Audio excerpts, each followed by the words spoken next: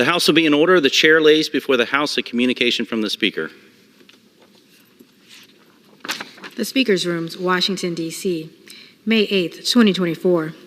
I hereby appoint the Honorable Michael Cloud to act as Speaker pro tempore on this day. Signed, Mike Johnson, Speaker of the House of Representatives. Pursuant to the order of the House of January 9th, 2024, the chair will now recognize members from lists submitted by the majority and minority leaders for morning hour debate. The chair will alternate recognition between the parties with time equally allotted between the parties and each member other than the majority and minority leaders and the minority whip, limited to 5 minutes, but no event shall debate be beyond 11:50 a.m. The chair recognizes the gentleman from Georgia, Mr. Allen, for 5 minutes. Thank you, Mr. Speaker. I rise today to congratulate Southern Company, Oglethorpe Power, MEAG Power, Dalton Utilities, and all partners involved in Plant Vogel's Unit 4 officially coming online. At the heart of Georgia's 12th District in Burke County, we are home to Plant Vogel, where the first 2 nuclear reactors to be constructed in over 3 decades in the United States are now fully operational, representing a key investment in Georgia's energy future. Unit 3 entered commercial operation in July 2023, and now Unit 4 has followed suit. This historic achievement has been years in the making and proves that America can still do big things. Plant Vogel is now officially the largest nuclear power station in the country, and I am proud that Georgia's 12th District is a leader in America's nuclear energy future. As I've said many times before, and all of the above energy strategy is critical to reclaiming America's energy dominance. And nuclear, our nation's largest source of clean energy, has a pivotal role to play. Throughout the nation, we have 11,000 utility-scale electric power plants currently under operation, less than 60 of which are nuclear power plants. Even with such a relatively small footprint, nuclear energy accounts for approximately 20% of our energy production and approximately 50% of all emission-free energy generated in the country. Nuclear power plants can operate 24/7, providing a stable baseload supply of electricity. This reliability is crucial for maintaining grid stability and ensuring uninterrupted power supply, particularly during periods of high demand or adverse weather conditions. Since being elected to Congress, I have visited Plant Vogel on numerous occasions to witness various stages of progress throughout the Unit 3 and Unit 4 construction process. In fact, I visited there just before loading of the fuel and was inside the container right before we were beginning operation on Unit 4. Seeing this project come to fruition is nothing short of remarkable. Just last week, I was joined by fellow members of Congress and industry leaders in Augusta for an informative panel discussion on the benefits of nuclear energy expansion in the U.S., followed by a visit to Plant Vogel to see the new units up and running. Plant Vogel is providing safe, reliable, emission-free energy to consumers and businesses across the Peach State and beyond, and each of the new units able to produce enough electricity to power an estimated 500,000 homes and businesses. It will continue to generate power for decades to come. This massive accomplishment certainly came with its challenges along the way. But as we do in Georgia, we persevered. This historic milestone is a major win for all Georgians and America as a whole. And I'd like to once again congratulate Southern Company, Oglethorpe Power, MEAG Power, Dalton Utilities, and all partners involved in this tremendous success and through their perseverance. I look forward to continuing my work on the House Energy and Commerce Committee to enact innovative solutions that further bolster America's clean energy future. And I am proud that our bipartisan nuclear energy package will soon be on its way to the President's desk for signature, which includes my bill, the Nuclear Licensing Efficiency Act, to reform and streamline nuclear licensing and the permitting process. Thank you, Mr. Speaker, and I yield back. The gentleman yields. The chair recognizes the gentleman from California, Mr. Costa. Ask unanimous consent to address the House for 5 minutes and to advise and extend my remarks. Without objection. Mr. Speaker, for decades, Head Start and Early Head Start programs have provided comprehensive childhood development services to millions of children across America. Research has shown that participation in Head Start can lead to positive outcomes for our children. By providing children with a strong foundation in their early years, Head Start helps level the playing field, especially for disadvantaged children, and gives them a better chance at academic success. House Democrats have made it clear that investing in America's children will always be among our highest priorities. Thanks to investments we have fought for in the budget, we are working to ensure that federal dollars reach every corner of the country. In my district, I've secured $23 million for Fresno County and $22 million for Tulare County Head Start and Early Head Start programs. These funds will provide families with health and support services while growing the next generation of leaders in the San Joaquin Valley and in California. Investing in education is investing in our children's future, because when our children succeed, America succeeds. Mr. Speaker, I also rise today to recognize what has been taking place around the week in this country and around the world, and that is commemorating Yom HaShoah, ending in 1945, recognizing the 6 million Jewish victims that were killed in the Holocaust. Sadly, on October 7th last year, 79 years after the Holocaust, we witnessed the terrorist organization Hamas rape, execute, and take hostages over 1,400 Israelis, Americans, and other nationalities, which was the largest killing of Jews since the Holocaust. There is clear evidence that rising threat of hate and anti-Semitism is being spread here at home and across the world. I want to commend President Biden and Speaker Johnson yesterday for bringing together a bipartisan gathering to speak against anti-Semitism challenges here in America. In the United States, anti-Semitism incidences have soared over 140% in 2023, breaking all previous records. In America, we support free speech and peaceful protests, but disrupting academic education, attacking Jewish students and faculty have no place on college campuses or universities in America, and it must be stopped. We must unmask groups like the National Students for Justice in Palestine for what they are. They celebrated on October 8th the actions of Hamas that took 1,400 Israeli lives. This is an extension of groups like terrorist groups like Hamas. Hamas, whose mission statement is to eliminate the state of Israel and to kill Jews, as referenced in their slogan. From the river to the sea. The river is the Jordan River and the sea is the Mediterranean. It's to eliminate the state of Israel and to kill Jewish people. That's what their purpose is. We must work together to break this cycle of hate that is plaguing our society and putting lives at risk around the world. In an era of rising anti-Semitism coupled with fading memory of the Holocaust, we must fight conspiracy theories and ensure that lessons of the past are never, ever forgotten. Last month, I was in Israel, and I went to Nova concert site to witness the makeshift memorial where 364 concert goers attended, innocent people killed on October 7th.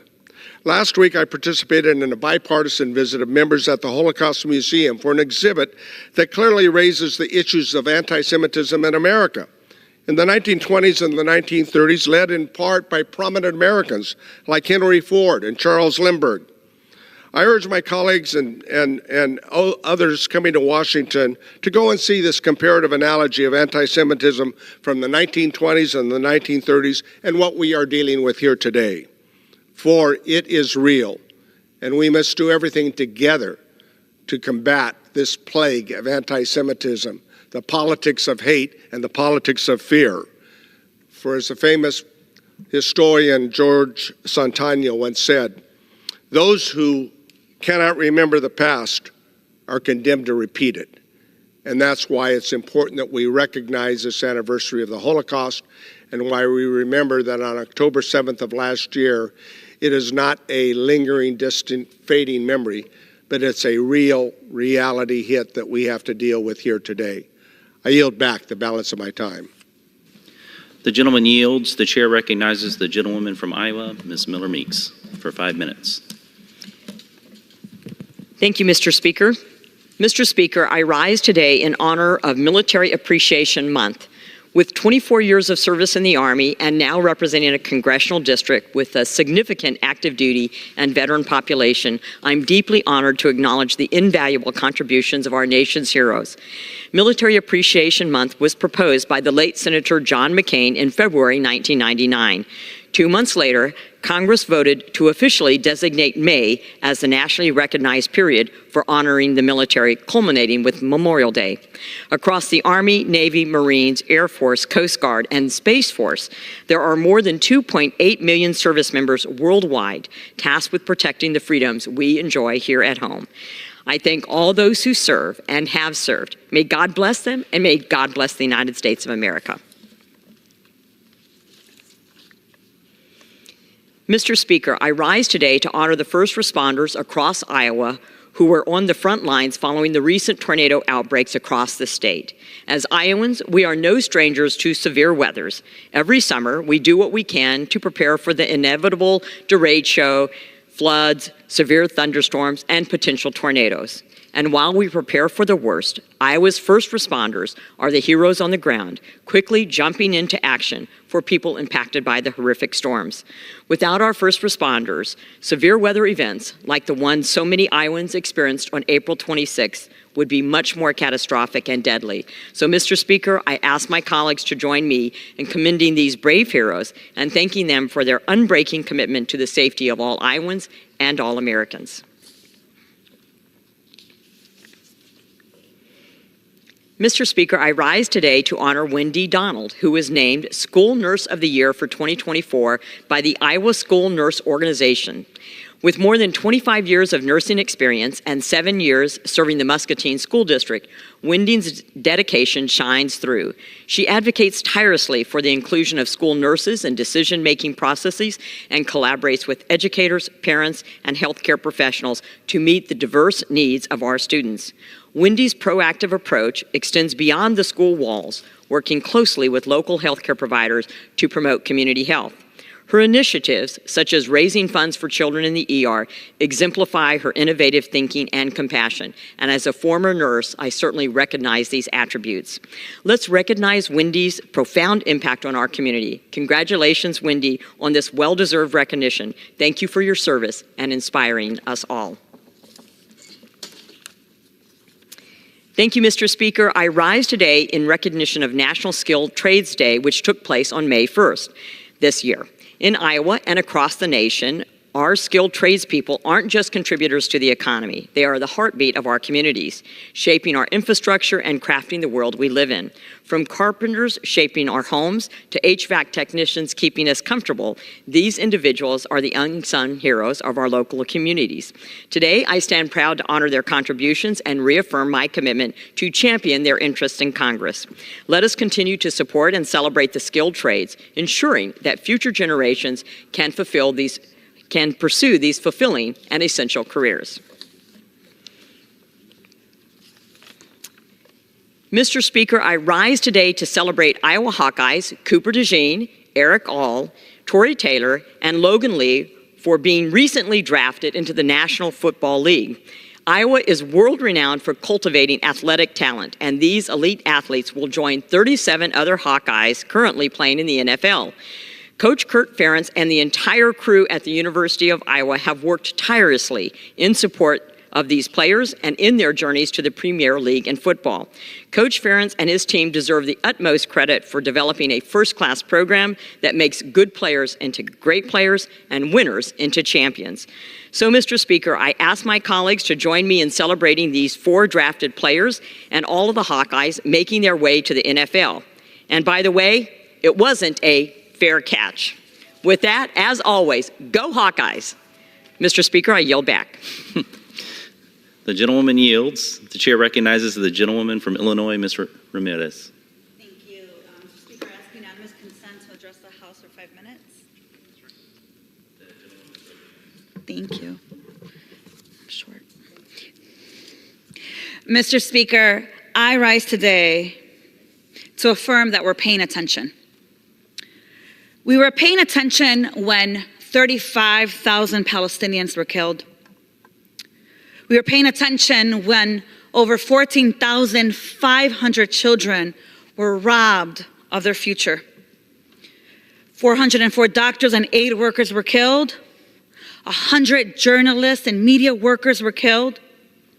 And we are paying attention as over 1.1 million people are on the verge of starving to death. Yesterday, we were paying attention when Israel began its invasion into Rafah and seized control of the Rafah crossing.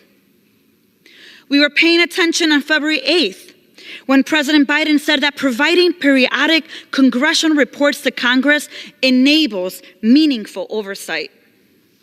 We were paying attention last month when a nonpartisan task force issued an independent, credible report outlining the Israeli government's violations of international humanitarian law. In 76 pages of details, they provide example after example of what they call a systematic disregard for international humanitarian law and military best practice regarding civilian harm mitigation by the Israel Defense Forces, including with U.S. provided arms. And today we're paying attention as President Biden's National Security Memorandum 20, what we call the NSM 20, congressional reporting deadline on Israel's use of U.S. arms comes to be due. We know that Netanyahu's administration has been and is continuing to assure the U.S. government that it is using U.S. weapons in line with international laws and is not interfering with the delivery of humanitarian aid. But given what we have witnessed over the last 214 days, how can we trust Netanyahu's official assurances that they are complying with international law? How can we be expected to ignore the violations of international law and interference with the delivery of humanitarian assistance we have witnessed in real time? What are we to say to the constituents whose families are starving, whose loved ones cannot receive medical care, or who've never received the promised evacuation from Gaza? What do we say to the brave and courageous students across campuses, our children who are defending other children in Gaza who are being murdered with U.S. bombs? What do we say to the children who are still looking for their mothers under the rubble as we approach Mother's Day? The administration's willingness to make exceptions for Israel has got to stop. The actions of the Netanyahu government are exceptionally non-compliant with international law and exceptionally unconcerned with human rights. The Biden administration must consider other credible sources of information beyond the Israeli government as it fulfills its NSM 20 reporting obligations. And the administration must fulfill those obligations today. I expect that this country will demonstrate our commitment to international law, to human rights, and congressional oversight, because we are paying attention. The time has come for the administration to follow through on its warning about Israeli conduct and take meaningful action. Because if the administration is paying attention, they will enforce both our laws through SM 20 and Section 6201 of the Foreign Assistance Act, and also international law. Anything less undermines our credibility and is a stain on the legacy of our country's leadership. With that, Mr. Speaker, I yield back. The gentlewoman yields. The chair recognizes the gentleman from Virginia, Mr. Klein, for 5 minutes. Thank you, Mr. Speaker. Mr. Speaker, we were paying attention. We were paying attention on October 7th. We were paying attention when Hamas, the terrorist organization, slaughtered innocent women and children, elderly citizens of the nation of Israel. We were paying attention. And now the world is paying attention as Israel seeks to eliminate Hamas. We stand with Israel. We stand with the citizens of Israel. And we are paying attention not only to Israel as it seeks to destroy Hamas and rid the world of this terrorist organization, but we are paying attention to those in Congress and across the country who are siding with Hamas, who are siding with terrorists, who are siding with murderers. Remember October 7th, we stand with Israel. Mr. Speaker, I rise today to recognize the efforts of John Handley High School seniors. These remarkable students have taken on a significant project to honor alumni from the Douglas School who valiantly served in World War II. The project involves adding their names to the Patsy Cline Theater at John Handley High School, acknowledging the contributions and service of those veterans alongside those already honored from John Handley. Douglas School served African American students in Winchester until its closure in 1966, so the students want to make sure all of the community's World War II veterans are given the recognition they rightly deserve. The students' work involves a great deal of researching and documenting the names of Douglas School veterans, a crucial step in preserving our history and ensuring the bravery and sacrifices of all of our World War II veterans are honored. So far, they've collected 300 names of World War II veterans and are working to verify that they attended Douglas High School. Mr. Speaker, I urge my colleagues to join me in applauding these students and their efforts to ensure that the contributions of our veterans are never forgotten. Mr. Speaker, I rise today to recognize the Salem High School debate team for winning the 2024 Virginia High School League Championship, the first in their history. This historic win came after an impressive performance at James Madison University, where Salem's team showcased their unparalleled skill and determination against the Rock Ridge team, winning with a score of 21-13. The team was led by Claire Rawlins and Kaylee Chrisley, whose unmatched skill and policy debate steered Salem to victory. Claire Rawlins also has etched her name in VHSL history by winning titles in both forensics, impromptu speaking, and a debate event in a single year. In the VHSL competition, Rawlins and Chrisley won a combined 10 wins and 1 loss, while winning the region, super region, and state championships. Their achievements, along with those of their teammates, propelled Salem to this prestigious state title. I congratulate Salem High School on their state championship in debate and to the students, coaches, and everyone involved in this monumental achievement. Mr. Speaker, I rise today to recognize George Bailey, a valiant World War II veteran who joined the Capitol Wing Warbird Showcase at Shenandoah Valley Airport as part of his 99th birthday celebration. George Bailey, who faithfully served in the Army's 283rd Field Artillery Battalion, represents the best of American courage and resolve. His dedication to our country, followed by his distinguished career at Pratt & Whitney, showcases the enduring American spirit of innovation and excellence. At the showcase, George Bailey was given the honor to take to the skies on a flight aboard the historic Stinson OY-1. George's enthusiasm for aviation serves as a powerful reminder of the gratitude we owe to our veterans. Their commitment and sacrifices have paved the way for the freedoms and opportunities we enjoy. As we look forward to celebrating George's 100th birthday next year, with hopes of another flight, I want to thank George and to all those who joined and supported this memorable showcase. Your dedication ensures that the legacy of our nation's heroes continues to be celebrated and remembered for generations to come. Mr. Speaker, I rise today to celebrate the Shenandoah Apple Blossom Festival's 100th birthday. This year marked the 100th anniversary of the festival's establishment in 1924, despite having hosted only 97 festivals to date because of profound impacts of World War II and more recently the COVID pandemic. The festival includes 10 days of events, including a carnival, dances, parades, band concerts, parties, and attracts crowds of more than 250,000 people. Last week, 500 people joined a celebration of James R. Wilkins Jr. Athletics and Events Center at Shenandoah University to honor a century of tradition, resilience, and community spirit at the Shenandoah Apple Blossom Festival. Mr. Speaker, this achievement is an incredible milestone. I want to extend my utmost gratitude to all those who worked tirelessly behind the scenes to make the Apple Blossom Festival one of the best celebrations in Virginia's 6th District and nationwide. Year after year, their dedication has created a celebration for our community to recognize and enjoy the rich agricultural heritage of the Shenandoah Valley. Mr. Speaker, I yield back.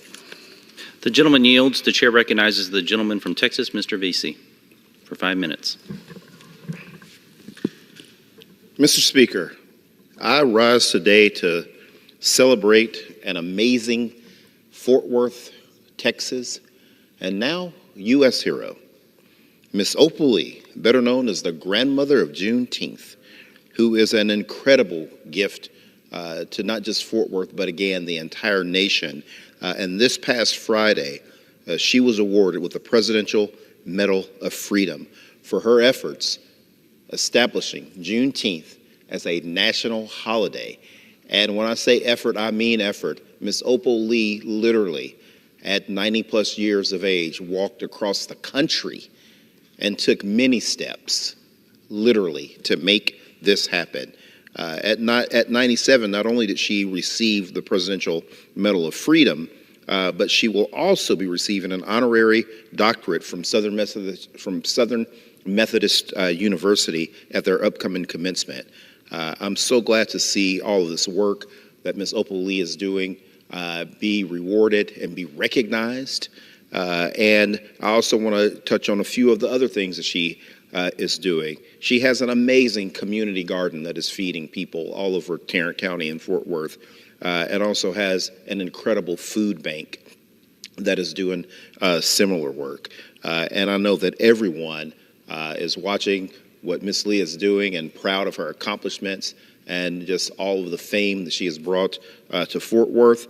And the United Riverside community is also proud of her as they get to call her neighbor. Ms. Lee, keep up the good work. We're proud of you and cannot wait until we get that museum done. Mr. Speaker, I rise today to recognize the accomplishments of some of our young people in Fort Worth. In 2024, at the Texas Relays, we had 3 state champions. And you may have heard these names before, and it's because they were also state champions in previous meets. First, I want to highlight Kalani Lawson from Paul Lawrence Dunbar High School, who defended her state championship in the girls' 4A 100-meter hurdles. And she's only a junior. And not only that, she broke last year's record that had been on the books since the 1990s. And she broke her own record again this year and taking home the gold running the 100-meter hurdles in 13.89 seconds. I also want to take the time to highlight another back-to-back champion. That is Fort Worth Odie Wyatt's Malik Franklin, who won the state championship in the Class 5A boys 400-meter with a winning time of 47.23. Again, Malik won back-to-back championships. He's also a great student, star of the football team. You should check out some of his videos on Max Prep during those football games. But Malik is going to take his talents and continue his track career at Arizona State University. Again, very proud of his accomplishments. And also want to give a shout out to AP Ranch and Greg Scholars and the coaches out there that are just bringing home those championships for North Texas and working with so many of our kids, really making North Texas one of the great areas for sprinters and distance runners. And also, he had an injury last year, but won the state championship his sophomore year. Angel Sanchez from Diamond Hill Jarvis High School, who claimed the boys 4A 3,200 meter, and also the mile. During the 3,200 meters, he posted a time of 9:14.44, which is 5 times faster than the second place finisher. And he also posted in the 1,600 a 4.1308, again, which is a new Class 4A record. Angel has literally raced all around the country. He's been highlighted and running in Oregon, running in many other high school meets. And up on his graduation here in a couple of weeks, he is going to be headed to Oklahoma State to continue to run. So go Pokes.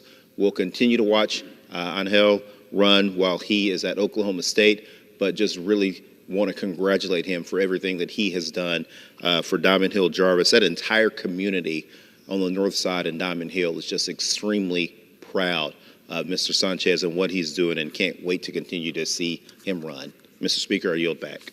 The gentleman yields. The chair recognizes the gentleman from Kansas. Mr. Mann.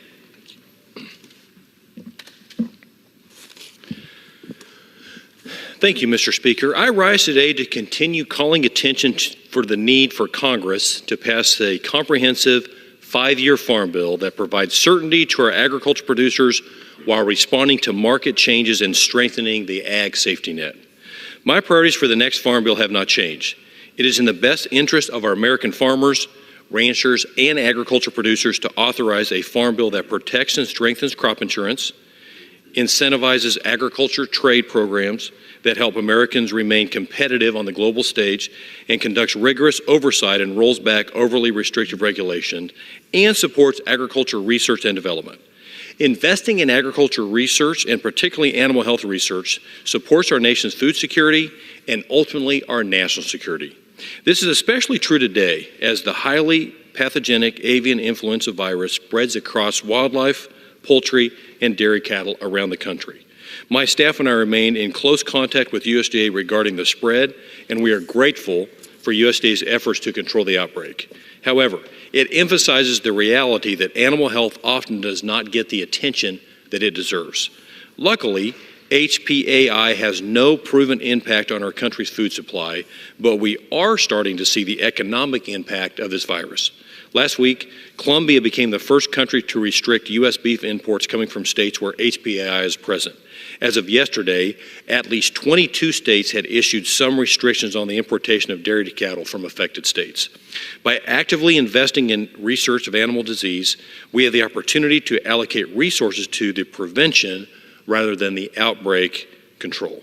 These investments serve as a more cost-effective approach to protecting our nation's food supply by limiting animal disease and outbreaks before they spread. For years, Kansas has led the United States in supporting global food security initiatives. Just last year, the U.S. Department of Agriculture opened a state-of-the-art national bio and agri-defense facility in Manhattan, Kansas. The facility will conduct research into serious animal disease threats and the potential impact of those diseases. It is the only maximum biocontainment space in the country where USDA conducts comprehensive research, develops animal vaccines and antivirals, and explores diagnostic and training capabilities.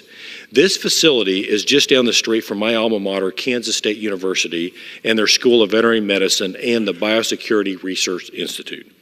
These institutions are the crown jewels of the animal health corridor, creating a scientific hub where world-renowned research happens, leading the world in agriculture research and health.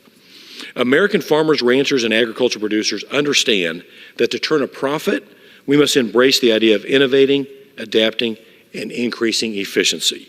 According to USDA, agriculture research returns $20 in benefits to the economy for every public dollar that's spent. We save American tax dollars and the risk of disrupting our food supply chain when we adequately invest in agriculture and animal health research. Despite this, federal funding has declined in real dollars over the past 2 decades, while other forms of research have increased. If we continue down this path, we will not only hurt our agriculture producers, but also American consumers, American food security, and in turn, our national security. We must ensure the Farm Bill addresses the risk to animal health and better positions us to invest in prevention rather than outbreak control. Investing in animal health research bolsters the long-term ability of U.S. animal agriculture to be competitive in the global marketplace, provides consumers with safe, wholesome, and affordable food, and ensures agriculture thrives in America. Thank you, Mr. Speaker. And with that, I yield back. The gentleman yields. The chair recognizes the gentleman from California, Mr. Garcia, for 5 minutes. Without objection.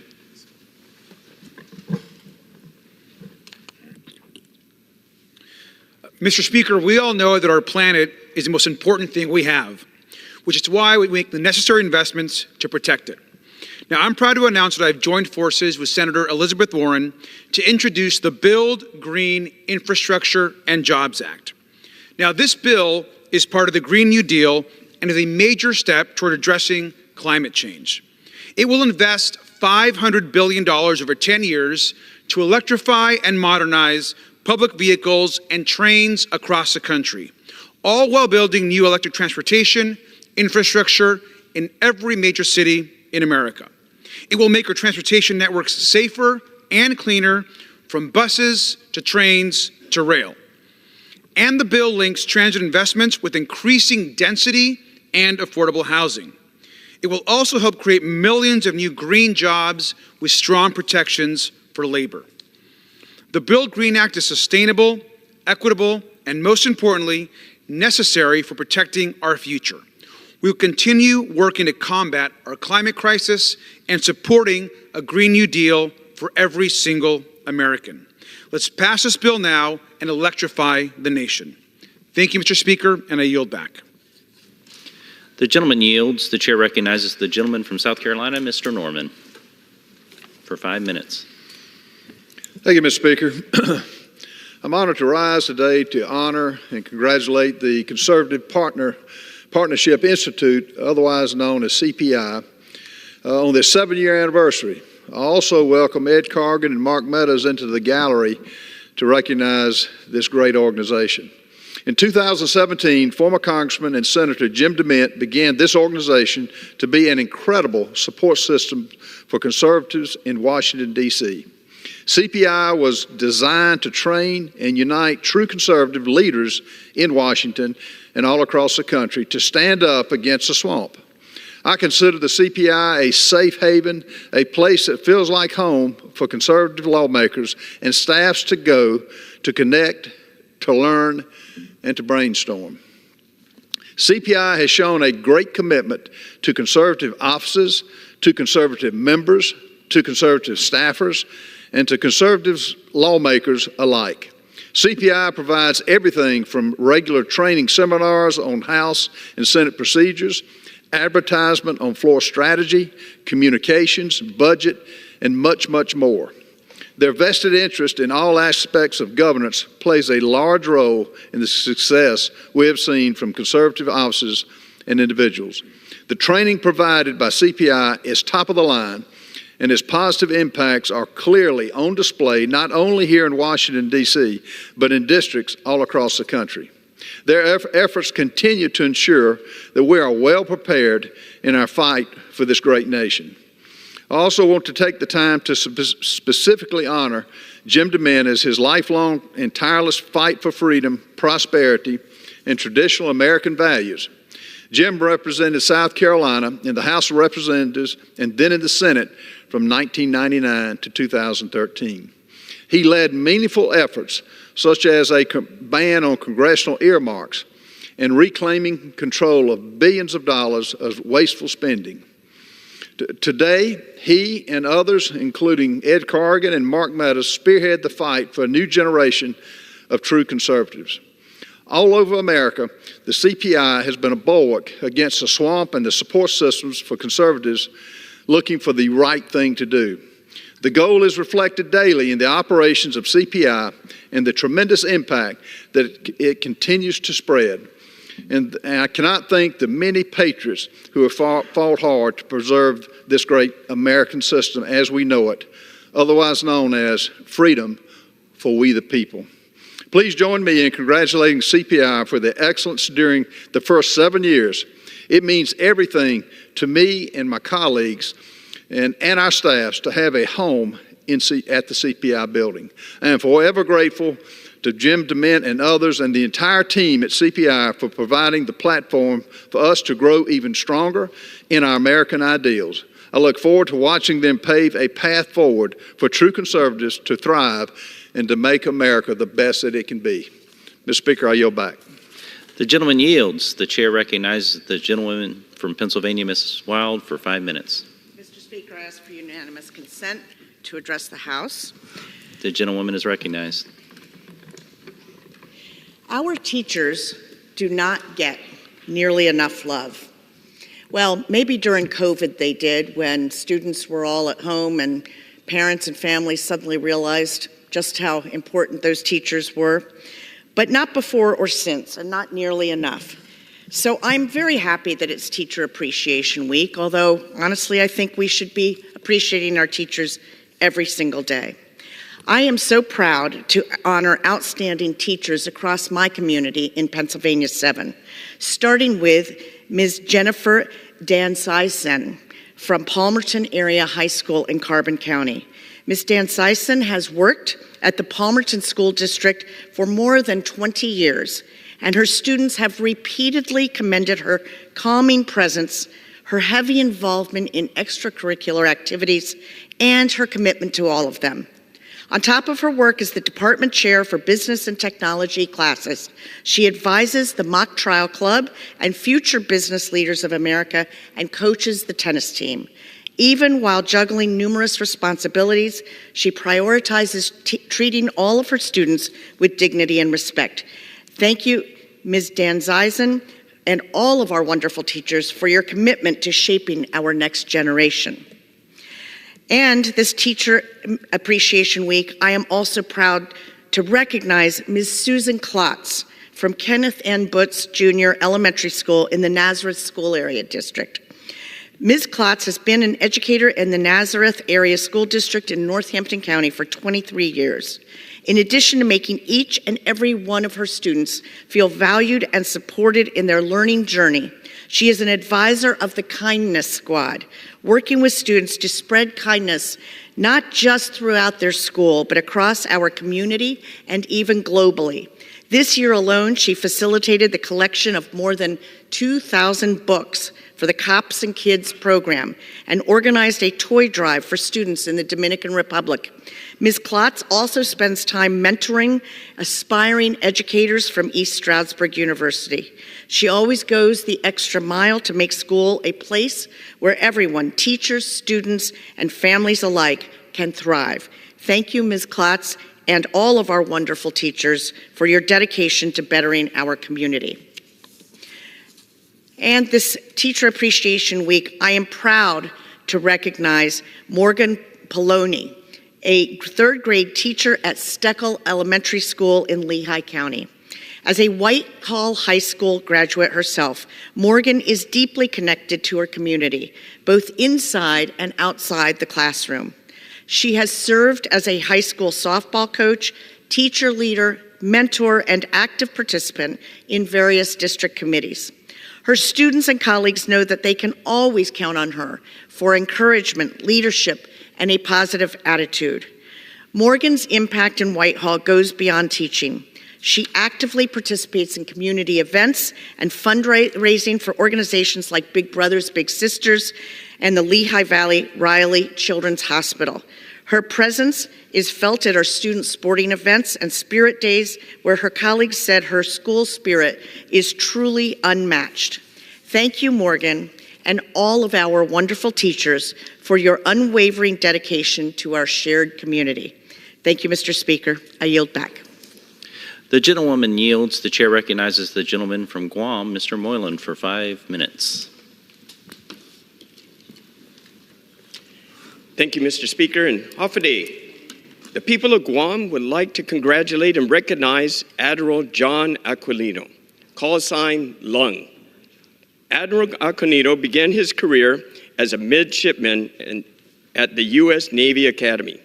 Upon graduating in 1984, he would go on to receive his aviator wings. Over his 4 decades of service in the U.S. Navy, he performed his duties with distinction. From his first fighter squadron assignment, commander of the U.S. Pacific Fleet, he has stood a most commendable watch. And as the Admiral stood his last watch and command, as commander of the U.S. Indo-Pacific Command, he ensured 375,000 service members and civilian personnel maintained a bias towards action and excellence. This was especially the case in his service to the land of America's first sunrise, Guam. During his tenure as Indo-PACOM commander, he led the establishment of the Joint Task Force Micronesia and continually advocated for the Guam Missile Defense System. His efforts ensured the people of Guam know that the Defense Department is committed to defending the homeland and our allies globally. As the U.S. Indo-Pacific Command welcomes Admiral Pomparo, we would like to take time to thank Admiral Aquilino and his family for their support, advocacy, and commitment to the Navy and our nation. Today, we take a pause to witness this shipment go ashore for a final time. Admiral Aquilino, God bless you, and we wish you fair winds and flowing seas. Hurrah!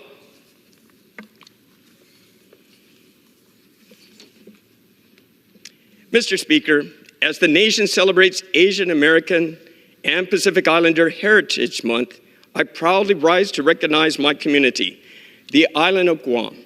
Over 7,000 miles away from the U.S. mainland resides a proud community of Chamorros, Filipino Americans, Korean Americans, Micronesian, an array of ethnicities. We are a melting pot of different cultures and backgrounds, united by our shared values and beliefs. At the core of it all lies Inafa Malik, which means restore harmony and make good. The concept of Inafa Malik plays a significant role within our Asian American and Pacific Island community on Guam. This cultural value encourages community members to uplift one another, take care of each other, and work towards a common goal of unity and harmony. As Guam's representative in Congress, I am committed to ensuring that the voices of the perspectives of Asian Americans and Pacific Islanders are heard on the national stage. During this month, may we continue to pay tribute to the achievements and invaluable contributions for over 50 ethnic groups, speaking more than 100 languages and dialects.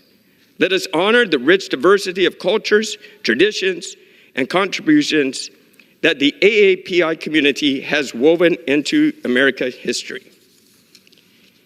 In my community back home and fellow islanders on the mainland, I extend my warmest wishes during Asia, America, and Pacific Islanders Heritage Month. Biba. Thank you, Mr. Speaker. I yield back. The gentleman yields. The chair recognizes the gentleman from Connecticut, Mr. Larson, for 5 minutes. Thank you, Mr. Speaker. Mr. Speaker, I rise today to address the body to discuss the nation's #1 anti-poverty program for the elderly and the nation's #1 anti-poverty program for children. That's Social Security. And Mr. Speaker, I know you know this, but can you imagine that Congress hasn't made an adjustment to Social Security in more than 53 years? Richard Nixon was president of the United States the last time that Congress enhanced benefits for the country. Imagine, Mr. Speaker, and I'm sure for people in our audience, that 10,000 baby boomers a day become eligible for Social Security. And as you know, the fund is about to be cut by 20% in two ways. If Congress does nothing by 2034, according to the latest report, it will be cut 20%. So basically, the nation's #1 anti-poverty program for the elderly will be cut by 20% if Congress does nothing, and it hasn't done anything in more than 50 years. Now, there are some proposals, including Social Security 2100, that would extend and pay for this. And there are others, like the Republican Study Committee, that says what they want to do is raise the age. The idea that people are living longer. Well, that's true. That's a good thing. So if people are living longer, they should be working longer and should be getting less. I don't know how that makes sense. If you're living longer, when you retire, you should be receiving yes, because as you know, Mr. Speaker, for every year you raise the age, that's a 7% cut in benefits. So raising the age to 70 is a 21% cut. And if that were to be enacted, that would cut Social Security 21% before 2033. And again, leaving our most vulnerable. And it's not only, Mr. Speaker, seniors. Social Security is also the #1 anti-poverty program for children. It is also the disability program that more veterans rely on than they do the VA. Imagine that this body, this Congress, the only body capable of doing this, the president can't do it through executive order, the Supreme Court isn't going to rule on it, the only body that can act is the United States Congress. and it hasn't done a thing. The American people, especially with 10,000 baby boomers a day becoming eligible for Social Security, are demanding that Congress act. We have a proposal to enhance benefits. We have a proposal to lift the more than 5 million Americans, Mr. Speaker, who get below poverty level checks from their government, having paid in to Social Security throughout a lifetime. That simply isn't fair. We have a proposal to give 23 million Americans a tax cut who currently continue to work because they have to, and their Social Security ends up being taxed. Now, the Republican Study Committee lays out tax cuts for the extraordinarily wealthy in the trillions. How about we do something for the average American citizen, the guy who gets up and works every day?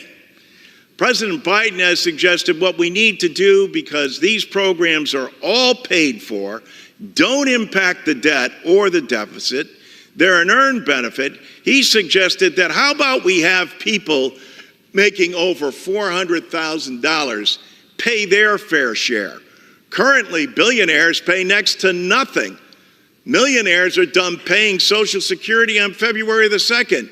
Everybody else has to pay in. It's about time we owned up to our responsibility.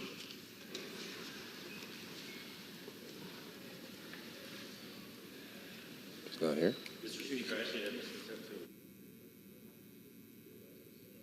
The gentleman's recognized.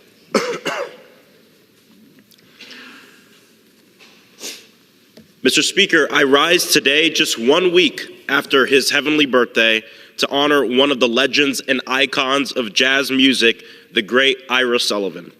Ira was many things: a jazz great, an educator, a mentor, a father, a husband, a friend of mine. And I remember first meeting Ira as a jazz student at the University of Miami Young Musicians Camp Jazz Honor Program. I remember walking in, very young age, I think I was in the 8th or 9th grade, and he asked me to play vibraphone to a jazz song. I had auditioned as a drummer. For me, that was a very foreign thing. I wasn't, hip to the history of jazz vibraphonists. So I felt like he was almost like he was asking me to play timpani and play timpani on a jazz song. But either way, the next day he came in and he gave me a pair of Gary Burton mallets, and he told me to try playing the vibraphone to jazz. And believe it or not, I was still very confused. But either way, that decision changed my entire life. From then on, I started practicing jazz vibraphone and became very obsessed with it. Years passed, and he'd always invite me to come back to perform with him in the new class that he was teaching, all young people that Ira had inspired and lives that were changed. Ira Sullivan also achieved technical skills not achieved by many. A multi-instrumentalist in the truest sense of the word, fluidly being able to play both the trumpet, also the saxophone, the flute, the drum set, piano, and many other instruments. He was born in Chicago but moved to Miami in the 60s to perform and teach. Ira has the ability, and has been, both a jazz great in the history books, but also has remained an accessible educator for artists of many different levels and calibers. Ira mentored jazz greats like Jaco Pastorius and Pat Metheny. He also taught high schoolers at the Young Musicians Camp at the University of Miami, which is where I met him. So today I wanted to honor Ira Sullivan for inspiring so many people. I stopped playing jazz a few years ago, and I've been telling myself I'd get back into it. And just a few days ago, I joined a high school jazz combo from Central Florida, Freedom High School, and played drums on a standard tune. So I'm going to start practicing again in honor of Ira. Rest in peace, Ira, jazz legend and great teacher.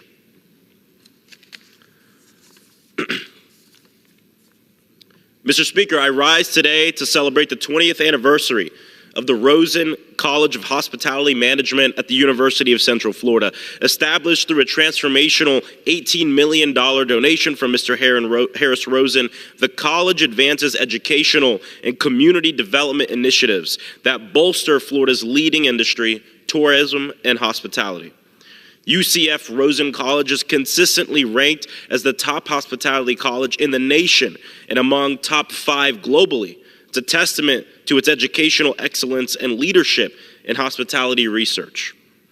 Committed to advancing knowledge, embracing innovation, and serving humanity through hospitality, the college stands as not only for its top ranking, but also for its extensive range of programs that provide a 99% job placement rate for their graduates.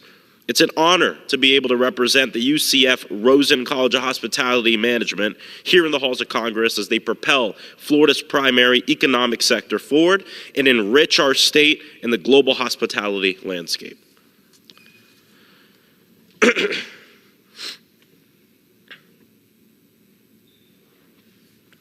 Mr. Speaker, I rise today to honor 4 extraordinary women for their impact on Central Florida and beyond. Their tireless efforts, unwavering determination, and profound achievements have shaped our local history and continue to inspire generations to come. We honor them for their strength of character, unwavering spirit, and profound influence that they've had on our community. Anchanto, Associate General Counsel at the University of Central Florida College of Medicine. We have Graciela Jacobi, Chief Operating Officer for the Heart of Florida United Way. We have Dr. Marie Jose Francois, founder of the Center for Multicultural Wellness and Prevention, and Pastor Sharon Riley, founder and pastor of Agape Perfecting Praise and Worship Center. I want to celebrate these women for all that they are: trailblazers, visionaries, scientists, educators, and leaders. And among countless others, they have left a legacy of compassion, innovation, and empowerment in a state that needs that now more than ever. Mr. Chair, I yield back. The gentleman yields. The chair recognizes the gentlelady from California, Ms. Barragan, for 5 minutes. Mr. Speaker, I rise today in the name of freedom, the freedom that women should have to make decisions about their own bodies and have that ability. A sacred freedom that House Republicans are fighting to take away from your mother, your sister, your daughters, and every woman in America. This week, Republicans are holding votes to say the government should not be involved in households having more efficient appliances. Yet, they have no problem saying government should tell women what to do with their bodies and limit their access to women's health care. While House Democrats will continue to fight to restore Roe versus Wade so women have the freedom over their bodies, we must call out the extreme Republican agenda that is focused on a nationwide ban to access women's reproductive health care. And this assault on women and our freedoms is already underway in many Republican-led states where women are now subject to cruel abortion bans, which have brought fear and danger, but also have brought heartbreaking experiences that will have lasting impacts. For example, in Mississippi, a 12-year-old rape victim was forced to carry a baby to term. In Ohio, a woman was criminally charged for having a miscarriage after she went to the hospital to seek care when her doctor said that the fetus was not viable. Republican-controlled states throughout the South and Midwest have passed extreme laws that leave no option for women to access reproductive health care. These women have no choice but to travel hundreds of miles to a state where access to care is still available. A Missouri woman had to travel to Illinois to save her own life after both the state of Missouri and Kansas health systems refused to provide care when her water broke. Just 4 months in, and doctors said she's at risk of losing her uterus. Mothers who cannot afford to travel out of state for reproductive care have been forced to endure painful pregnancies and risk their own lives when they are advised of serious complications. Bans make access to reproductive care unobtainable for low-income women. Many are Latinas or women of color. Over 6.7 million Latino women live in states that have banned or are likely to ban abortions. More than 3 million of these women come from families that earn below 200% of the poverty line. Access to reproductive health care is a women's rights issue, and it's a racial justice issue. Republicans in Congress also want to strip away women of their fundamental right to decide when to start a family. Just look at their policies and their voting records. 127 House Republicans are co-sponsors of a bill that will threaten access to IVF nationwide and have blocked legislation by Democrats that would protect IVF access. 195 Republicans have voted against legal contraception. House Republicans voted unanimously against the restoration of Roe versus Wade. And extreme MAGA Republicans plan to go further and let states monitor women who are pregnant to restrict their ability to access reproductive care. House Democrats will not stand by and let MAGA Republicans restrict the freedom of women from getting the life-saving care they need. We will continue the fight to make reproductive freedom the law of the land and allow women to make decisions about their own health care again. I yield back. The gentlelady yields. Pursuant to Clause 12 Alpha of Rule 1, the chair declares the House in recess until noon today.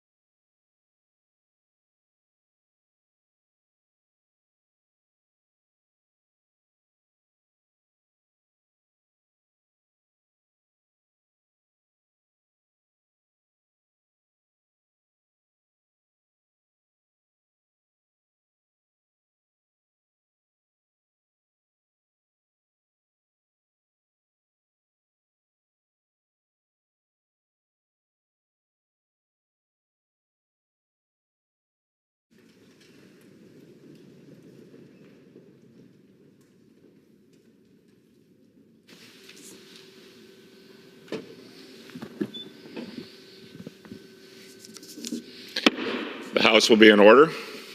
The prayer will be offered by Chaplain Gibbon. Would you pray with me?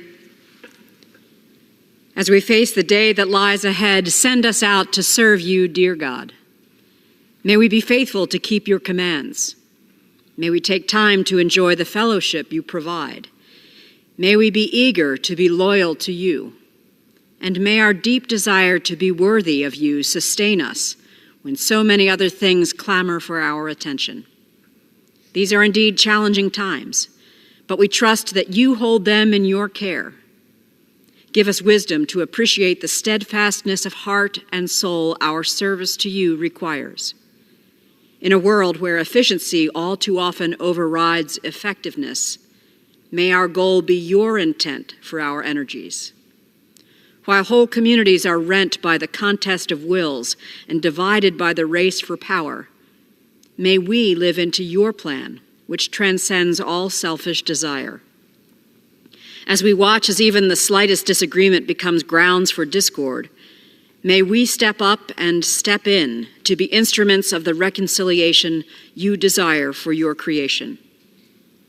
Make us strong and courageous. You have commanded us to serve you and have blessed us with your trust. We need not fear nor be dismayed, for you, O Lord, are with us this day and in the days ahead. In your abiding love we stand, and in your name we pray. Amen. Amen. The chair has examined the journal of the last day's proceedings and announces to the House the approval thereof. Pursuant to Clause 1 of Rule 1, the journal stands approved. The Pledge of Allegiance will be led by the gentleman from Alabama, Mr. Carl. Attention, salute. I pledge allegiance to the flag of the United States of America and to the republic for which it stands, one nation, under God, indivisible, with liberty and justice for all. The chair will receive a message. Mr. Speaker, messages from the President of the United States. Mr. Speaker, Madam Secretary. I am directed by the President of the United States to deliver to the House of Representatives messages in writing. Okay. The chair will entertain up to 15 requests for 1-minute speeches on each side of the aisle.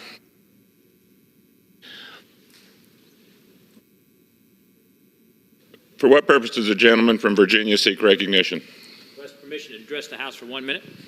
Without objection, the gentleman is recognized for 1 minute. Mr. Speaker, I rise to recognize and honor the extraordinary service of Louisa County School Superintendent Doug Straley. Mr. Straley has worked tirelessly for many years to improve the lives of students, teachers, and staff in Louisa County Public Schools. For his effort, Mr. Straley was named the 2024 Virginia Superintendent of the Year by the Virginia Association of School Superintendents, recognizing his outstanding leadership of the county schools. Mr. Straley began his career as a teacher and served as an athletics director, high school principal, assistant superintendent, before assuming his current position as superintendent. As a lifelong resident of Louisa County, Mr. Straley has proudly dedicated 29 years of service to Louisa County Public Schools. His contributions to the Louisa community are immeasurable, and he is a most worthy recipient of this award. I thank Mr. Straley for his exceptional achievements in Louisa County. I wish him continued success as he strives to impact students in the county. I'm honored to represent Superintendent Doug Straley and all of the incredible public servants of Virginia's 5th District. And I yield back. Gentleman yields back. For what purpose does the gentleman from New York seek recognition?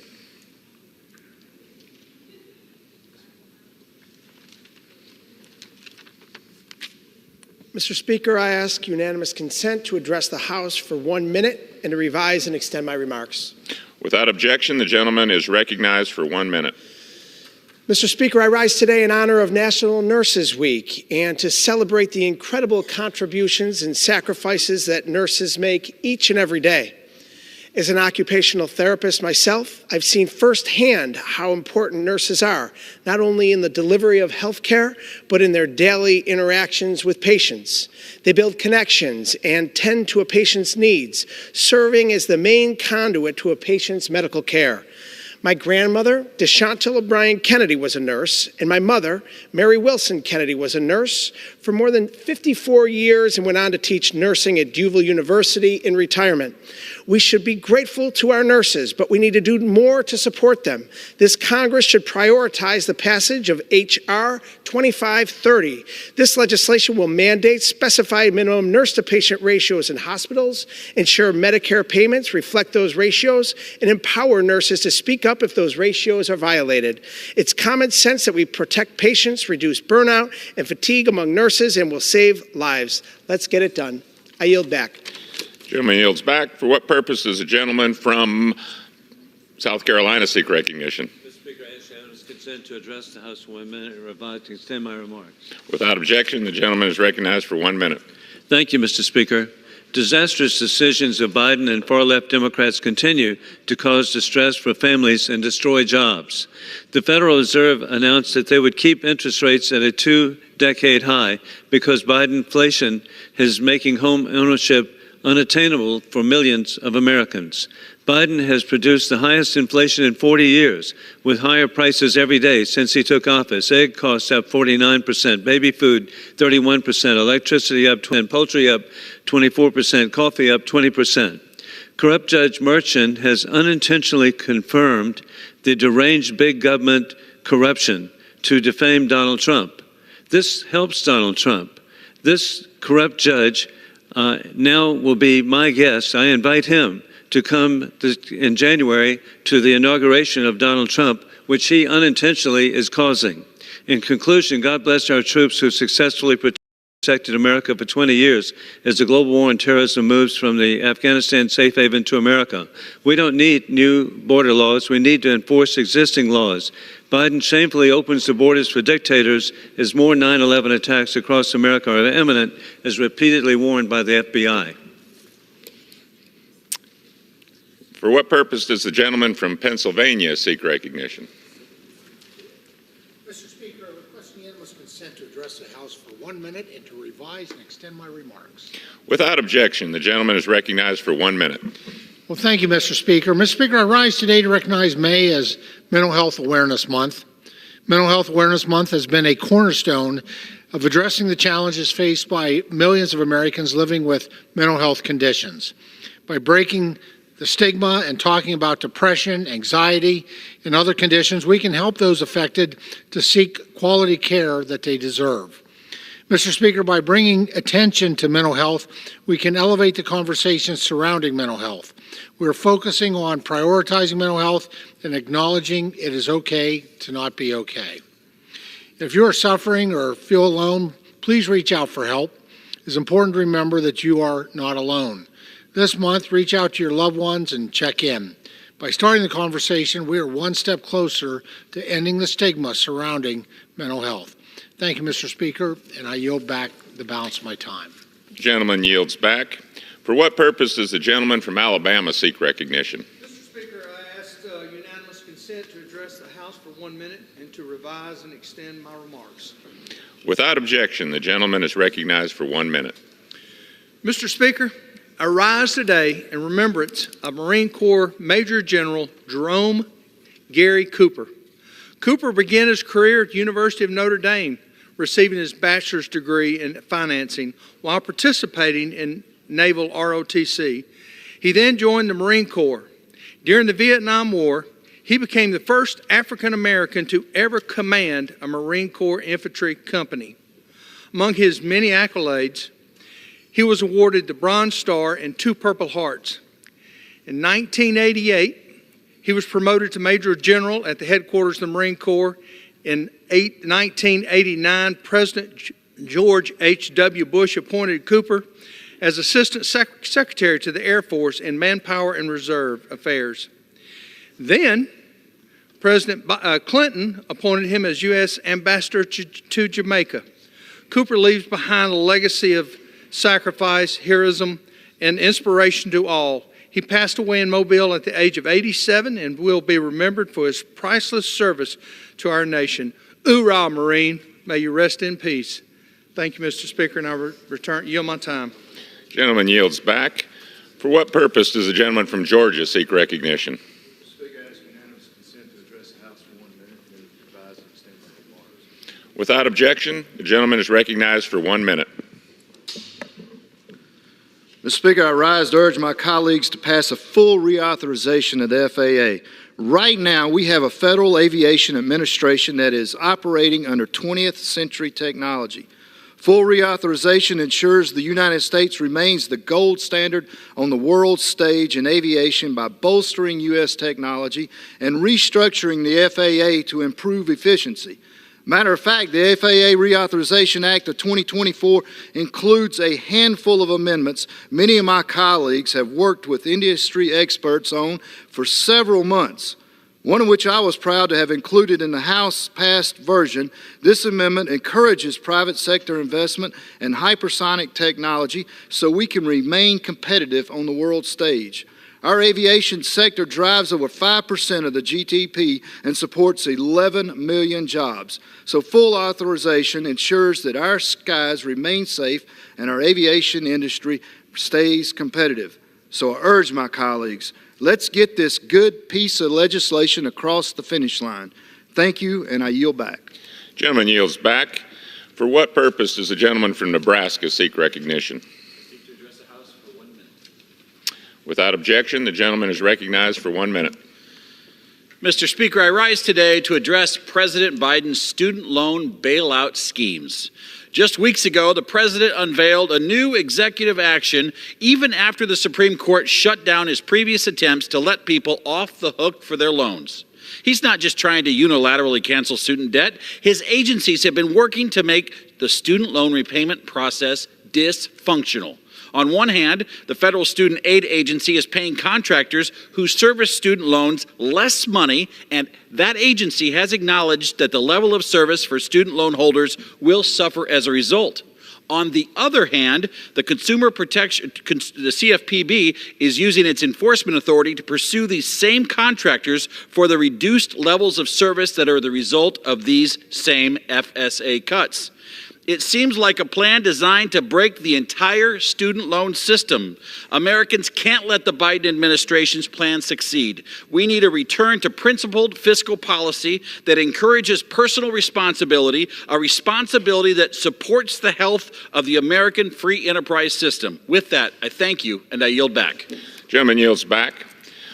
For what purpose does the gentleman from North Carolina seek recognition? Without objection, the gentleman is recognized for 1 minute.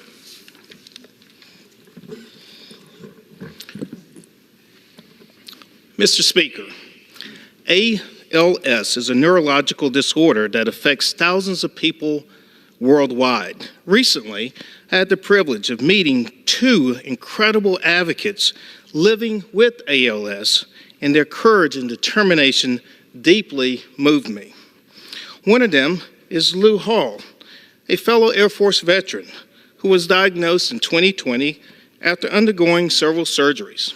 With his wife Tammy, Lou is working tirelessly to raise awareness about the importance of early detection. Troy Tatum, an ordained Disciples of Christ Reverend, was diagnosed in early 2022. Since his retirement, Troy and his wife, Leanne, has provided unyielding support and encouragement to others. To Lou and Troy, I greatly admire your strength, resilience, and unwavering commitment to a cure.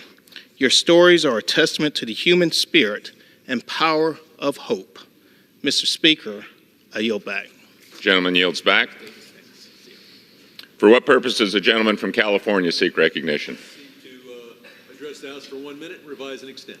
Without objection, the gentleman is recognized for 1 minute. Over the past 8 weeks, my friends, Ken and Rowan, have pedaled 3,500 miles across this country to address the national homeless crisis and to raise funds to provide homes. Founded 15 years ago in the San Fernando Valley, HOPE, the mission, has grown to become the largest rescue mission in the country, operating 23 interim housing shelters with 2,700 beds and serves over 3 million meals annually. And HOPE will be adding 11 new projects in 2025, including 5 permanent supporting housing sites. And I might point out that they're able to provide these housing sites at less than a quarter of the cost done by local government in the Los Angeles area. HOPE works to treat the unique needs of the housing insecure, operate shelter sites for families and for other victims of domestic violence, offering mental health services as well as shelter. Ken and Rowan have put their bodies on the line more than once, not only bicycling across the country, but they lived for 4 days on the streets. They lived for 4 days in a car and previously ran to Las Vegas from Los Angeles. I look forward to continuing to support HOPE's efforts. I hope my colleagues, particularly in the Los Angeles area, do so as well. I'm pleased to have secured $2 million for them for homeless services, another $2 million for mental health services, Gentleman's time and has just expired. this year, almost $1 million to provide modular affordable housing. Thank you. For what purpose does the gentleman from North Carolina, Mr. McHenry, seek recognition? Mr. Speaker, pursuant to House Resolution 1194, I call up HJ Res 109 and ask for its immediate consideration in the House. The clerk will report the title of the joint resolution. UN Calendar Number 398, House Joint Resolution 109, Joint Resolution providing for congressional disapproval under Chapter 8 of Title 5, United States Code, of the rules submitted by the Securities and Exchange Commission relating to Staff Accounting Bulletin Number 121. Pursuant to the House Resolution 1194, the joint resolution is considered read. The joint resolution shall be debatable for 1 hour, equally divided and controlled by the chair and ranking minority member of the Committee on Financial Services or their respective designees. The gentleman from North Carolina, Mr. McHenry, and the gentlewoman from California, Ms. Waters, will each control 30 minutes. The chair recognizes the gentleman from North Carolina, Mr. McHenry. Mr. Speaker, I ask unanimous consent that all members may have 5 legislative days within which to revise and extend their remarks and submit extraneous material on the joint resolution under consideration. Without objection. And now, Mr. Speaker, I yield myself such time as I may consume. The gentleman is recognized. Mr. Speaker, I rise in support of this bipartisan resolution of disapproval. This resolution is an essential effort to protect consumers and foster innovation in digital assets markets. It's also critical to stop the Securities and Exchange Commission's regulatory power grabs and efforts to circumvent the Administrative Procedures Act. I want to thank my friend, Congressman Flood of Nebraska, a leader on financial innovation and digital asset policy, for introducing this bipartisan resolution. Staff Accounting Bulletin, or SAB 121, is one of the most glaring examples of the current Securities and Exchange Commission's reign of overreach. Through SAB 121, the Commission is trying to dictate how financial institutions and firms safeguard America's assets, in particular here, digital assets, under the guise of so-called staff guidance. Let me explain why this is deeply concerning. Because they call it a staff guidance, the Securities and Exchange Commission could avoid public comment and the rulemaking process governed by the Administrative Procedures Act, or APA. Now, this is whereby the public gets to give an opinion back or expertise back to the agency so they can improve the rulemaking by listening to the public. This is a long-standing process here in the United States. And not only did the Securities and Exchange Commission bypass Congress and the Comptroller General, but the Commission did not even consult with other financial regulators, prudential regulators responsible for overseeing banks prior to issuing SAB 121. Thanks to the work of the House Financial Services Committee and my friend, Senator Lummis, the GAO rightly deemed SAB 121 a rule for purposes of the Congressional Review Act, providing Congress with the opportunity to right the wrong of agency action. SAB 121 requires financial institutions and firms that are safeguarding their customers' digital assets to hold those assets on their balance sheet. That means banks would be required to take on significant capital, liquidity, and other costs under the existing prudential regulatory framework. This essentially makes it cost prohibitive for financial institutions to custody their customers' digital assets. Now, This is a massive deviation for how highly regulated banks are traditionally required to treat assets they hold on behalf of their customers. Now, this is the point that everyone can understand. This is a change that harms consumers and makes them less protected. It's not a change for the better, clearly.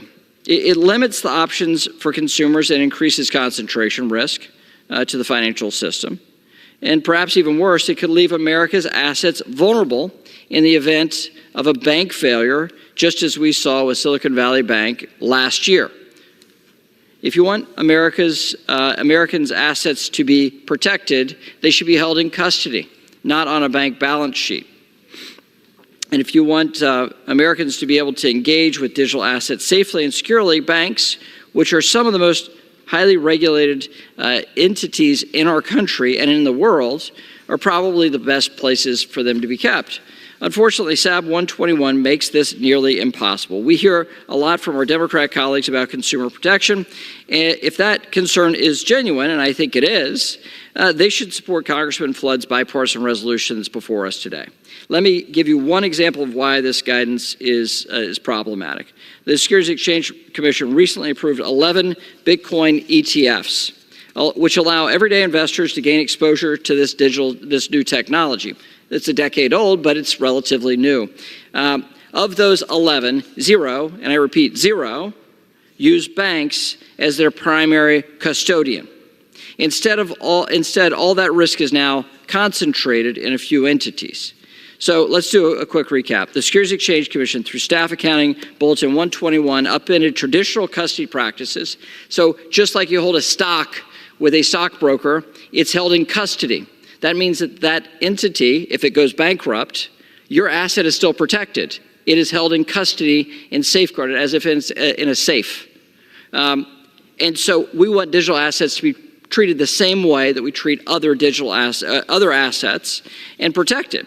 So this Staff Accounting Bulletin upends traditional custody practices for banking institutions, and it made a joke of the rulemaking process and ignored other regulatory agencies and market participants that are impacted by this bulletin.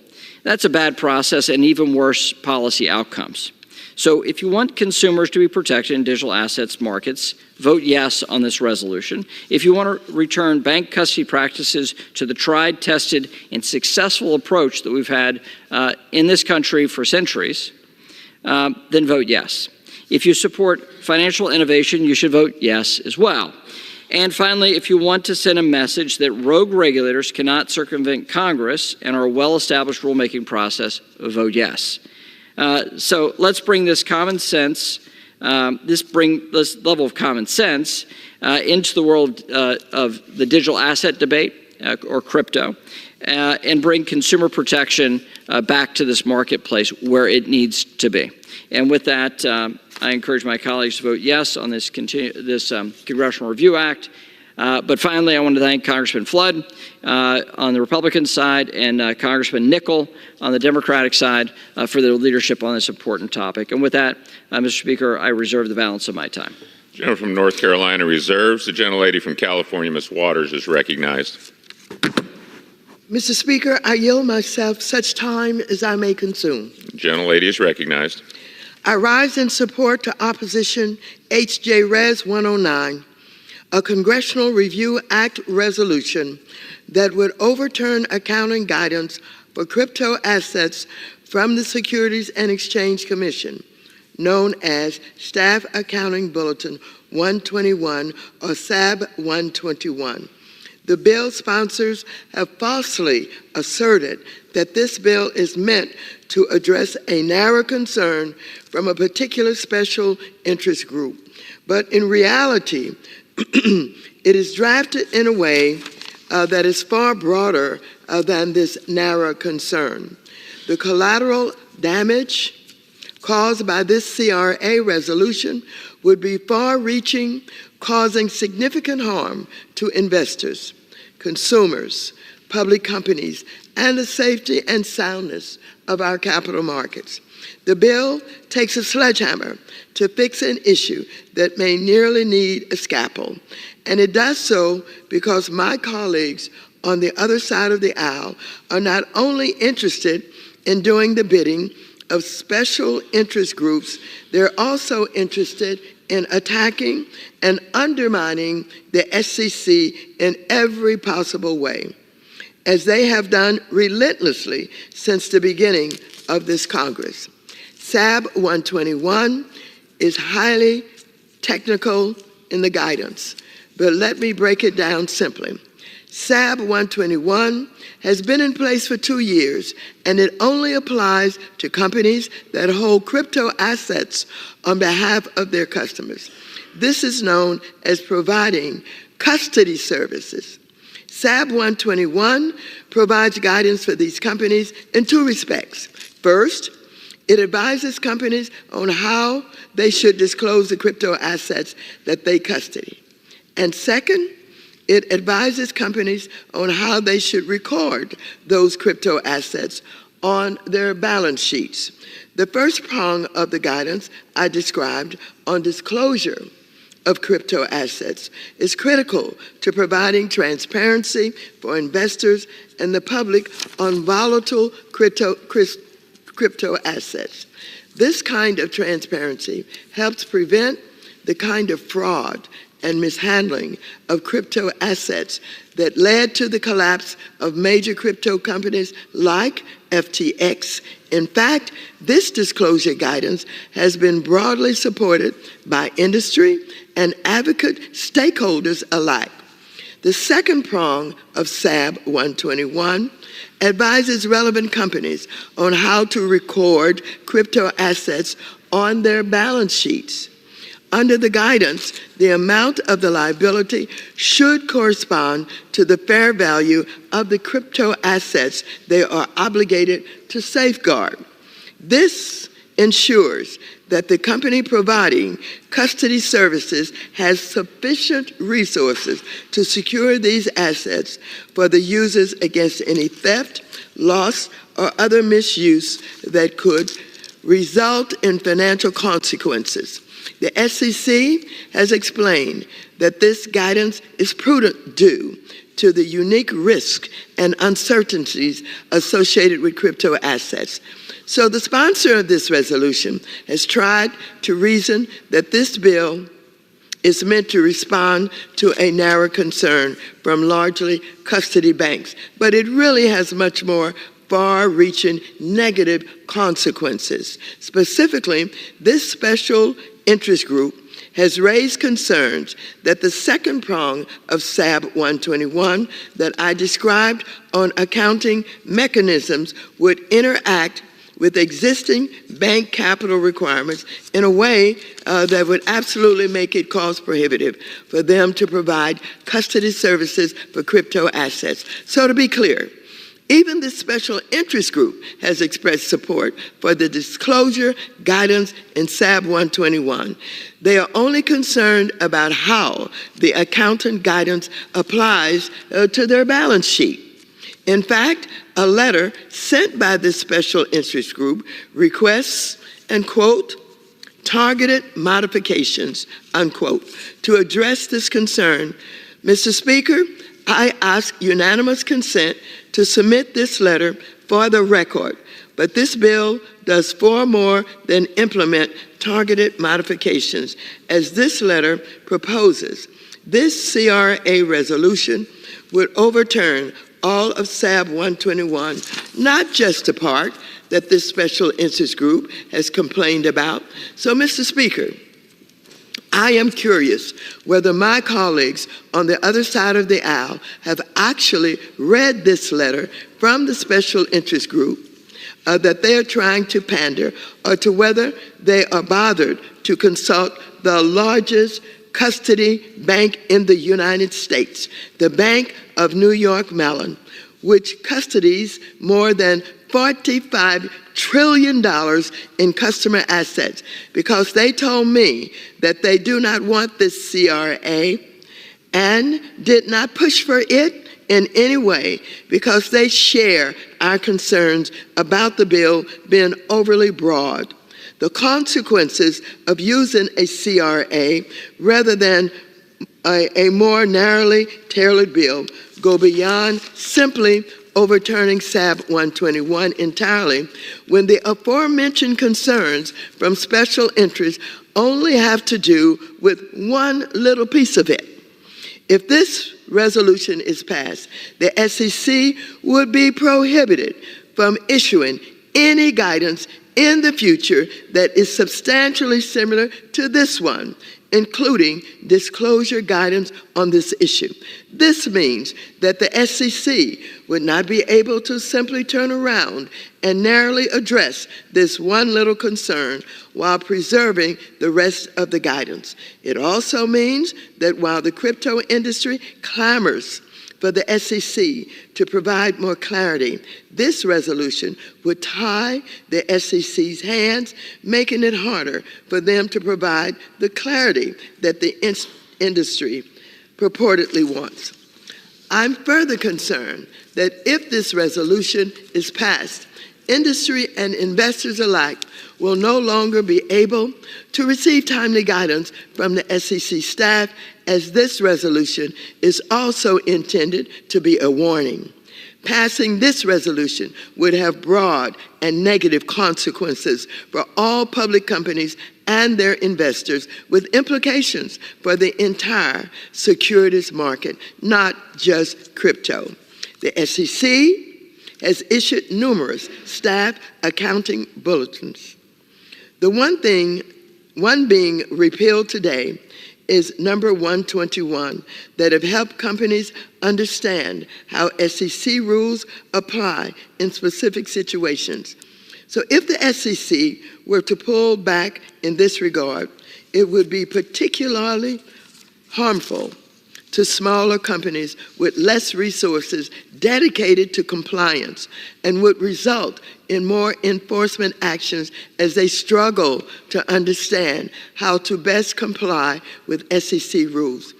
Chair McHenry and I have worked well together to find common ground on crypto issues like stablecoins. However, instead of finding ways to work together, Republicans are recklessly pushing this harmful partisan resolution. Let us not forget, SEC is our cop on the block and should be supported because they protect our investors. So I urge my colleagues to oppose this bill, and I reserve the better of my time. Gentlelady's letter is accepted into the record without objection. Gentlelady from California reserves. Gentleman from North Carolina is recognized. Mr. Speaker, I ask unanimous consent to insert in the record the General Accountability Office's October 31st, 2023 decision on the, quote, applicability of the Congressional Review Act to Staff Accounting Bulletin 121, end quote, and submit that into the record. It makes clear that the accusations that the ranking member is making about how broad this is simply not the case. It is a very targeted removal of this staff accounting bulletin that broadly affects digital assets, not one bank. Without objection. I'd like to now recognize a leader on innovation on the Financial Services Committee and broader policy, but I would like to yield 3 minutes to the gentleman from Nebraska, the sponsor of the resolution, Mr. Flood. The gentleman is recognized for 3 minutes. Thank you for yielding, Chairman McHenry. Mr. Speaker, I'm pleased to speak in support of my bipartisan resolution, H.J. Res. 109, a Congressional Review Act resolution for the SEC Staff Accounting Bulletin, or SAB 121 for short. I'd like to start by thanking Congressman Nickel and Senator Loomis for working with me on this resolution and for the chairman's leadership in getting this to the floor. This is something of a complicated issue, as you've heard today, so I'll break it down in a few different components. First, let me begin by briefly explaining what a staff accounting bulletin is. Staff accounting bulletins are technical accounting guidance for public entities. They're typically non-controversial in nature, and importantly for this debate, they are not rules. Guidance is not supposed to dictate a major change in policy. That's what our notice and comment rulemaking process is for. This specific bulletin effectively requires banks to put digital assets held in custody on their balance sheet. Simply put, that's not how custody usually works. As Federal Reserve Chairman once said, custody assets are off balance sheet, always have been. That's a quote. This bulletin upends custodial practice for banks, and it effectively keeps banks out of this market entirely. That's not good for consumers or investors. Next, let's talk about the process, as the chairman has already mentioned. There were two major process fouls by the SEC issuing SOB 121. Number one, the SEC is not a bank regulator, and SOB 121 affects a core banking activity, custody. Yet, the SEC issued this bulletin without even talking to the regulators first. Think about that. The SEC issued this without even talking to the prudential regulators. That's an incredible oversight, particularly given the bulletin's unusual treatment of custodial assets. Number two, the Nonpartisan Government Accountability Office determined that this bulletin is effectively a rule. In other words, the SEC got caught trying to circumvent the APA and the due diligence requirements that come with it. Now let's talk about solutions. The easiest way to fix this problem is for the SEC to simply rescind the bulletin themselves and work with the prudential regulators on an alternate solution. Despite the fact that this bulletin was issued through a faulty process, and despite the negative ramifications of keeping banks from taking custody of retail investor assets, the SEC has been unwilling to have any conversation about making changes. That leaves us with no choice. Congress needs to act through the Congressional Review Act to rescind SOB 121. Finally, let me briefly address an argument that Ranking Member Waters and some of my Democratic colleagues have made on this issue. I've heard this argument that the CRA should not be applied to an accounting bulletin, but let's contemplate the alternative. What are the implications if we fail to pass this resolution? This is an instance where the nonpartisan GAO outright said the SEC circumvented the proper regulatory process. Think about why the Congressional Review Act was passed in the first place. To give Congress the ability... I yield my colleague one more minute. Think about why the CRA was passed in the first place, to give Congress the ability to check a regulator that has gone astray. If we don't pass this resolution, we are effectively giving the green light to our regulators to bypass the APA rulemaking process with immunity. This isn't just about the SEC or bank custody. This is about providing a necessary check to executive branch power. Regardless of your feelings on the banking policy or the SEC, I urge you to support this resolution for the sake of upholding the authority of the institution we serve in. And before I yield back, I would ask, Mr. Speaker, unanimous consent to insert 4 letters into the record. Number 1 is a letter dated April 27, 2023, sent by Fed Vice Chair Michael Barr to Senator Loomis discussing the impact of SOB 121 on Fed-related financial institutions. Number 2, a letter dated April 18, 2023, sent by FDIC Chairman Gruenberg to Chairman McHenry and Senator Loomis in response to their March 2, 2023 letter. Number 3, a letter dated February 28, 2024, sent by the Conference of State Bank Supervisors to Chairman McHenry and Ranking Member Waters, outlined the unintended effects of SOB 121 that it could pose on consumers and markets. And the 4th letter is dated February 29, 2024, sent by the American Bankers Association to Chairman McHenry, Ranking Member Waters, expressing support for HJ Res 109. With that, I yield back. Without objection, gentleman yields. Gentleman from North Carolina reserves. Gentlelady from California is recognized. Thank you, Mr. Speaker. My response to the gentleman from Nebraska. My Republican colleagues have claimed that the SEC failed to consult with prudential regulators on SOB 121. But if this resolution is passed, the SEC will effectively be barred from consulting with prudential regulators in order to issue revised guidance on this matter. Again, the plain consequences of this bill do not match the purported goals of the bill's sponsor and supporters. If Republicans wanted the SEC to consult with prudential regulators and reissue modified guidance, they should do that. This bill does the opposite. It actually prevents the SEC from consulting with prudential regulators in order to reissue modified guidance. With that, Mr. Speaker, I now yield 5 minutes to the gentleman from California, Mr. Sherman, who is also the ranking member of the Subcommittee on Capital Markets. The gentleman from California is recognized for 5 minutes. Thank you. The crypto industry comes before our committee almost every week saying, we want clarity. Then the SEC provides the clarity, and now the friends of crypto are here to abolish the clarity. To not only take away Release 121, which requires that the custodians of crypto indicate that on the balance sheet, but to prevent the SEC from issuing a revised version of 121 that could call for that same disclosure to be made in footnotes. It is very clear to me, as co-chair of the bipartisan CPA caucus, that the financial statements must reflect the incredible risk that banks take when they become custodians of billions and hundreds of billions of dollars supposedly worth of crypto.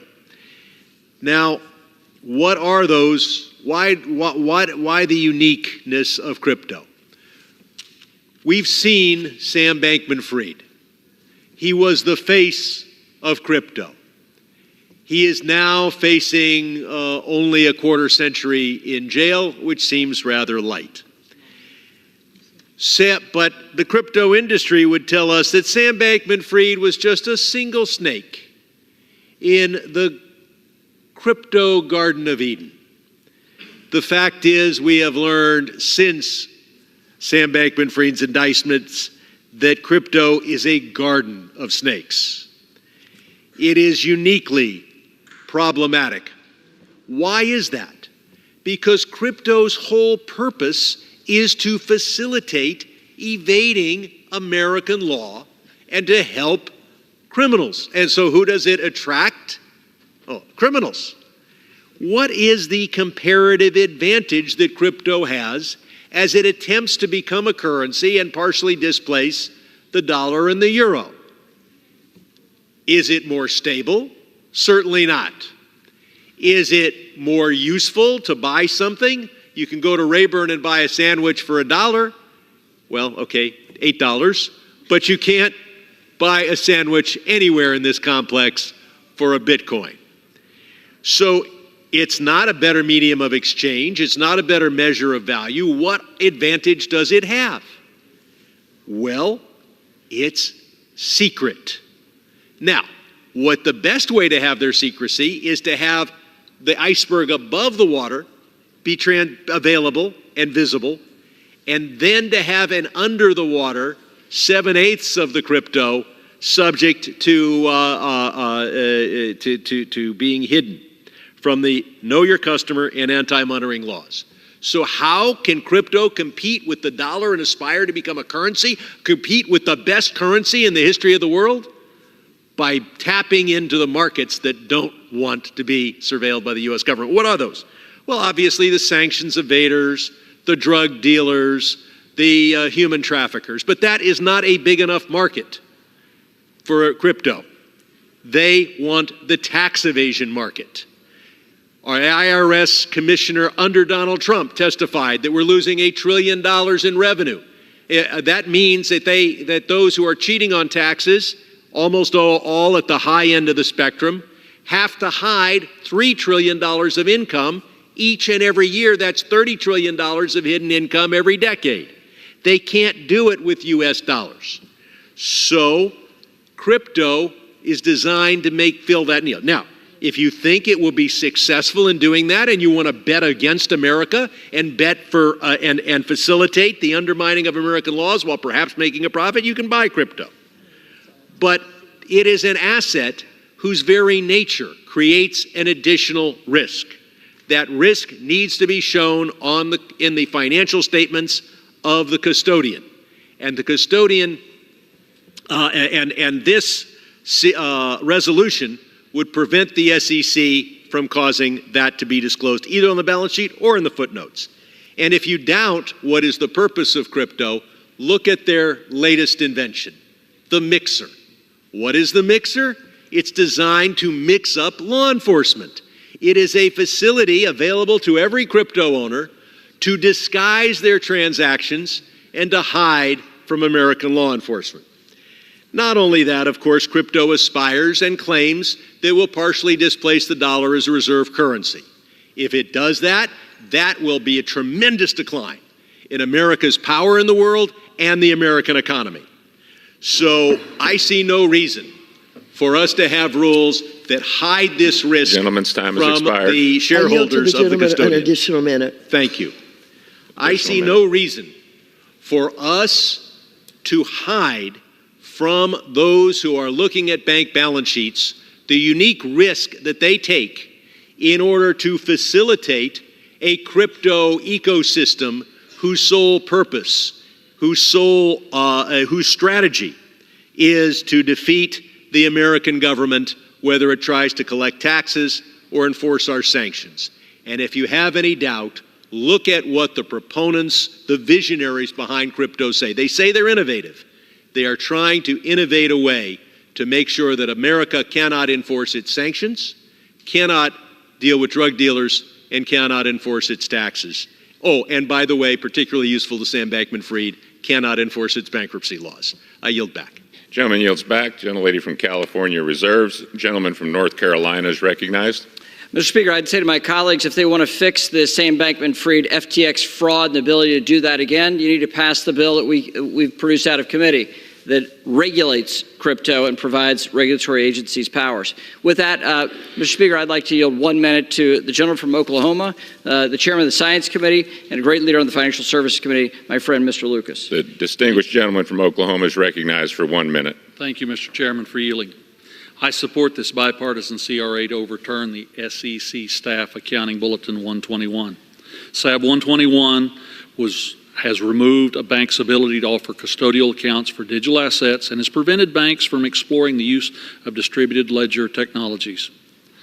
The SEC issued SAB 121 unilaterally outside of the rulemaking process without consultation. Policy is not for the SEC to decide, and certainly not for the SEC to dictate through a broad interpretation of accounting practices.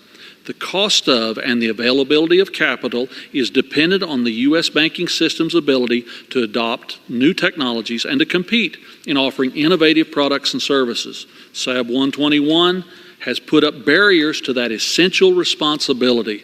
This CRA is an important correction to the SEC's misstep. I want to thank Congressman Flood and Congressman Nichols for leading this effort, and I yield back, Mr. Speaker. Gentleman yields back. Gentleman from North Carolina reserves. Gentlelady from California is recognized. Mr. Speaker, I ask unanimous consent to enter into the record a statement of administrative policy from the White House. The President states that the resolution before us would, quote, disrupt the Securities and Exchange Commission's work to protect investors in crypto asset markets and to safeguard the broader financial system. This statement not only explains how terrible this resolution is, but that the President of the United States of America will veto it. Without objection. I will yield 3 minutes to the gentleman from Massachusetts, Mr. Lynch, who is also the ranking member of the Subcommittee on Digital Assets, Financial Technology, and Inclusion. Gentleman is recognized for 3 minutes. Thank you, Madam Chair. Good afternoon, Mr. Chairman.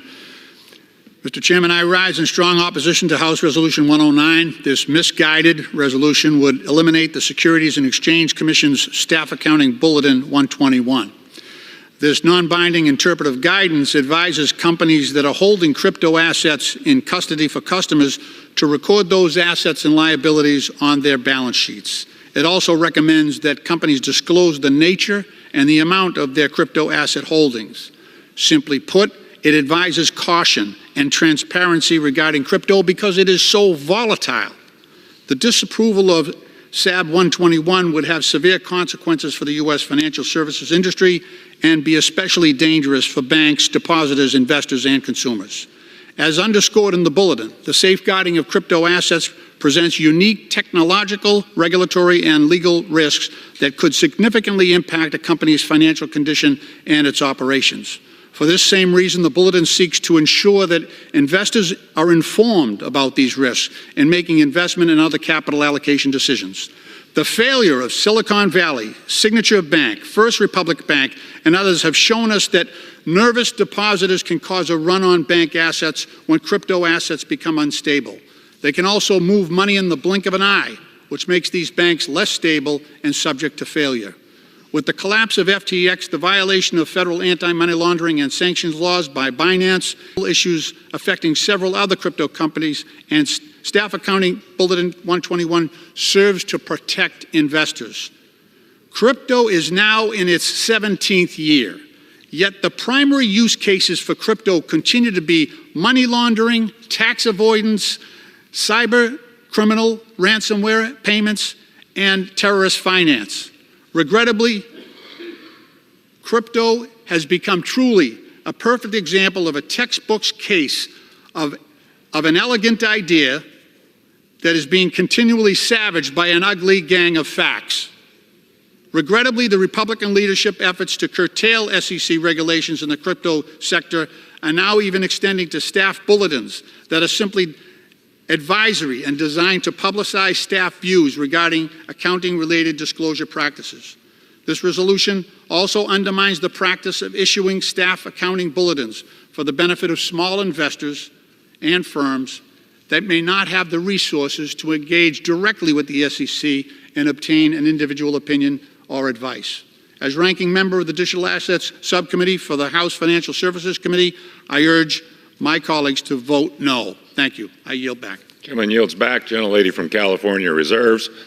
Gentleman from North Carolina is recognized. I'd like to yield to the Subcommittee Chair on Financial Institutions on the Financial Services Committee. The gentleman from Kentucky, my friend Mr. Barr, for 3 minutes. Gentleman is recognized for 3 minutes. I thank the chairman for his leadership on this issue, and Mr. Speaker, I stand in front of you today to support my friend and colleague from Nebraska, Mr. Flood, and his CRA resolution to nullify the SEC Staff Accounting Bulletin number 121 would eviscerate financial institutions' ability to provide custodial services for digital asset firms. In theory, under SAB 121, a bank could custody digital assets. However, the conditions set forth by SAB 121 make it impractical for any bank. This very fact has been noted by Federal Reserve Board Chair Powell, who acknowledged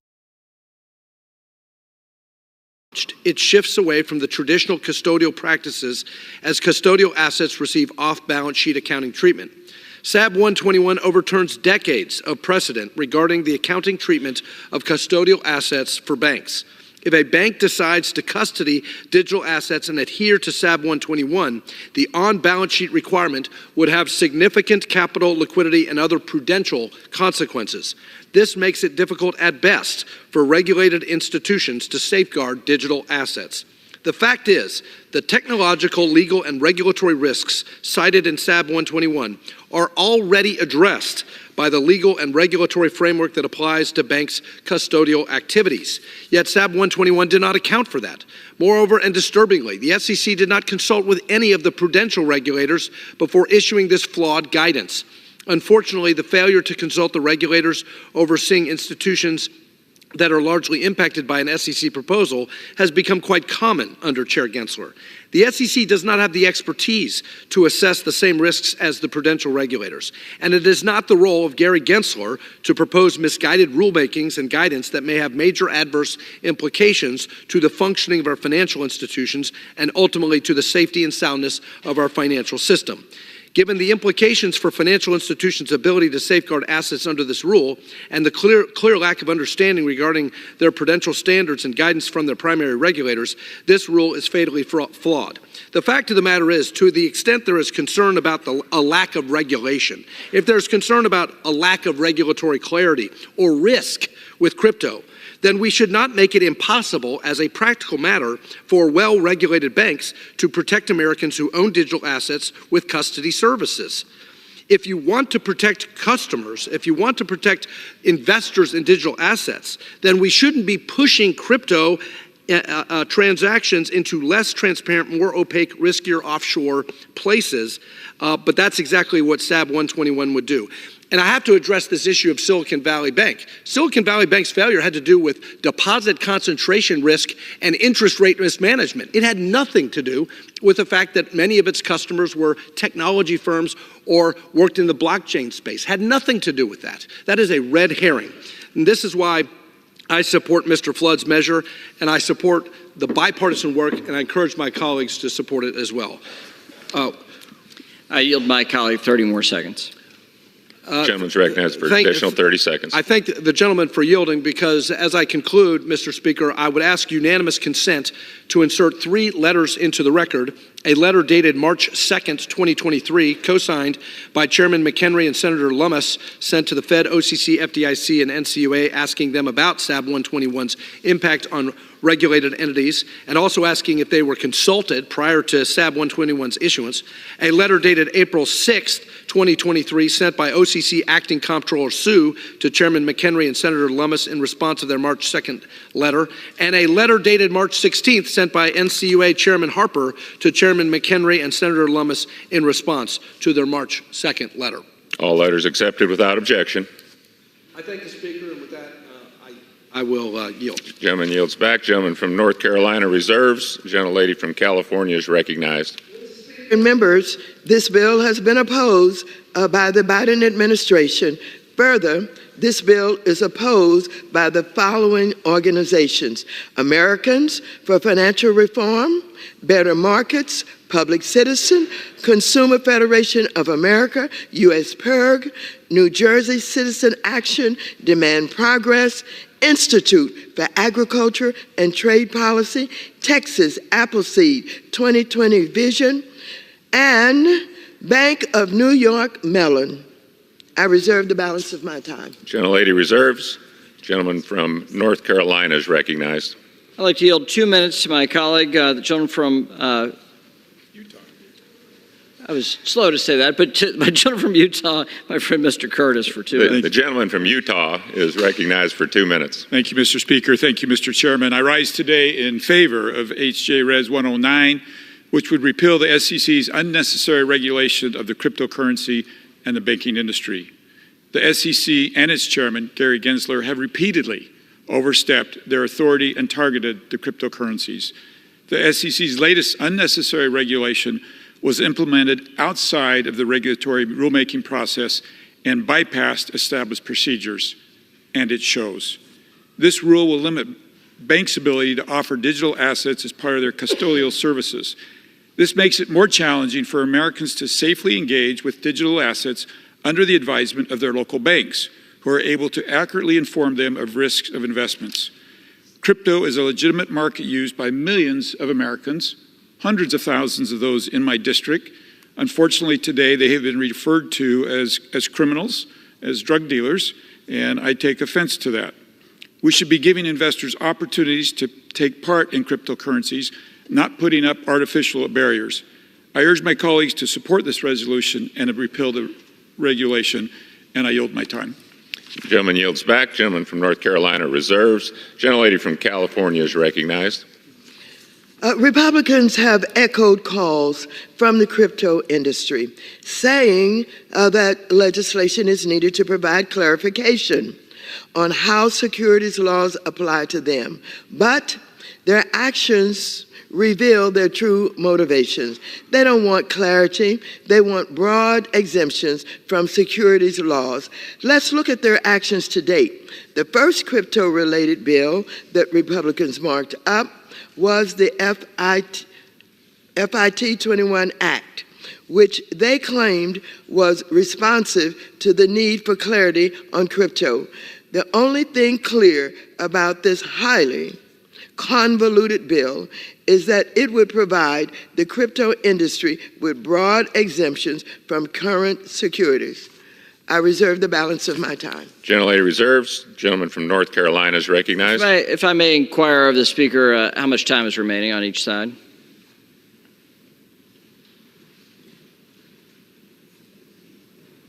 North Carolina has 14 minutes remaining. Gentlelady from California has 9.5 minutes remaining.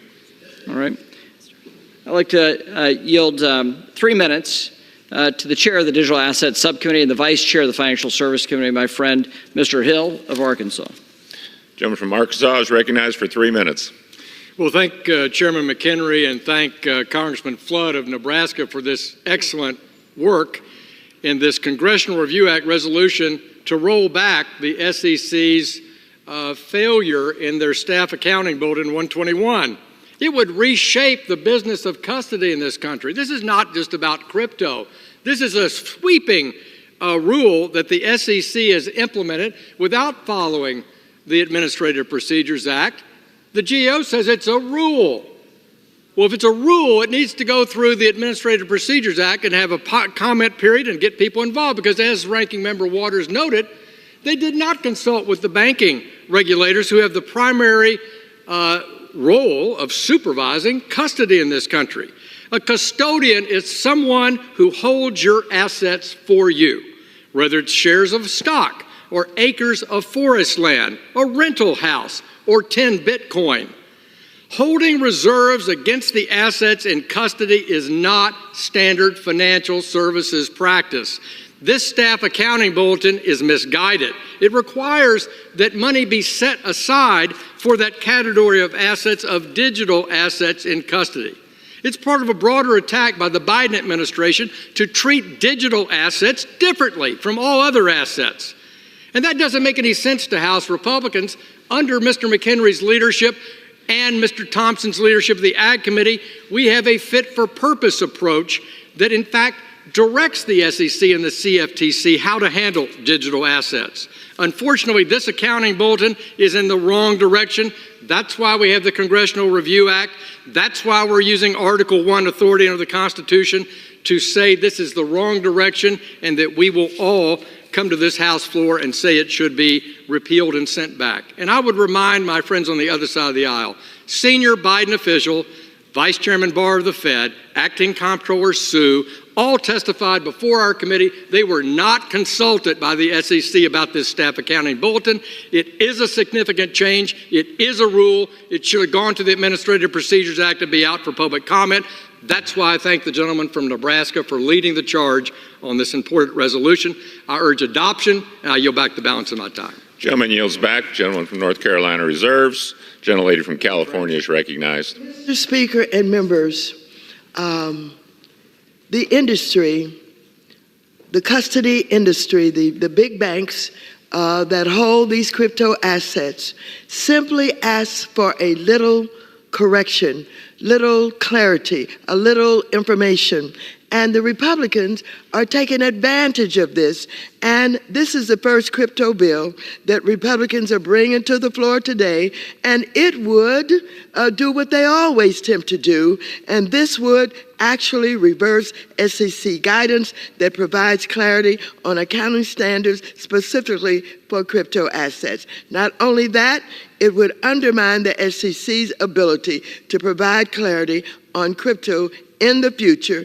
And so that is why the administration sees this bill for what it is and have advised us that they would veto it. And with that, I reserve the balance of my time. Gentlelady reserves. Gentleman from North Carolina is recognized. I now yield 3 minutes to the chairman of the Housing Subcommittee, the vice chair of the Digital Asset Subcommittee, a longtime leader in digital innovation and digital assets, the gentleman from Ohio, Mr. Davidson. Gentleman from Ohio is recognized for 3 minutes. I thank the chairman. This accounting bulletin has proven to be a barrier to publicly traded banks having an ability to meaningfully engage in distributed ledger projects due to their overly broad definition of a crypto asset. SOB 121 makes no distinction between asset types and use cases, but instead generally states that crypto assets pose certain technological, legal, and regulatory risks requiring special treatment, on-balance sheet treatment. All other assets, if you want to make a deposit at a bank, they're glad to hold custody of the assets, but somehow these assets qualify for special treatment. Normally, if there was on-balance sheet treatment, it would also just be a clean entry. There wouldn't be a mark-to-market that would require not just a balance sheet treatment, that would be appropriate for a custody of a certain kind of asset, but you would have income statement flow-throughs and all kinds of other risks. So why would a bank need to cover extra risk up to 100% of the deposit of an asset, simply to take custody of the asset? This is a special treatment that applies just to these assets. So applying on-balance sheet treatment for crypto assets wrongly subjects customer assets to creditors' claims in the event there was a failure of a custodial institution. In a traditional bankruptcy, assets are accounted for on balance sheet and are subject to creditor claims. Conversely, assets held in custody for customers are accounted for off balance sheet and thus protected from creditor claims in bankruptcy because they remain the assets of the company. We would see this distinction in a company like Fidelity, where the assets are off balance sheet, versus a company like Silicon Valley Bank when they went bankrupt. The depositors were literally at risk. Why would we change this standard with this out of jurisdiction rulemaking by the SEC? So requiring custody crypto assets to be accounted for on balance sheets risk losing the bankruptcy protections of custodial services. This is an important distinction from the treatment for a broker-dealer that would be subject to a different form of bankruptcy under the Securities Investor Protection Act.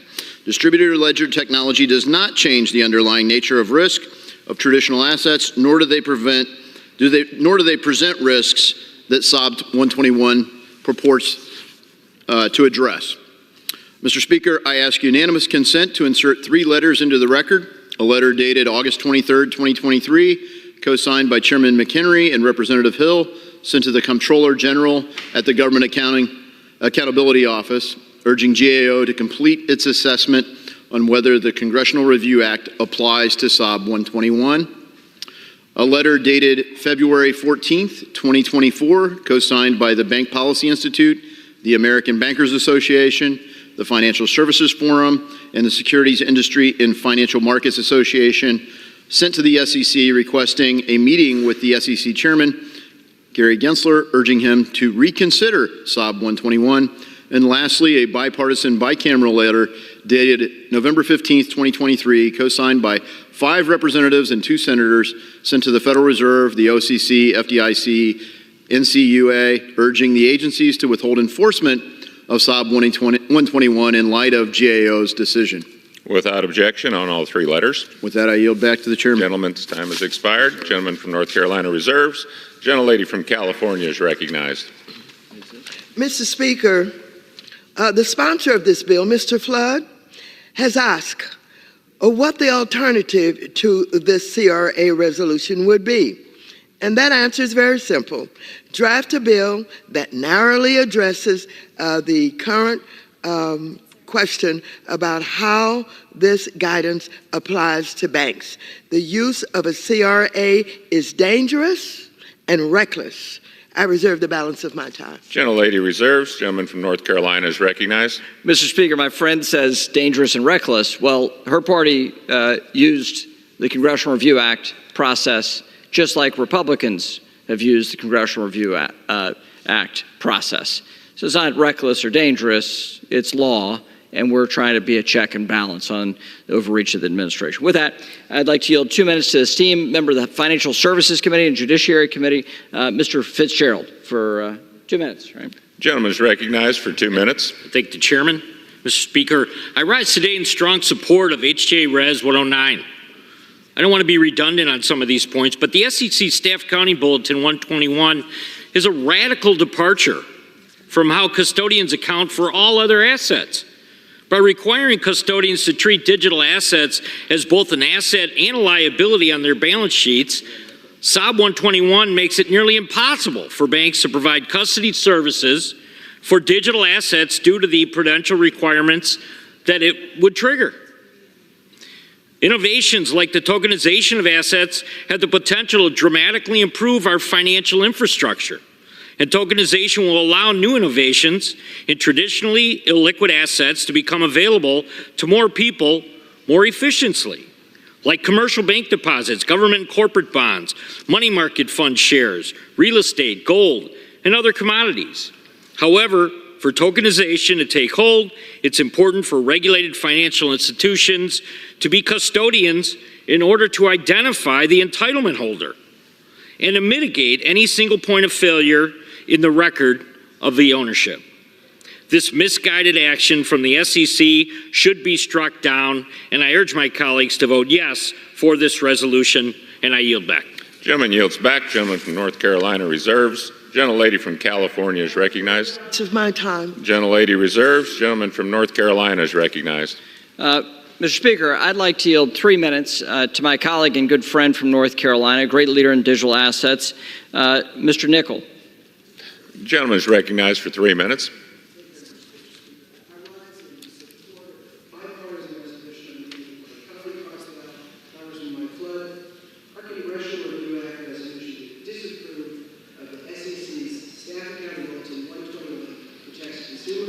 Reinforces Congress's role in the rulemaking process, and pushes back on the SEC's hostility towards digital assets.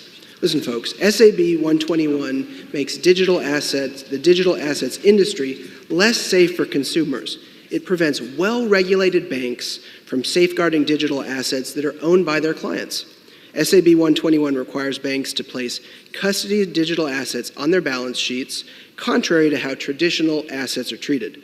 This makes it nearly impossible for a bank to provide custody of digital assets at scale, leaving investors to rely on riskier, unregulated options. Whether you love crypto or you hate it, you should want the most heavily supervised financial institutions that are experts at custodial banking to safeguard digital assets. We're also seeing this issue with SAB 121 play out in real time. The SEC's recent approval of spot Bitcoin ETPs, which I pushed for, allows retail investors access to this asset class through a regulated product. However, most Bitcoin ETPs are held by the same non-bank custodian. Notably, banks aren't serving as custodians for any of these products as they would with a traditional ETP. This could pose a risk to the safety and soundness of the financial system, a concentration of risk issue for sure. To make matters worse, Gary Gensler and the SEC deliberately sidestepped the customary regulatory process, amounting to an obvious overstep of the agency's authority. Last October, the Government Accountability Office concluded that the SEC breached statutory rulemaking requirements by issuing SAB 121 as guidance rather than a rule, avoiding the notice and comment period. SABs are meant to serve as tools to interpret existing policies, not create brand new policy like SAB 121.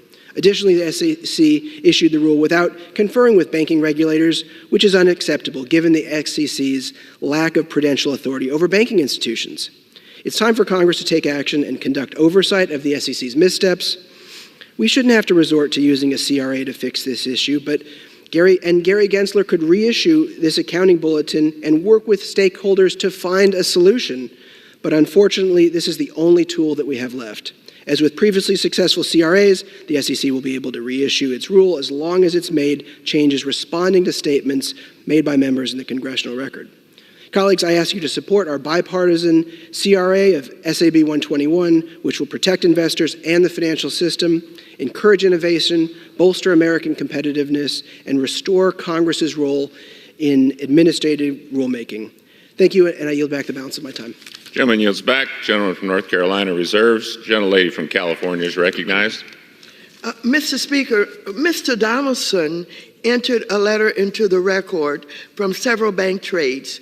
What he did not mention was that the banks only were asked for a targeted modification or target modifications when they wrote to the about this legislation. In fact, in that letter, they supported the transparency requirements this resolution would repeal. I reserve the balance of my time. Gentlelady reserves. Gentleman from North Carolina is recognized. Inquire about time remaining. Gentleman has 3 3/4 minutes remaining. Gentlelady has 7.5 minutes remaining. I'm prepared to close, and I reserve. Gentleman from North Carolina reserves. Gentlelady from California is recognized. Mr. Speaker, I have no further speakers, and I am prepared to close if the gentleman from North Carolina has no further speakers. Gentleman is recognized. Mr. Speaker, I yield myself the balance of the time. I would urge my colleagues to see this bill for what it is. It is a giveaway to one powerful special interest group and an effort to weaken the SEC, a crucial agency that protects investors and the functioning of our capital markets. This is the agency that is working to protect the retirement savings of millions of Americans. This is the agency that is crucial to making our capital markets the envy of the world. This is the agency at the forefront of ensuring that innovation, like in crypto, is done responsibly and in accordance with existing security laws. We simply cannot afford to weaken the SEC.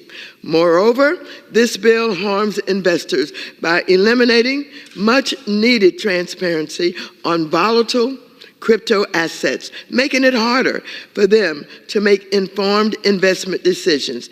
It also harms crypto users because transparency also deters fraud and other mismanagement of assets that can lead to devastating losses for consumers. Additionally, the bill increases the likelihood of market volatility because a lack of transparency can result in more unexpected failures of crypto-related companies. And finally, this bill harms all public companies who benefit from the SEC's practice of providing timely guidance through staff accounting bulletins. So if the Republicans would like to address the issue raised by large custody banks, they should do that. But there is no need to cause broader harm to the SEC and all of the people and companies they rely on it to maintain safety and stability. And so, Mr. Speaker and members, the President of the United States would not be given us this information this early about vetoing unless they saw this as a serious issue that must be dealt with right here on the floor of the House of Representatives. And I thank you, and I yield back the balance of my time. Gentlelady yields back. The gentleman from North Carolina is recognized.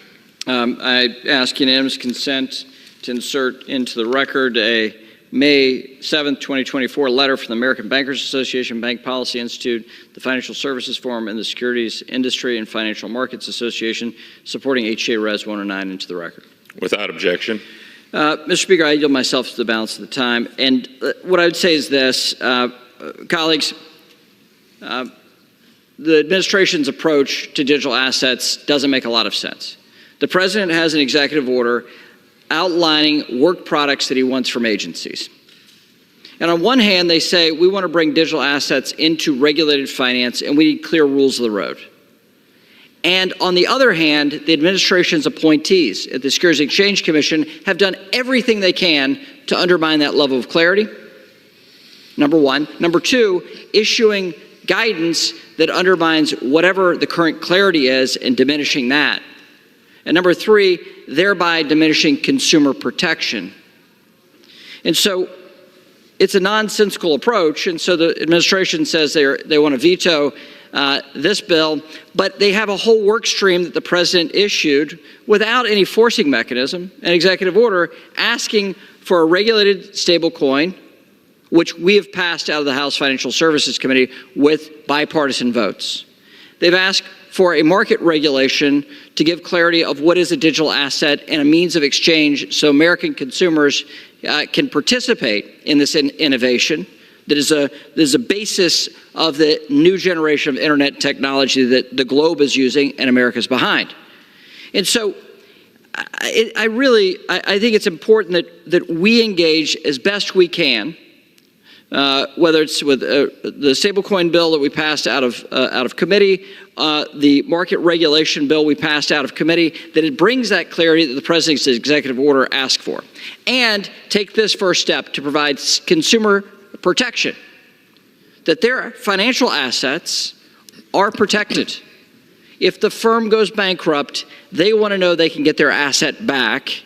And by passing this repeal, that is the first step in that process. So this is very important for consumer protection. If you support consumer protection, vote yes on this resolution. If you support safety and soundness for financial institutions, vote yes. If you support reining in rogue regulators, vote yes. This should be a wide bipartisan vote and a statement that the House supports digital assets, digital innovation, and thoughtful policy making from our regulators in regulated finance. And so with that, Mr. Speaker, I urge adoption of this resolution and want to thank my colleagues on the Democrat side, Mr. Nickel, and on the Republican side, Mr. Flood, for their thoughtful approach to policymaking in digital assets generally, but on developing this Congressional Review Act proposal in particular. And with that, I urge the adoption of the resolution, and I yield back the balance of my time. Gentleman yields back. All time for debate has expired. Pursuant to the House Resolution 1194, the previous question is ordered on the joint resolution. The question is on the engrossment of and third reading of the joint resolution. Those in favor say aye. Those opposed, no. The ayes have it. Third reading. Joint resolution providing for congressional disapproval under Chapter 8 of Title 5 United States Code of the rules submitted by the Securities and Exchange Commission relating to Staff Accounting Bulletin number 121. The question is on passage of the joint resolution. Those in favor say aye. Those opposed, no. The ayes have it. The joint resolution is passed and without objection. Mr. Speaker. Gentleman from North Carolina. Ask for a recorded vote. I ask for the yeas and nays. The gentleman requests the yeas and nays. The yeas and nays are requested. Those favoring a vote by the yeas and nays will rise. A sufficient number having risen, the yeas and nays are ordered. Pursuant to Clause 8 of Rule 20, further proceedings on this question are postponed.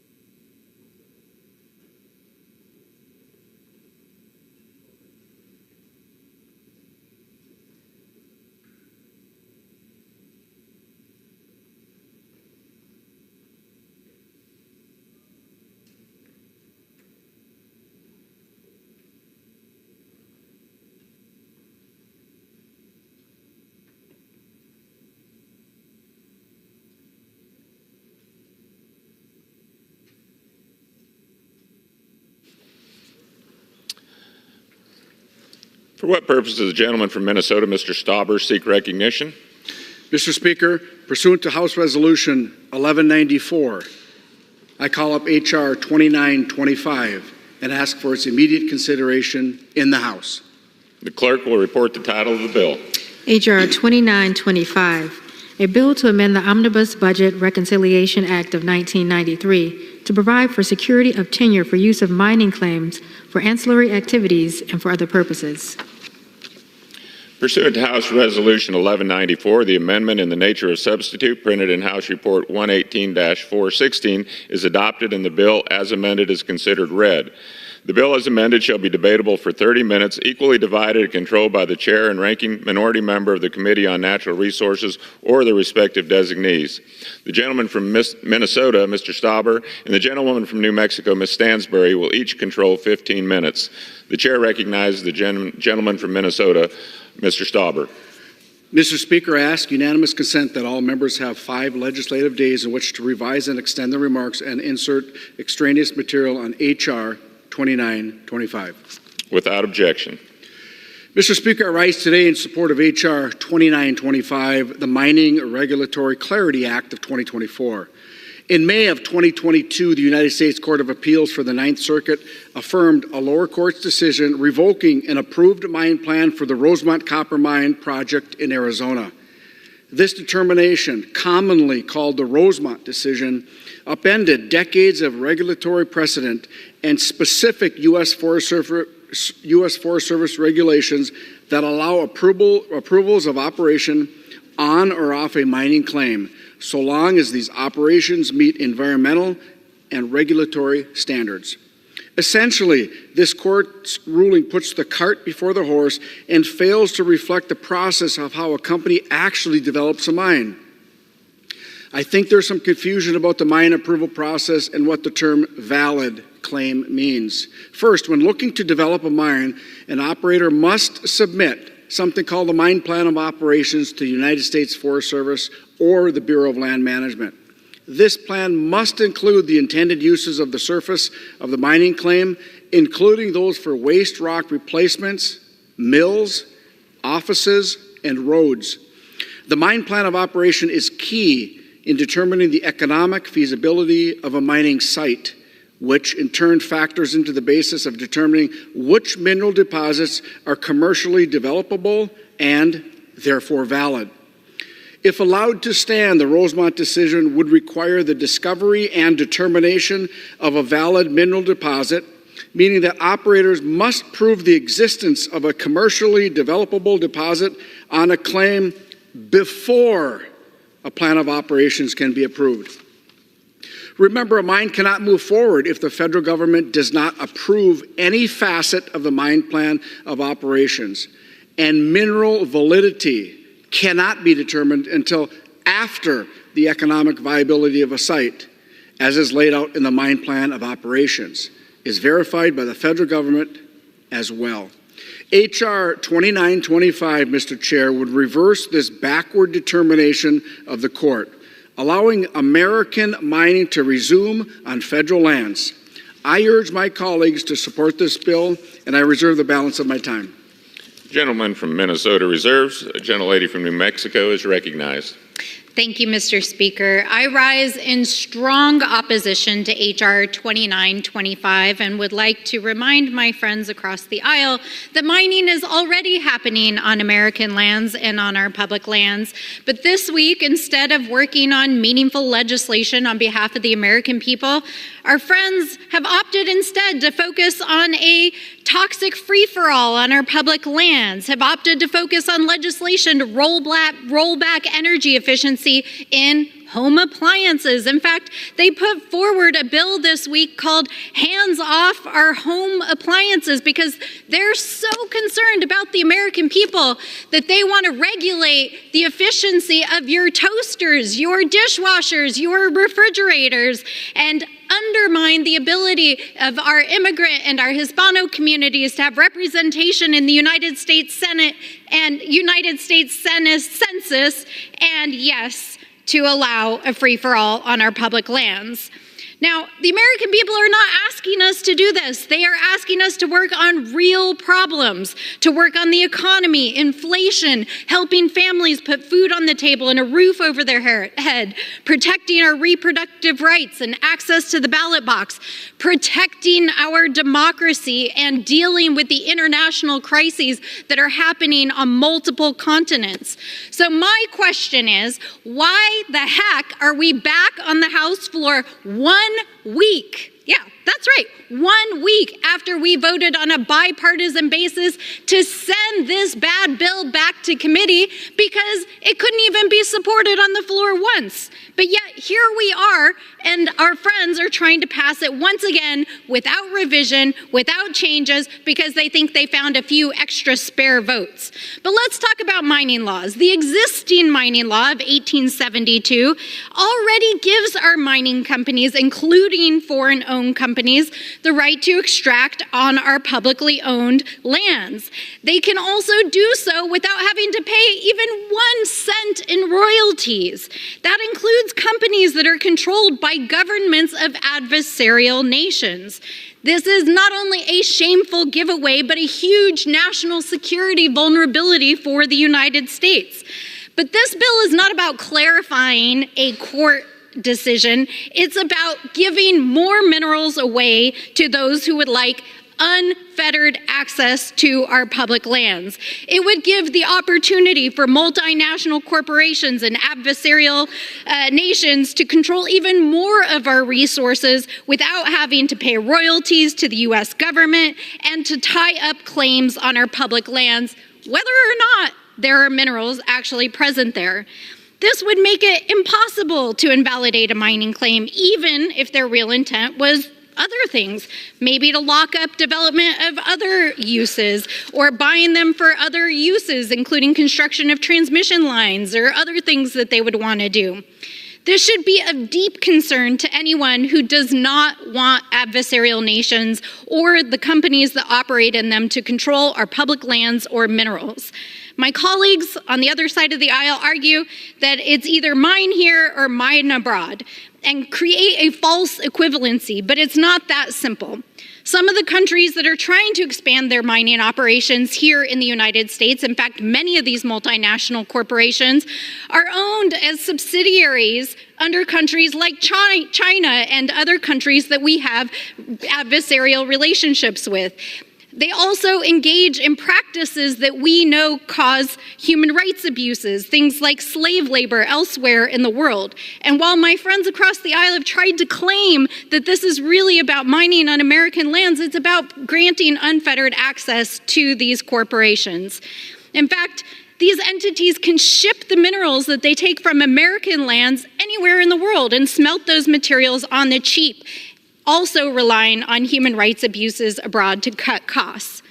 Now, as I said, we already had this debate last week, and the outcome was that the entire House, right here on this floor, voted to send this toxic bill back to the Natural Resources Committee. In fact, that hadn't happened in years because this bill was so flawed and such a giveaway to foreign national-owned companies and a threat to our national security that it was agreed that it wasn't ready for prime time and shouldn't be passed on the floor.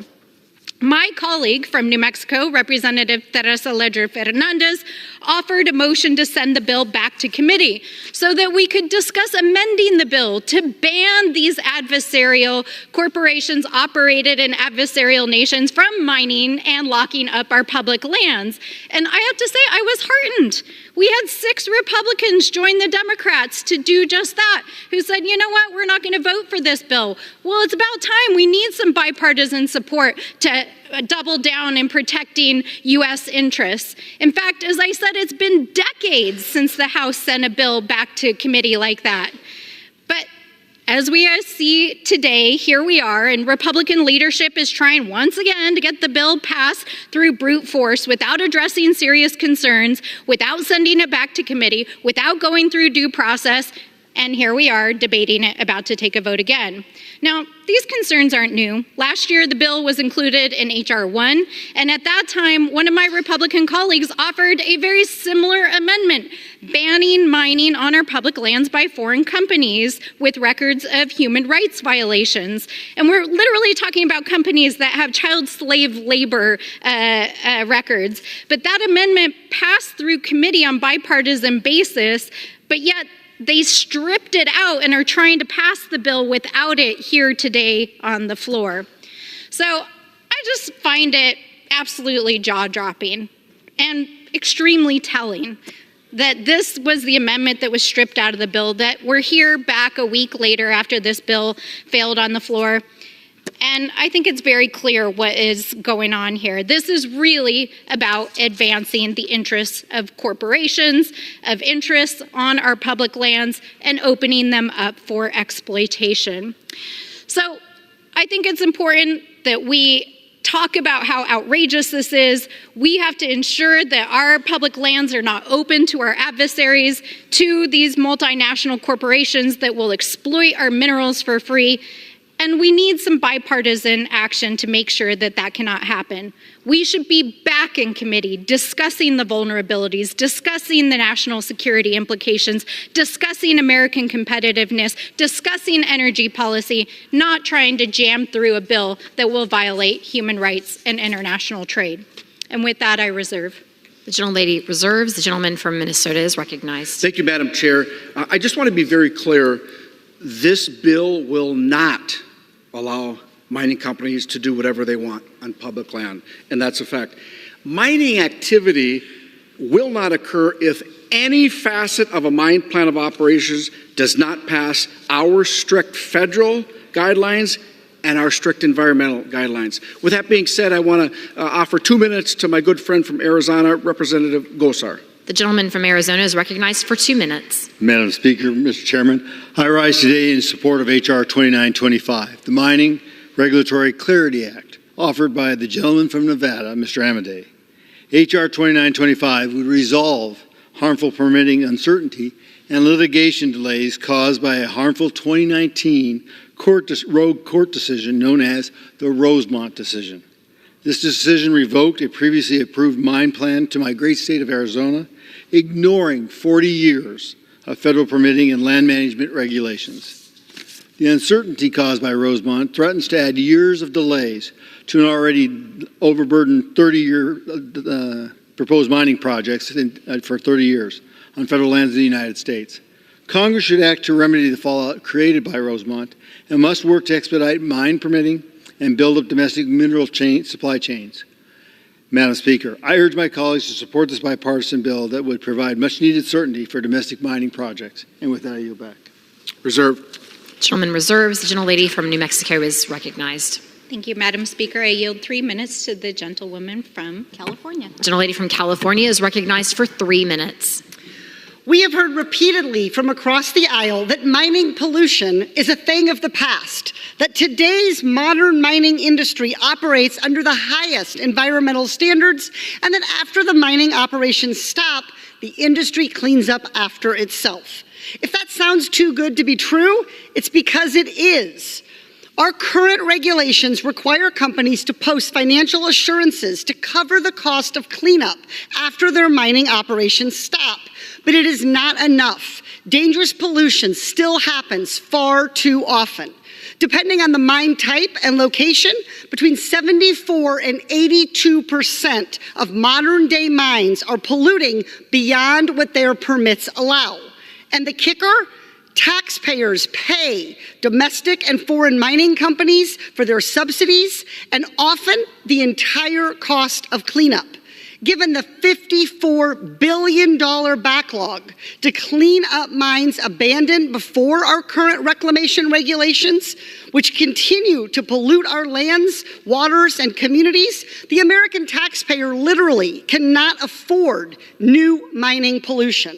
That's why I filed an amendment to this bill to improve bonding requirements and make mining companies keep up with the new mining rush that this bill would enable.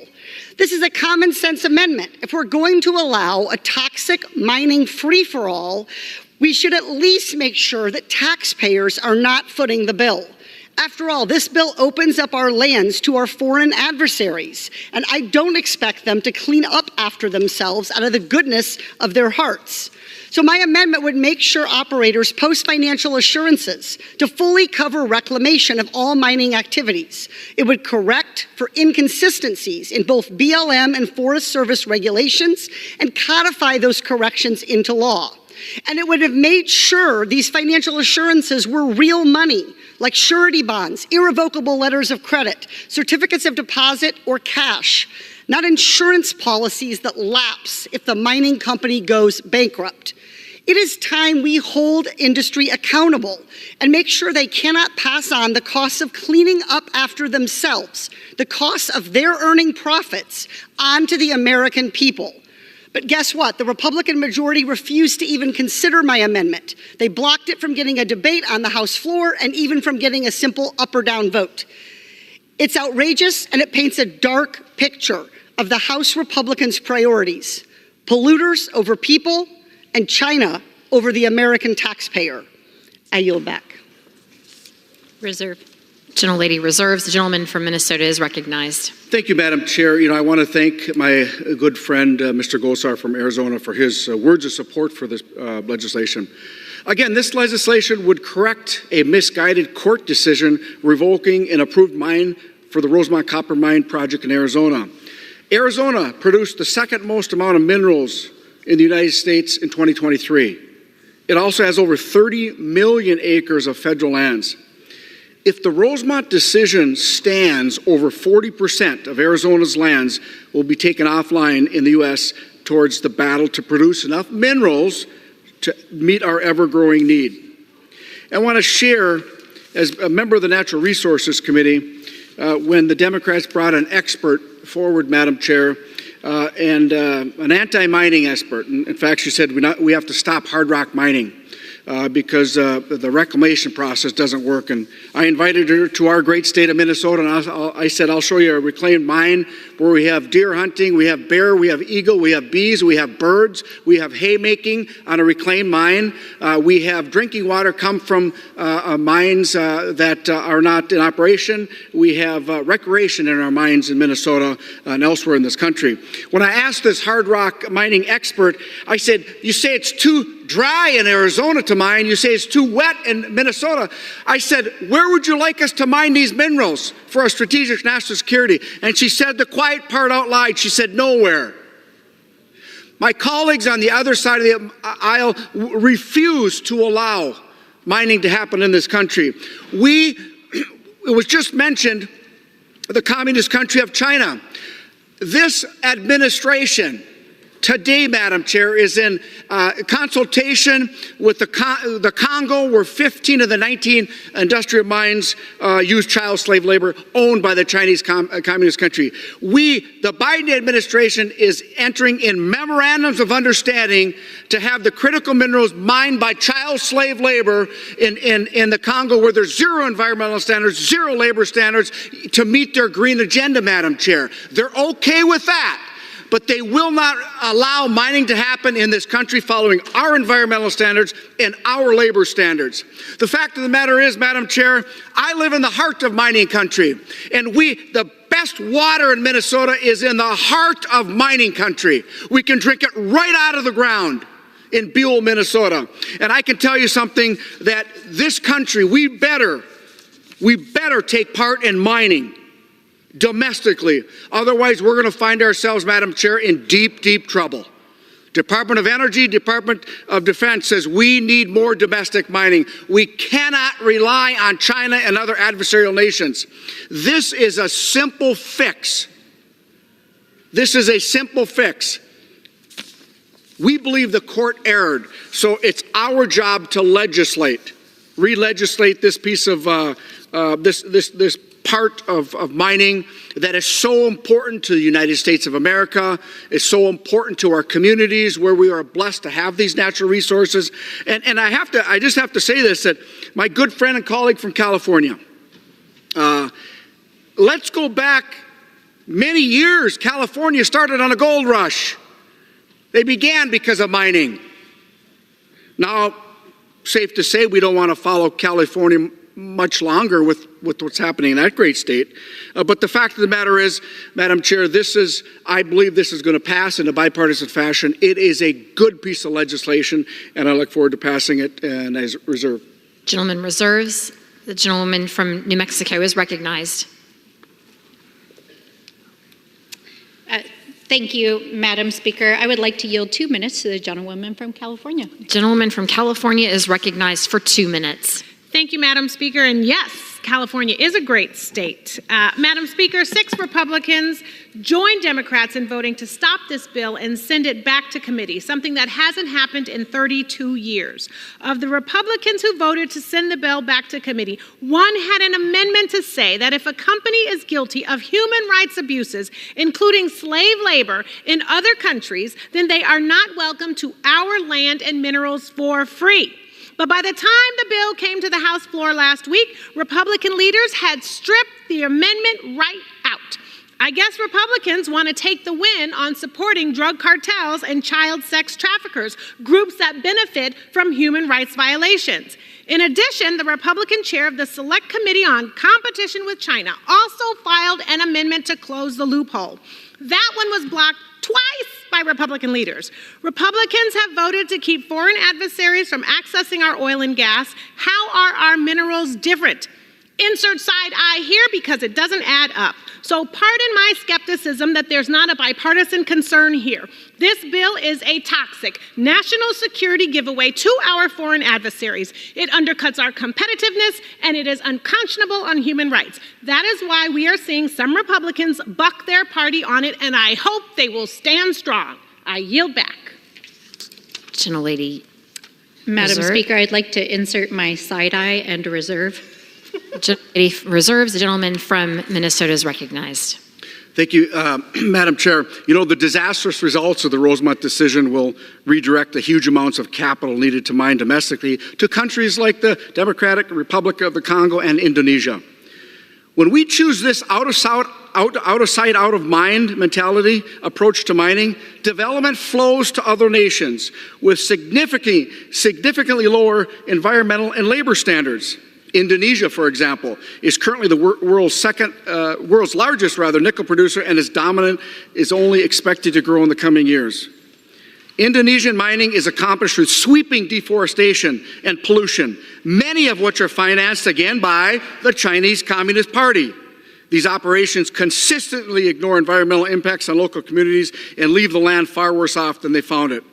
On the other hand, American mines, like this mine project in Nevada, adhere to the best standards in the world and are committed to restoring the land after minerals are extracted. In fact, again, mines are not even permitted until the federal government approves a full mine plan of operations, which must include a robust plan and financial assurance for the reclamation after the project is complete. Madam Chair, this is simple. Either we do it here or we let foreign adversarial nations take over, and this is a strategic national security interest, and I reserve. Gentleman reserves. The gentlelady from New Mexico is recognized. Thank you, Madam Speaker. I yield 2.5 minutes to the gentlewoman from New Mexico. Gentlewoman from New Mexico is recognized for 2.5 minutes. Thank you so much, Madam Speaker. Last week, House Republicans tried to pass H.R. 2925 to make it easier for the biggest mining corporations to take our public lands and mineral resources without giving the American people a dime. I filed a motion to send the bill back to the committee to consider my amendment, which would have prevented companies owned or controlled by our adversaries from taking our gold, copper, and precious rare earth minerals to use against us in the market or in national security. Fortunately, last week, a bipartisan majority, including 6 Republicans, passed my motion. We stood up together for our national security. However, the Republican leadership ignored last week's bipartisan vote, and here we are again. What's worse, the Rules Committee Republicans rejected Chairman Moolinar's amendment to ban foreign entities of concern from conducting mining operations on our public lands. Let me remind everybody, Chairman Moolinar heads the Select Committee on Competition between the United States and the Chinese Communist Party.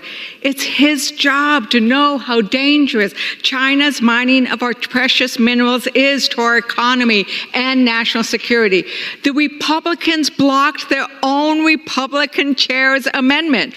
I believe in bipartisanship, so when I see an amendment I like and recognize as good, I support it.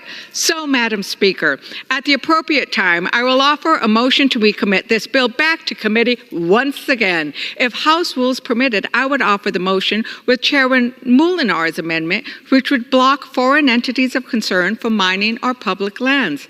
When Republicans block even consideration of an amendment which would ban China from taking away the precious metals that belong to the American people, Republicans are putting the interests of wealthy foreign corporations over the American people. I hope the 6 Republicans who were courageous enough to stand up for American security interests last week stand for America today. I ask unanimous consent to insert my amendment into the record. Without objection. I urge support for my motion so that the Natural Resources Committee can consider this amendment, this time in good faith. Madam Speaker, I yield back. Reserve. Gentlelady reserves. The gentleman from Minnesota is recognized. federal lands account for as much as 86% of the land area in certain western states, and these same states account for 75% of our nation's metals production. The Mining Regulatory Clarity Act is needed to ensure that we have certainty of access to these essential material deposits. If we want to encourage investment in safe, responsible, clean mining practices that provide billions in taxes that support our roads, our bridges, our schools, and other essential services, along with the essential materials to the American people, then we also need to support H.R. 2925. And Madam Chair, real quick, you're hearing the other side of the aisle not necessarily debate the actual legislation. We've heard them talk about the process. So when you can't debate the legislation, then you go after the process. This is a very, very good piece of legislation, and I look forward to it passing in just the next hour or so, and I reserve. Gentleman reserves. The gentlelady from New Mexico is recognized with 30 seconds left in debate. Thank you, Madam Speaker. We rise in strong opposition to H.R. 2925, which rolls out the welcome mat to our foreign adversaries to exploit our minerals and violate human rights as well as national security. We must defeat this bill. We did last week. We debated the merits. It's bad for America. It's bad for national security. It's bad for our economy. It's bad for American mining. It's bad for the environment. And that is why we must send it back. And I support the gentlelady's motion to recommit. And I yield back. From New Mexico yields. The gentleman from Minnesota is recognized. Thank you, Madam Chair. Let's be clear. There's no mine operating on federal lands that are owned by the Chinese Communist country. Zero. Zero. Anybody that mines in the United States will follow our environmental standards and our labor standards. Doesn't matter which company. They're going to follow our rules. And for this administration to turn a blind eye to the atrocities and the human rights violations to meet their green agenda, it's unconscionable.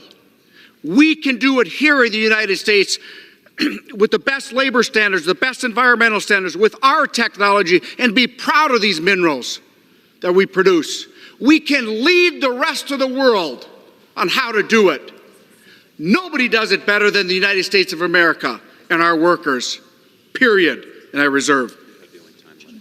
Is that it? The only time remaining. Thank you, Madam Speaker.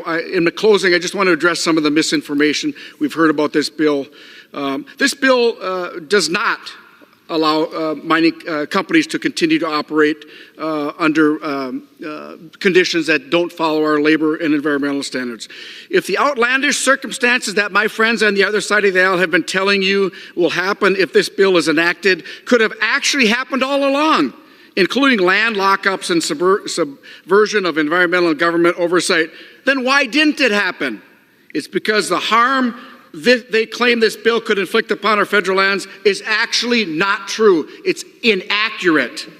This bill would, however, allow America to become a global leader in mineral production once again. I support fair labor standards. I support high environmental standards. I support increasing our national security. In short, I support domestic mining. I urge all of my colleagues to do the same in supporting H.R. 2925. Madam Chair, I yield back the remainder of my time. Gentleman yields. All time for debate has expired. Pursuant to House Resolution 1194, the previous question is ordered on the bill as amended. The question is on engrossment and third reading of the bill. All those in favor say aye. All those opposed, no. The ayes have it. Third reading. A bill to amend the Omnibus Budget Reconciliation Act of 1993 to provide for security of tenure for use of mining claims for ancillary activities and for other purposes. For what purpose does the gentlewoman from New Mexico seek recognition? I have a motion to recommit at the desk. The clerk will report the motion. Ms. Ledger Fernandez of New Mexico moves to recommit the bill H.R. 2925 to the Committee on Natural Resources. Pursuant to Clause 2B of Rule 19, the previous question is ordered on the motion to recommit. The question is on the motion. All those in favor say aye.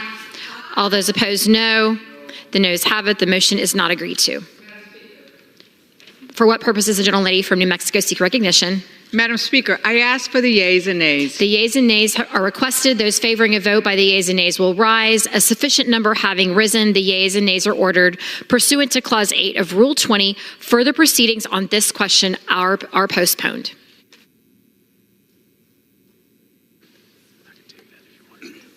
The chair lays before the House a message.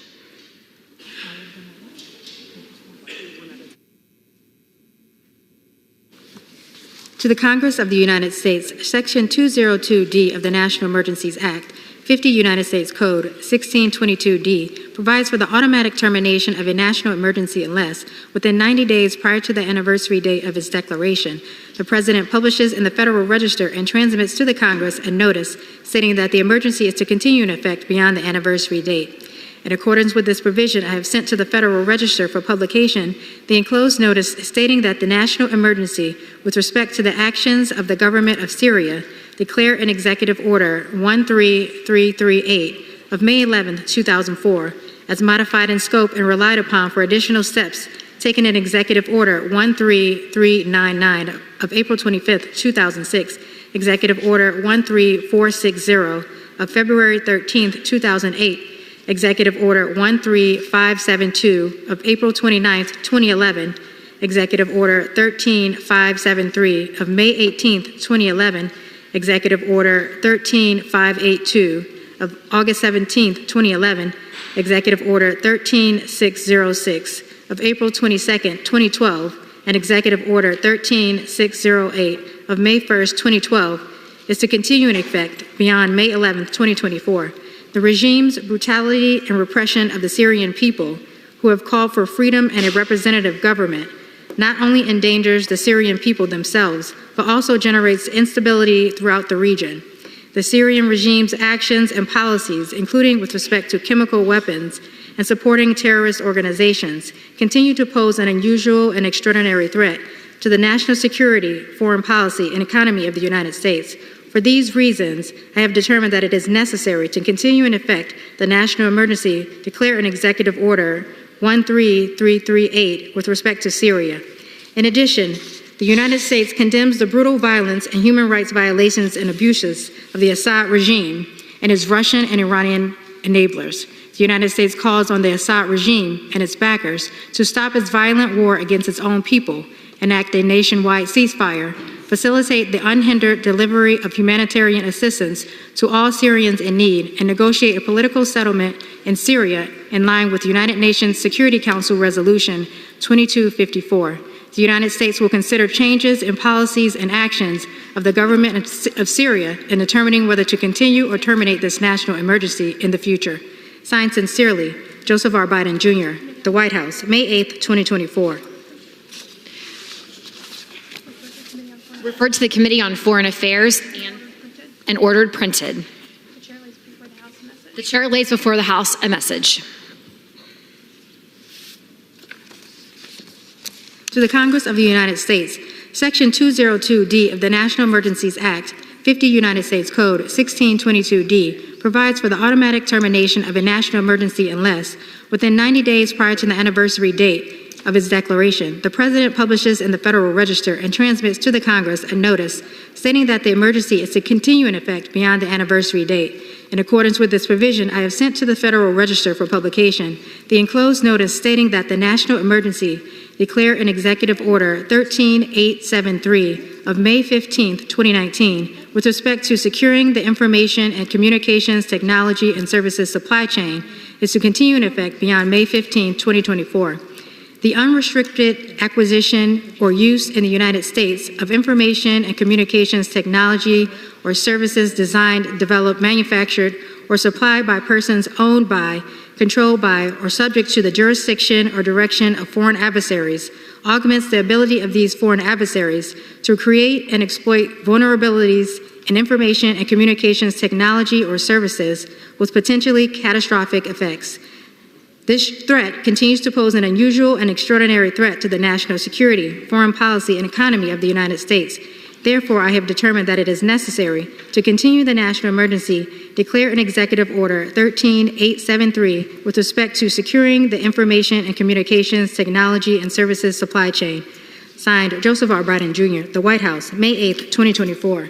Referred to the Committee on Foreign Affairs and ordered printed. The chair lays before the House a message.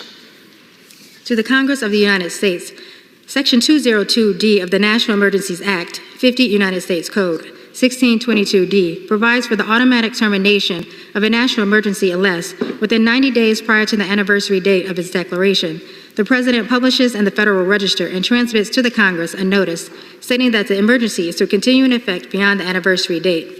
In accordance with this provision, I have sent to the Federal Register for publication the enclosed notice stating that the national emergency with respect to the Central African Republic declare an Executive Order 13667 of May 12, 2014 is to continue in effect beyond May 12, 2024. The situation in and in relation to the Central African Republic has been marked with a breakdown of law and order. Intersectarian tension, the pervasive, often forced recruitment and use of child soldiers, and widespread violence and atrocities, including those committed by Kremlin-linked and Yevgeny Prigozhin-affiliated entities such as the Wagner Group. These dynamics threaten the peace, security, or stability of the Central African Republic and neighboring states, and continue to pose an unusual and extraordinary threat to the national security, foreign policy of the United States. Therefore, I have determined that it is necessary to continue the national emergency, declare an Executive Order 13667 with respect to the Central African Republic. Signed sincerely, Joseph R. Biden Jr., the White House, May 8, 2024. Referred to the Committee on Foreign Affairs and ordered printed. Pursuant to Clause 12A of Rule 1, the Chair declares the House in recess subject to the call of the Chair.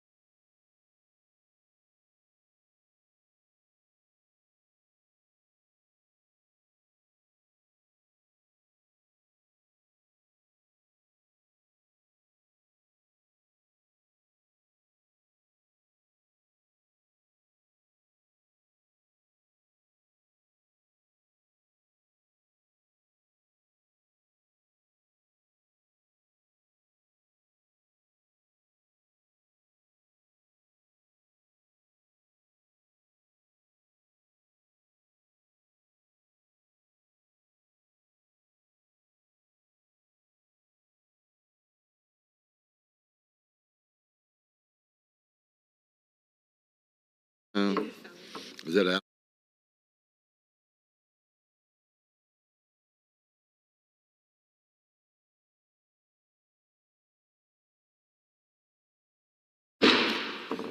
The House will be in order. Pursuant to Clause 8 of Rule 20, the Chair will postpone further proceedings today on motions to suspend the rules on which a recorded vote or the yeas and nays are ordered, or votes objected to under Clause 6 of Rule 20. The House will resume proceedings on postponed questions at a later time. For what purpose does the gentleman from Missouri seek recognition? Mr. Speaker, I move to suspend the rules and pass H.R. 8289. The clerk will report the title of the bill. H.R. 8289, a bill to extend authorizations for the Airport Improvement Program to extend the funding and expenditure authority of the Airport and Airway Trust Fund and for other purposes. Pursuant to the rule, the gentleman from Missouri, Mr. Graves, and the gentleman from Mr. Washington, Mr. Larson, will each control 20 minutes. The chair recognizes the gentleman from Missouri. Thank you, Mr. Speaker. I'd ask unanimous consent that members have 5 legislative days in which to revise and extend their remarks and insert extraneous material into the record on H.R. 8289. Without objection, so ordered. Thank you, Mr. Speaker. I'd yield myself such time as I may consume. The gentleman is recognized. Thank you, Mr. Speaker. H.R. 8289 extends the statutory authorities of the Federal Aviation Administration, FAA, through May 17th, 2024. While the extension provides for key extensions of FAA authorities such as the continued collection of aviation excise taxes that the safe operation of the national airspace is very dependent on, it's largely needed to accommodate the Senate's inability to successfully pass the conference FAA bill in time for the House to take a final vote on Friday, or before Friday. The House did its part to provide for a long-term reauthorization of the FAA on time and well ahead of schedule when we passed H.R. 3935 last summer in overwhelming bipartisan fashion with more than 350 votes. It's unfortunate that the Senate's process for considering its FAA bill continues to be plagued by delays necessitating this extension. I know my colleagues in the House are ready to send the compromise bill to the President once and for all. And the good news is that we are so close to doing that, so close. But setting aside the Senate's ability to act in a timely manner, the stark reality is that the FAA is set to expire on May 10th, and we must act to pass another extension to maintain safety in our national airspace system. The Senate and House have worked tirelessly since the Senate Commerce Committee marked its FAA bill up in February. We've worked tirelessly to reconcile differences and produce a comprehensive FAA bill that provides certainty to the agency and the entire aviation community for the next 5 years. The negotiated bill provides the long-term certainty necessary to ensure the safety and prosperity of the American aviation industry for decades to come. Extensions don't provide any certainty, nor do they provide for the robust investments airports across the country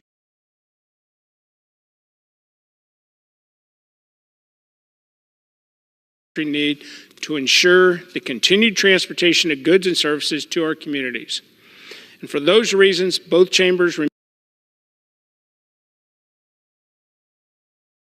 remain committed to passing a long-term bill. In the meantime, this extension buys the Senate just a little bit more time to do their job while keeping the national airspace safe and ensuring that airlines don't get a $50 million a day tax break. And I'd encourage all members to support this extension so that we can consider the conference bill next week. With that, I'd urge support of the legislation and reserve the balance. The gentleman reserves. The gentleman from Washington is recognized. Thank you, Mr. Chair. I rise in support of H.R.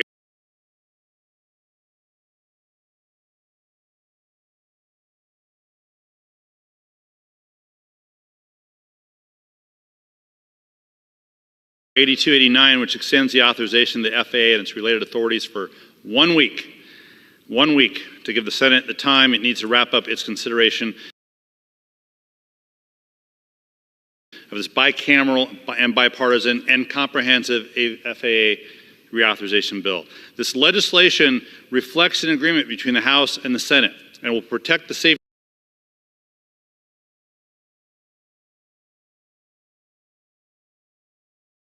of the flying public and ensure the future of the U.S. aviation industry. Think back to last July, Mr. Chair, when the House passed its version of this bill, 351 to 69, a strong bipartisan bill. Since then, I am actually pleased with the progress that we have made, and we were able to come to an agreement with our Senate counterparts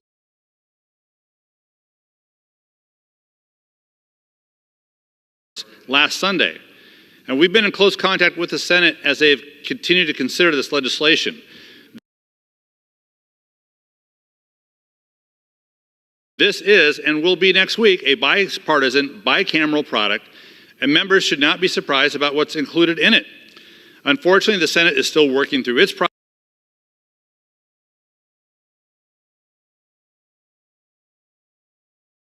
process and may not be able to send us the bill before the current authorization expires on Friday.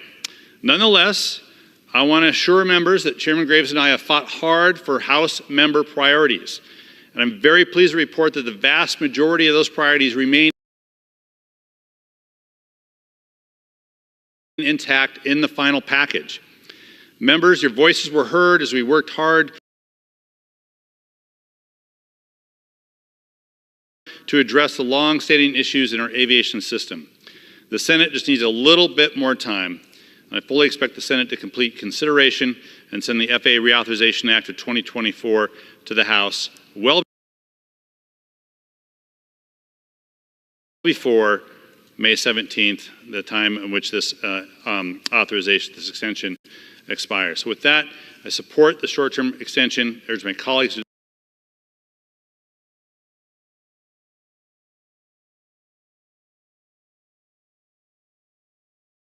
do the same and reserve the balance of my time. The gentleman reserves. Gentleman from Missouri is recognized. Mr. Speaker, so I'm prepared to close. With that, I reserve.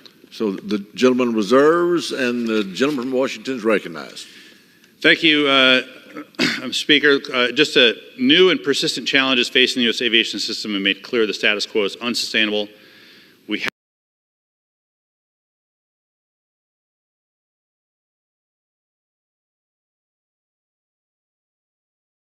have to avoid the lapse in the authorities in the FAA. This current extension does that for 1 week, gives the Senate that short time it needs to deliberate and vote on the final bill. I support this extension, urge my colleagues to do the same, and yield back. The gentleman yields back. And yield back the balance of my time. The gentleman from Missouri is recognized. Thank you, Mr. Speaker.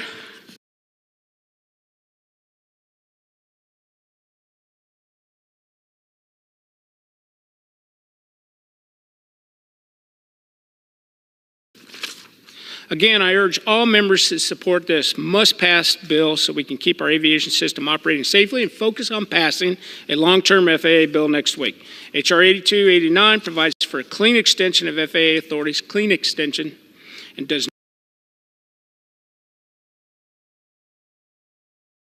not include any policy riders. Failure to extend FAA's authority will cost the federal government more than $50 million a day in lost revenues. Enacting a long-term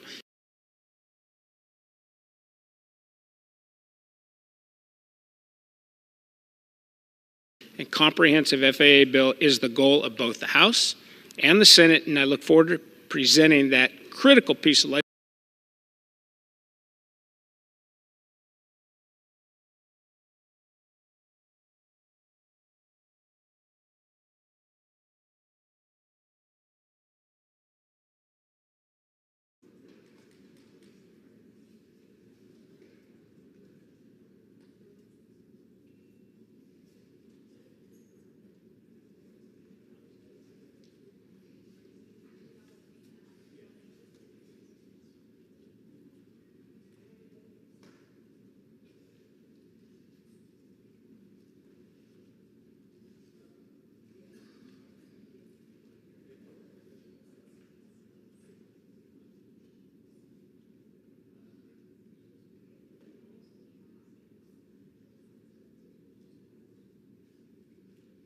For what purpose does the gentleman from Arizona, Mr. Biggs, seek recognition?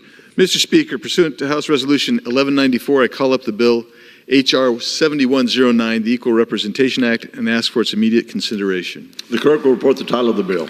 Union Calendar Number 395, H.R. 7109, a bill to require a citizenship question on the decennial census, to require reporting on certain census statistics, and to modify apportionment of representatives to be based on United States citizens instead of all persons.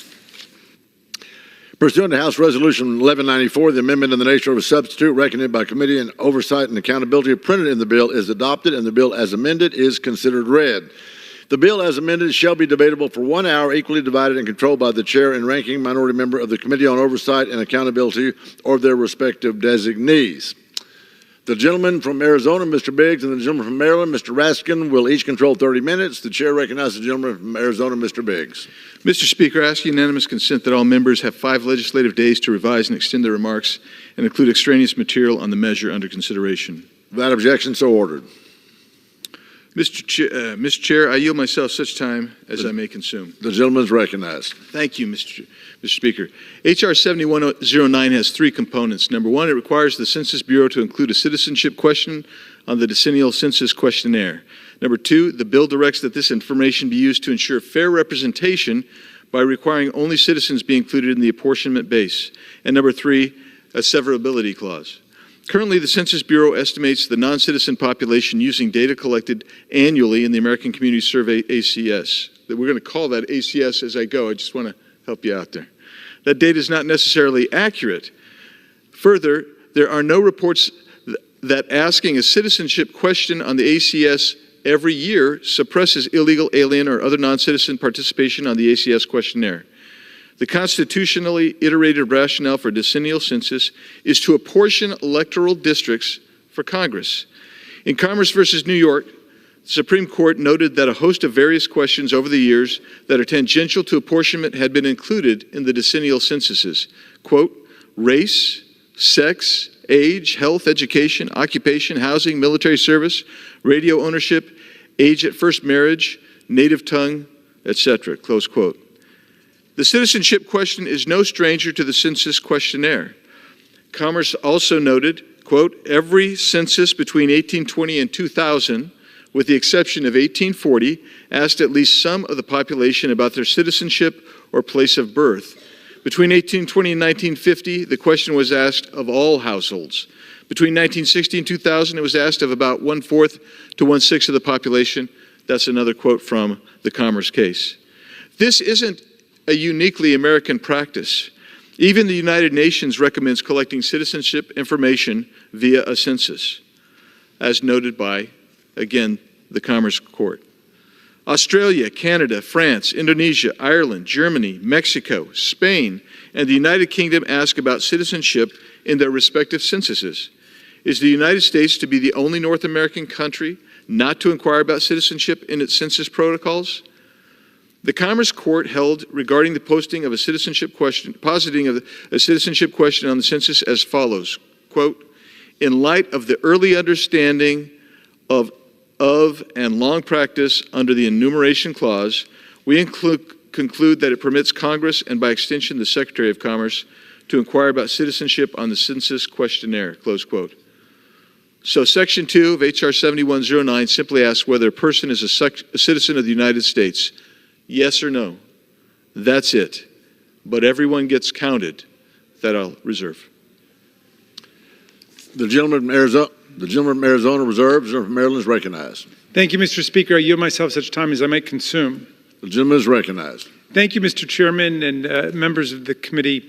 The last president tried to include a citizenship question on the decennial census in 2020 and tried to count only U.S. citizens for the purposes of census and reapportionment, and the effort failed miserably in court for obvious reasons. Section 2 of the 14th Amendment states that apportionment of seats in the House of Representatives is based on a count of, quote, the whole number of persons in each state, unquote. Persons being the all-encompassing category much larger than that of citizens. when the framers wanted to impose a citizenship requirement in the text of the Constitution, they knew how to do it. Take the President of the United States, for example. It says that you've got to be a born U.S. citizen in order to run for president. Some of the historians tell us that was because Thomas Jefferson was trying to block Alexander Hamilton from running for president. He was foreign born. But in any event, it was very clear that you needed to be a born U.S. citizen to run for president. For those of us in the House, it says we must have been a citizen for at least 7 years. So there are lots of citizenship requirements in the Constitution. There's no citizenship requirement for being counted in the census and for purposes of reapportionment. On the contrary, the census and reapportionment have included all persons, including non-citizens like permanent resident green card holders, since 1790. That's been the unbroken practice since the beginning of the Republic. And this point was made even more clearly and emphatically by the Supreme Court in its unanimous 2016 decision in Evanwell versus Abbott, rejecting precisely the argument my distinguished friend is trying to make. Like this legislation itself, Evanwell involved a challenge to congressional apportionment based on a total count of the entire population instead of a limited count of the total citizen or voter population. Justice Ginsburg held for unanimous court that Section 3 of the 14th Amendment, quote, retain total population as the congressional apportionment base. She cited the speech made on this floor on the floor of the Senate by Senator Jacob Howard upon introduction of Section 2 of the 14th Amendment. Quote, the basis of representation is numbers. The committee adopted numbers as the most just and satisfactory basis, and this is the principle upon which the Constitution itself was originally framed, that the basis of representation should depend upon numbers. And such, I think, after all, is the safest and most secure principle upon which the government can rest. Numbers, not voters. Numbers, not property. This is the theory of the Constitution. My colleague needs to remember that when the Republic was founded, the vast majority of people were not citizens who could vote. Women could not vote. Children could not vote. Enslaved Americans obviously could not vote.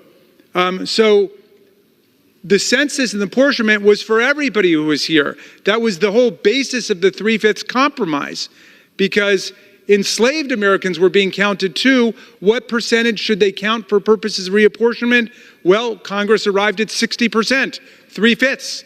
It was the southern states who were saying they should count completely for these purposes because they wanted the enslaved Americans to be enlarging and inflating the congressional delegations from the slave states. For these purposes, the northern states said no, they shouldn't count at all. They should count 0% in the apportionment, but they arrived at 3/5. But in any event, everybody agreed that everybody would be counted. And Justice Ginsburg included lots of decisive legislative authority like this, including the floor statement here in the House of Representative James Blaine, who stated that, quote, no one will deny that population is the true basis of representation. For women, children, and other non-voting classes may have as vital an interest in the legislation of the country as those who actually deposit the ballot. For all of you constitutional textualists out there, the plain reading of the text is clear as day. For all you originalists out there, the original purposes of the passage of the 14th Amendment have been carefully articulated by the Supreme Court on a unanimous basis and never rebutted. For all of you members who like to follow precedent, every apportionment since 1790 has included every single person residing in the United States, not just those lucky enough to have been given the right to vote.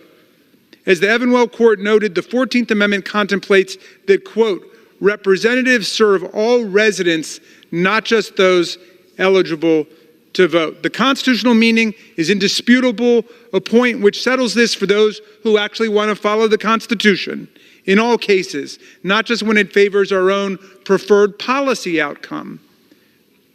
The House should be getting real work done instead of wasting more time on another mega bill that will never pass the Senate, let alone get signed by the president, much less approved by the courts. The bill is an insult, and it's an affront to the great radical Republicans who wrote the 14th Amendment. Their party was a pro-freedom, pro-union, pro-immigrant, anti-conspiracy theory, anti-know-nothing party that wanted to make sure everybody in the country was counted and made visible. The census is essential to democracy. Just as the framers endorsed Tom Paine's common sense, they endorsed a common census.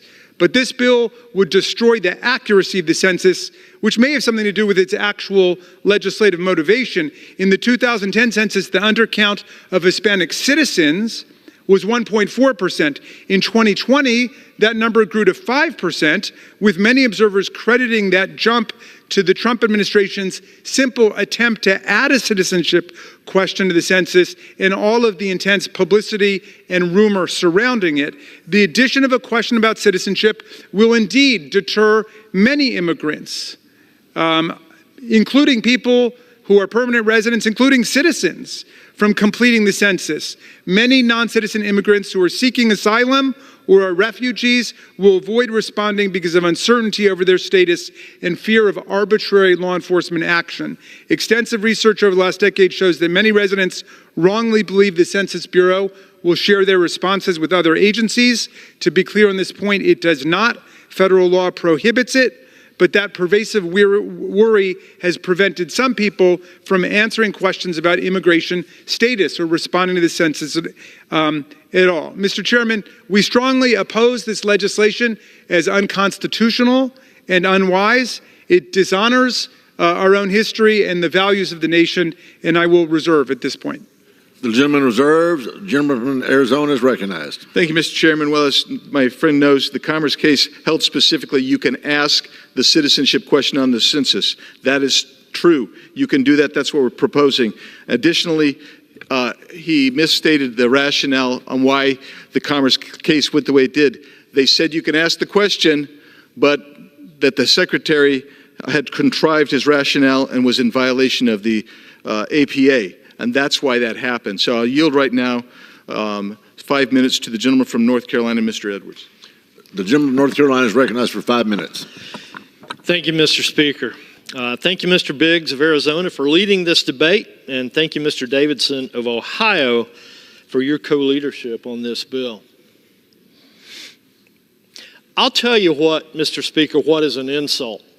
An insult is to the American people, the citizens that live here, whose voice, whose vote is being degraded because of the horrendous immigration problem that we have at our southern border through illegal aliens coming across the border and not being addressed here in Washington, D.C.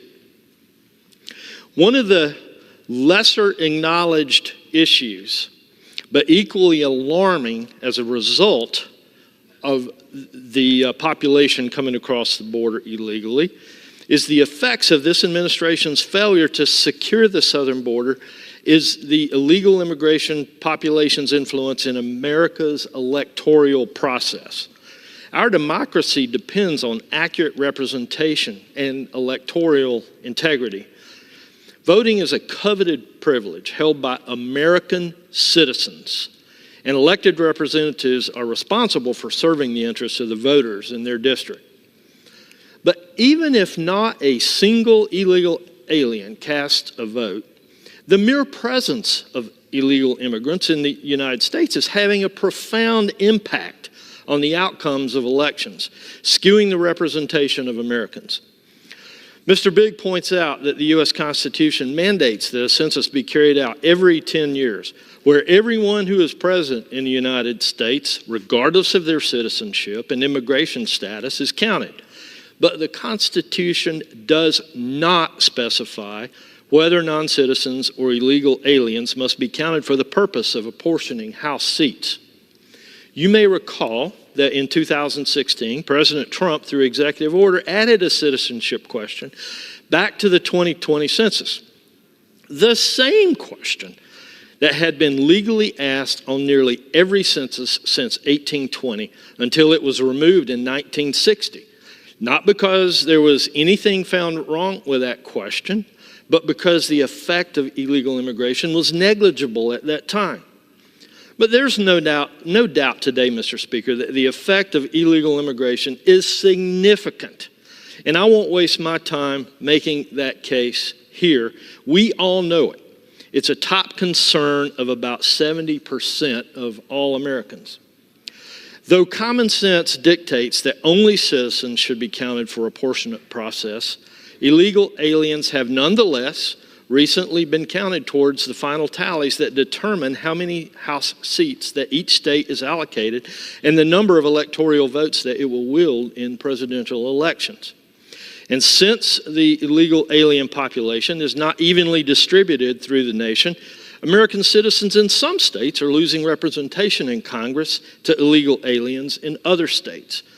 A 2019 study by the Center for Immigration Studies estimates illegal immigrants and non-citizens who have not naturalized and do not have the right to vote impact the distribution of 26 House seats. My bill, the Equal Representation Act, would finally address this alarming undermining of American democracy by requiring a citizenship question be added back to the 2030 census, creating reporting requirements for data gathered from citizenship questions, and requiring that only U.S. citizens be counted for the purpose of congressional apportionment. Mr. Speaker, this bill will no doubt and has no doubt drawn criticism from those who don't want to fix this problem and who seek to gain political influence by not fixing it.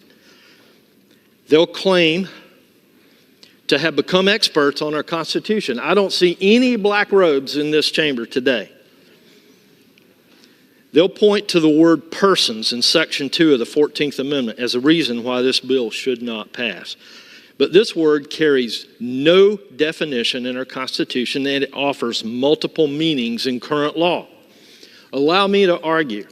In 1992, in Franklin versus Massachusetts, a Supreme Court case on apportionment of representatives opined the term persons to mean an individual who not only has a physical presence, but some element of allegiance to a particular place. The Census Bureau does not include foreigners who visit the United States for a vacation or a business trip in the population count, since they have no political or legal allegiance to any state or the federal government. Similarly, illegal aliens who are deportable have no allegiance. The gentleman's time has expired. All right. I can yield 15 seconds. The gentleman is recognized for 15 seconds. Similarly, illegal aliens who are deportable have no allegiance or enduring tie to the United States. Foreigners here on visas have an allegiance politically and legally to their home countries, not to the United States. So the same logic applies to them. My bill is a common sense solution to a chronic problem impacting the very governance. The gentleman from Arizona reserves. All right. The gentleman from Maryland is recognized. Thank you, Speaker. The gentleman from North Carolina observes that we don't have anybody wearing a black robe in the House of Representatives today, but you don't have to wear a black robe in order to read the Constitution, interpret the Constitution, and follow it. But if you need people with black robes, then I would urge the gentleman to read the Supreme Court's decision in Evanwell versus Abbott, where the Supreme Court unanimously found that the census and reapportionment must include the entire population, all persons, not all citizens, not all voters, the alternative suggestions that are being made today. So what do we have?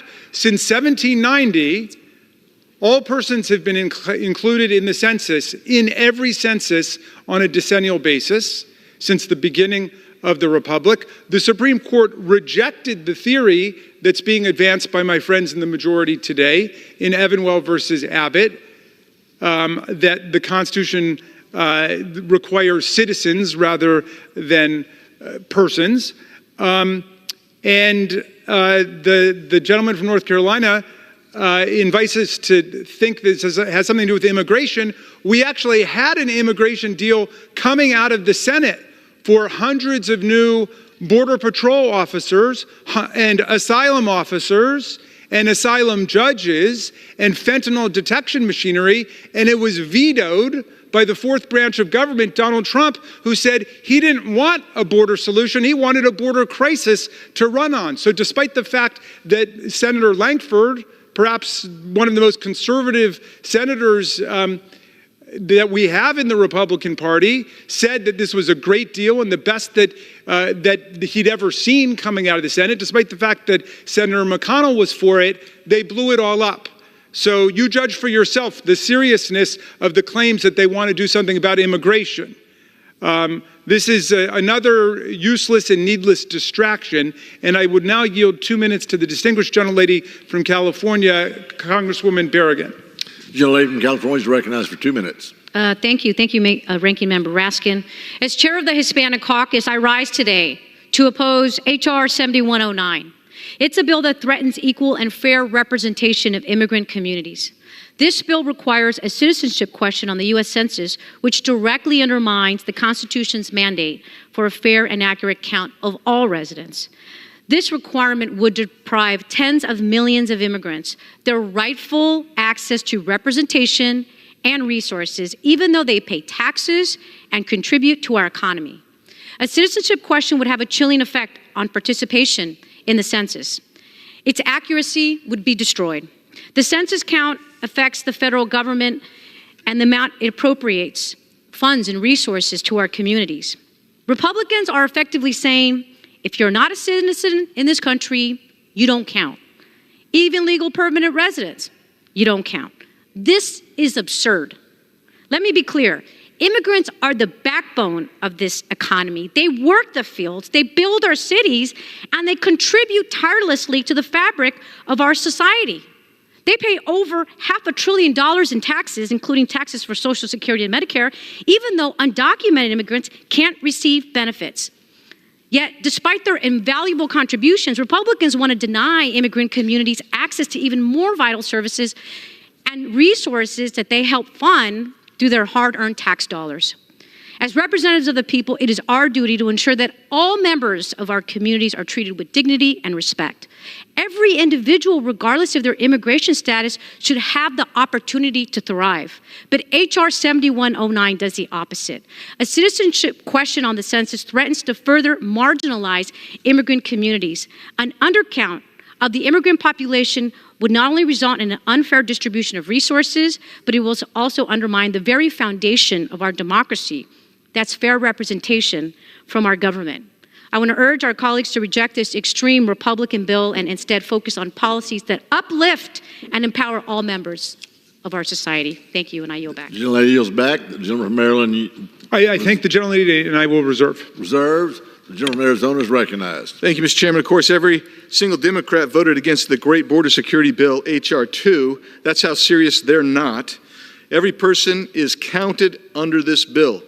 But we ask them what your citizenship is. With that, I'll yield 2 minutes to my friend from Louisiana, Mr. Higgins. The gentleman from Louisiana is recognized for 2 minutes. I thank the gentleman, and my colleague from Maryland has stated that this bill is perhaps unconstitutional. Under our Constitution, he has every right to lead an Article 3 challenge to the constitutionality of this bill, which I expect that they will. My Democrat colleagues love to sue Americans and pursue legislation through the courts. This is actual legislation presented by conservative Republicans to correct a horrible wrong. I rise in support of H.R. 7109, the Equal Representation Act. While this bill will continue to count every person in the United States, it adds a simple question to the census. Are you a United States citizen?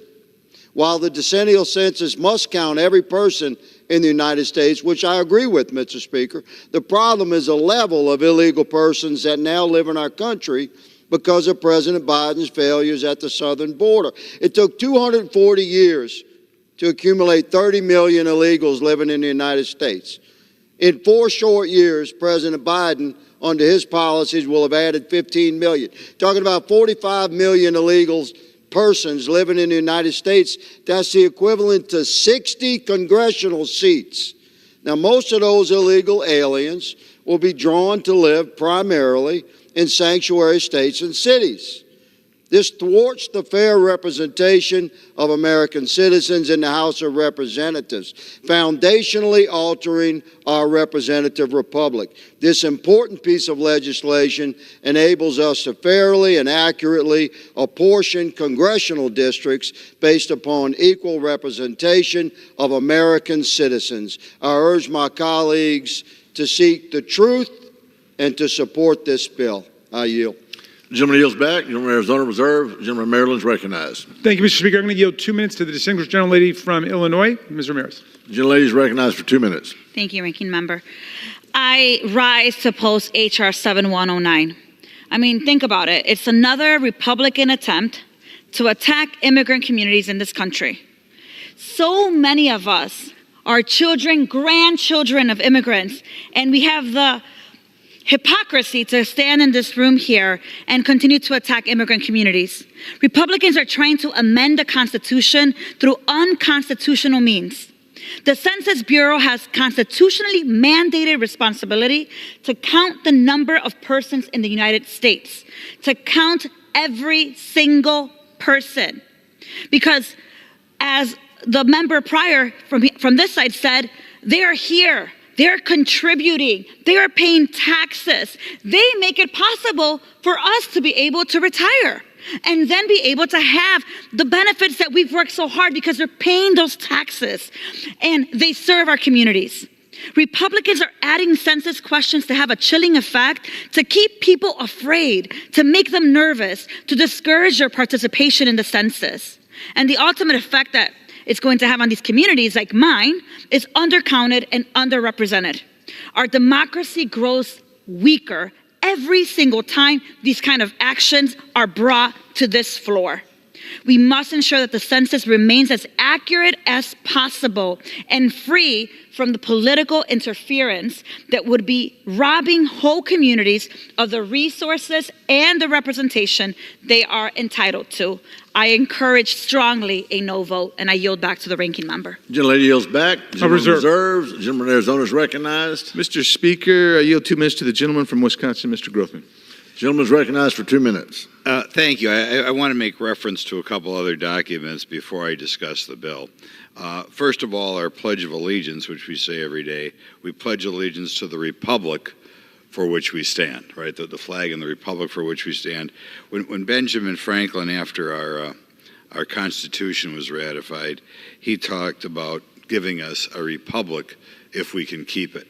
And I think people should analyze those two little quotes and wonder why there were references to republic in both of them. In any event, it kind of bugs me when people around here don't understand that.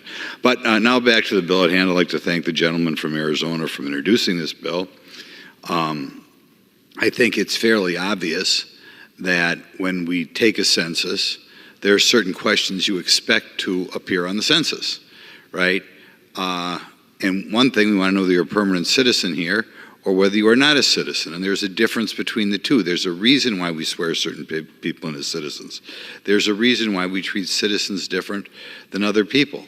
And I think it's absolutely bizarre that to this point we have been sending out census forms and not asking the first question that you would figure would pop into your head. Are you a citizen?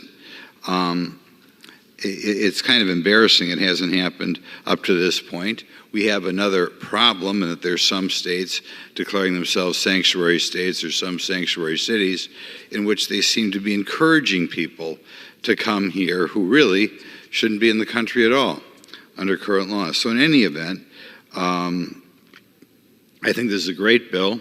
First of all, we should, in apportioning congressional seats, take into account people who are citizens, not people who are non-citizens, many of which I assume are going to return to the country they came from.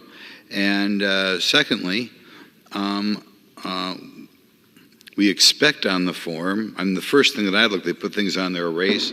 Sometimes in the surveys, they put on, time do has you expired. own a TV?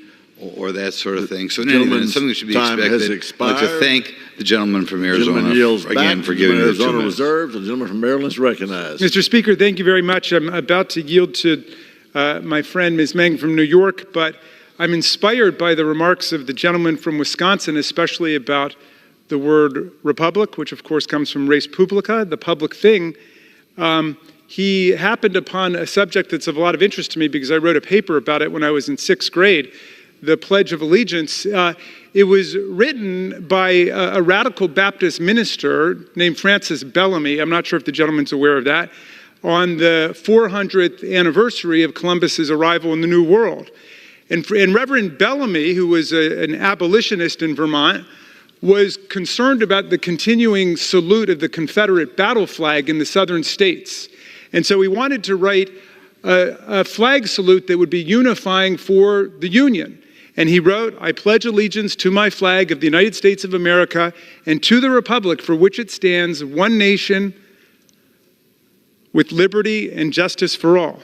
And you notice what is not in there. He did not have under God. That was added in 1954 by Congress, several weeks after the Supreme Court's decision in Brown versus Board of Education.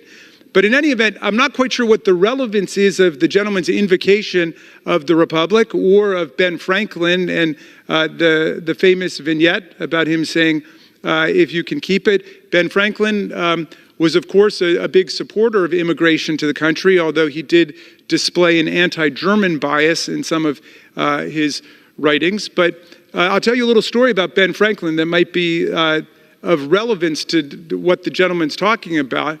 Apparently, because I just did a tour in Philadelphia with the Ben Franklin people up there, and we learned this wonderful story. He made a loan to a friend of his for $100, and then he recorded in his diary that this gentleman he made a loan to for $100, Josiah, was always disappearing behind a tree or a building whenever Ben came along. And he finally caught up with him and he said, "Josiah, you know, I loaned you $100, and I'm wondering, am I going to be able to get my principal back, or at least the interest?" And Josiah said, "Well, Ben, look, the $100 is well invested somewhere else, so you don't have to worry about that." And Franklin said, "Well, what about the interest?" He said, "Well, I forgot to tell you that it's against my religion to pay interest, so I can't pay you the interest." So Franklin said, "You mean to tell me it's against your principal to pay me the interest, and it's against your interest to pay me the principal?"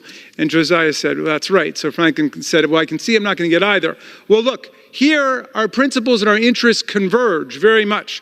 The principles are set forth in the Constitution, which is we count everybody, and everybody is part of the census, and everybody is part of the reapportionment process. It's been like that since 1790. We don't need to start finger painting on the Constitution with this silly election year proposal. But it's also in our interests because, as my colleagues have said, this is a land that is built on immigration, except for the Native Americans who are already here and the people who were brought over as slaves.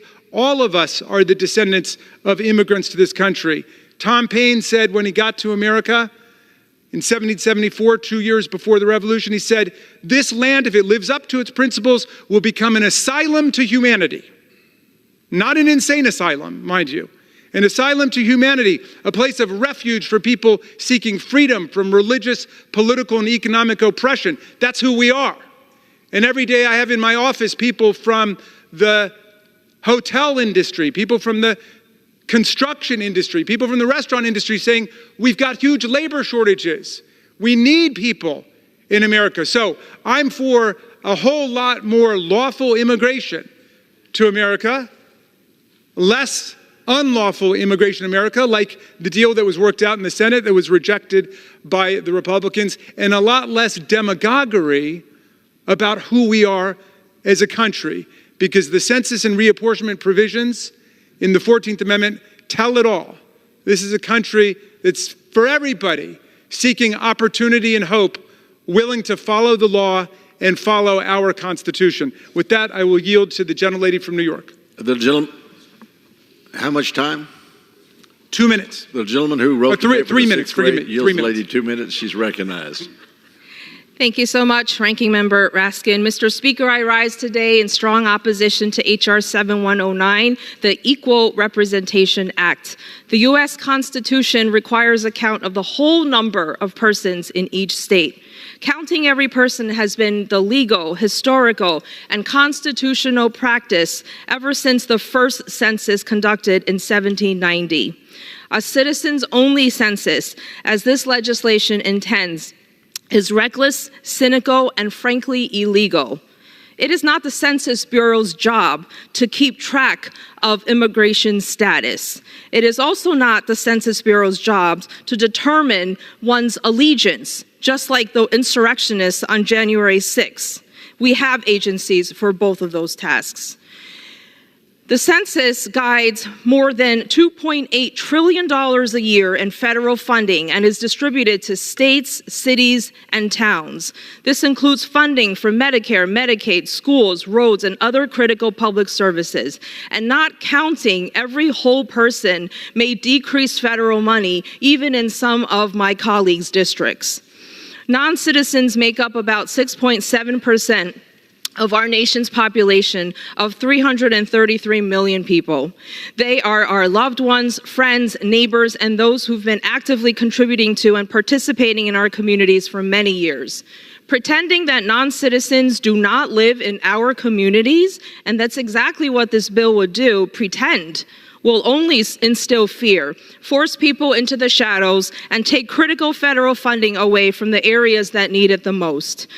Throughout our nation's history, there have been several attempts at adding a citizenship question to the census, all of which have failed. As a daughter of immigrants and as the representative of a diverse community of constituents who have arrived from many corners of the world, I've adamantly fought against these attempts. In 2018, the previous administration attempted to add a citizenship question to the census, which Senator Hirono and I and others fought against in Congress. This was... The gentlelady Grant the lady an additional 30 seconds. The gentlelady is recognized for 30 seconds. This was subsequently blocked by the Supreme Court. We cannot let this latest attempt succeed. Calling this legislation the Equal Representation Act is an oxymoron, and I am voting no and urge my colleagues to vote no. The gentlelady yields back. The gentleman reserves. The gentleman from Arizona is recognized. Mr. Chair, can I inquire what the balance of my time is? The gentleman from Arizona has 17 minutes. Thank you very much. Mr. Chair, I wish we were hearing not deflective statements, but actual truth here. Because here's the way it works. There is nothing in this bill that says you don't count everybody. You do count everybody. The thing they don't want, the thing they really don't want us to know is how many illegal aliens are in the country. So we're going to ask a citizenship question, which has been asked 22 of 25 censuses. They don't want that. With that, I'll yield 2 minutes to my friend from Tennessee, Mr. Burchett. The gentleman from Tennessee is recognized for 2 minutes. Thank you, Mr. Speaker. Thank you, Chairman Biggs and Ranking Member Raskin. It's always good to see you with a good, healthy head of hair. God does listen to our prayers. We're glad you're with us and healthy, brother. Thank you. I know your prayers go right to the top. Yes, sir. Well, my mama's did. Mine don't quite make it that far, but they get close. So thank you, brother. Mr. Speaker, I rise today in support of H.R. 7109, the Equal Representation Act. This legislation will require U.S. citizens to include a question that asks if the person is a United States citizen. Just a question. This bill passed through the House Oversight Committee on a straight party line vote, 22 to 20, and not a single Democrat supported it. The census informs how our government divides up congressional districts and electoral college votes. Mr. Speaker, it helps to ensure American voters have equal representation, American voters. That process should not factor in people who are not citizens or not eligible to vote. You can see why my Democrat colleagues would have a problem with this bill. Factoring illegal aliens into the process skews things in their favor. In fact, it wasn't very long ago that a member of the minority party was on the news claiming that they wish that more illegals would come to their district for the census. If the census does not include the citizenship question, states with more illegal aliens will get more congressional districts and more electoral college votes.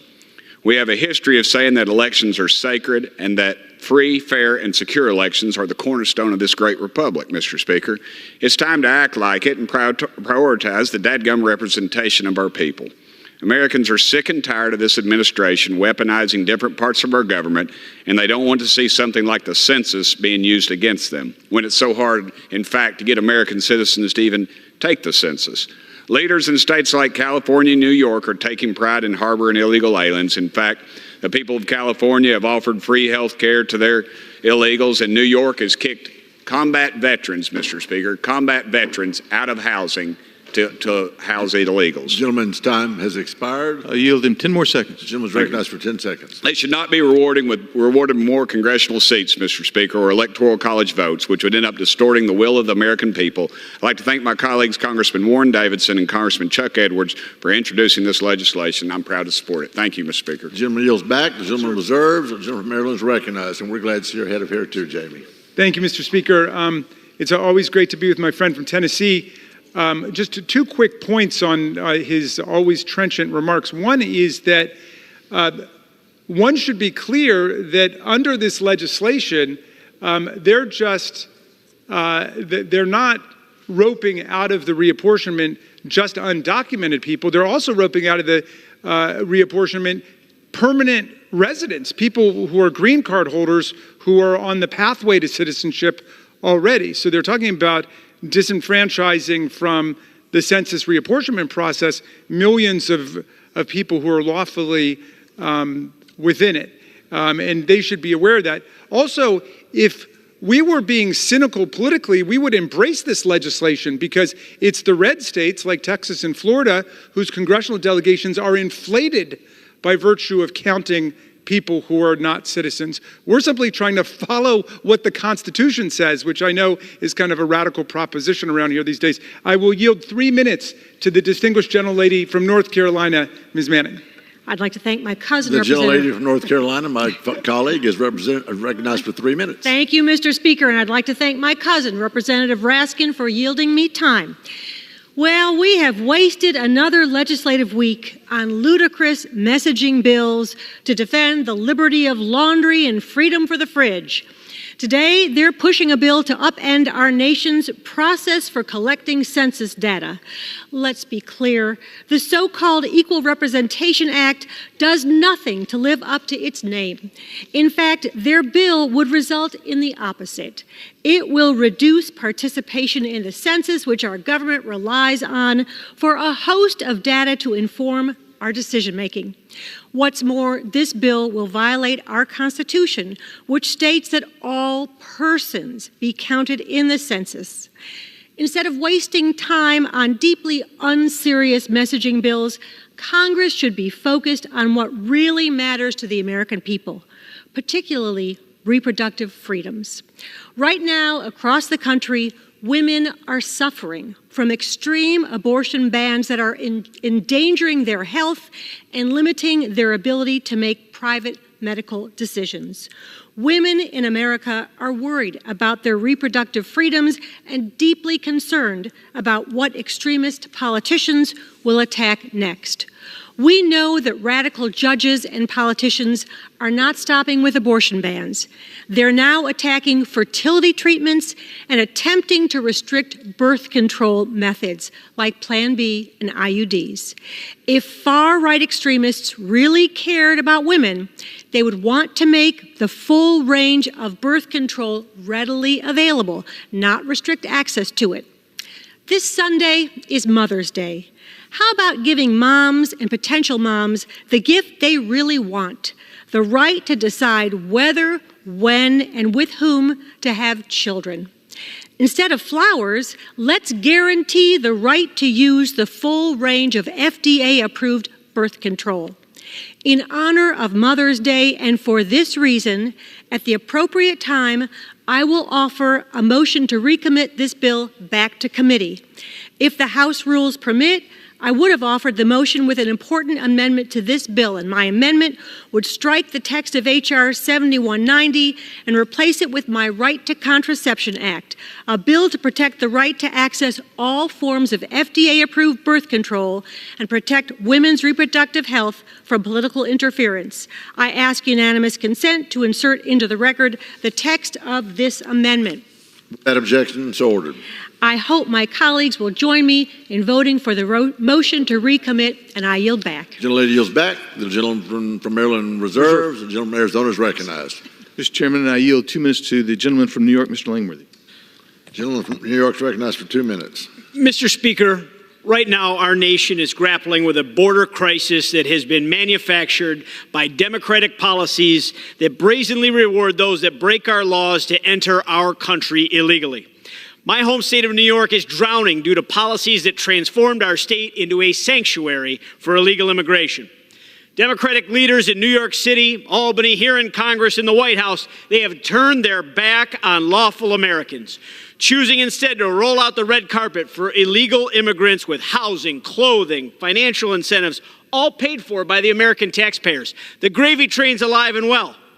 Through this process, we're learning that it's a calculated effort to boost their own political power by inflating their population counts and skewing congressional representation. We're talking millions of people who are not American citizens having a major say in American elections. They're not even hiding it anymore. One of my colleagues on the other side of the aisle, who happens to represent New York City in this body, openly called for more illegal immigration for her district because she says she, quote, needs more people in her district for redistricting purposes.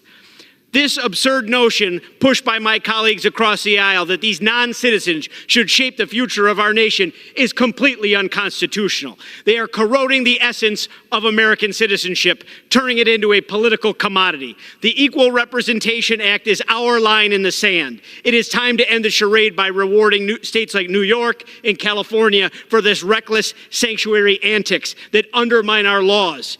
I urge my colleagues to rise above partisan manipulation, protect the sanctity of our democracy, and support the Equal Representation Act. Let's send a clear message that the value of American citizenship is absolute, and our elections are not for sale. I yield back. The gentleman yields back. The gentleman reserves. The gentleman from Maryland is recognized. Mr. Speaker, how much time do we have, please? The gentleman from Maryland has 6 minutes. Thank you very much. Look, if you strip away all the bombast and all the rhetoric, the gentleman just basically delivered a tirade about immigration, but never addressed the fact that their legislation is totally unconstitutional. If you want to deal with immigration, we had a bill, and the bill would have added hundreds of Border Patrol officers and asylum officers and judges. And the Republican leadership in the Senate said it was a great deal. They got most of what they wanted. It was a great compromise. And yet who didn't want it? Donald Trump, alas, still the putative leader of those who are left in the GOP, Lincoln's party. Donald Trump didn't want it because he doesn't want a border solution. He wants a border crisis. So they're left with a bunch of completely superficial, empty bills like this one, which I doubt it'll even pass the House, but if it does pass the House, it certainly won't pass the Senate. It'll never be signed by the president, and it will be struck down immediately by the Supreme Court. So why are we wasting our time on that instead of getting to the legislation that actually a majority of the Senate was behind? I wish one of my colleagues would address that, and I will reserve my time. Gentleman reserved. Gentleman from Arizona is recognized. Thank you, Mr. Chairman. I now recognize and yield 2 minutes to the gentlewoman from Colorado, Ms. Boebert. The gentlelady from Colorado is recognized for 2 minutes. Thank you very much, Mr. Speaker, and thank you to Chairman Biggs for leading on this issue. I rise in support of the Equal Representation Act, which will add a citizenship question to the census and exclude illegal aliens from the apportionment base. It is past time we put America and Americans first.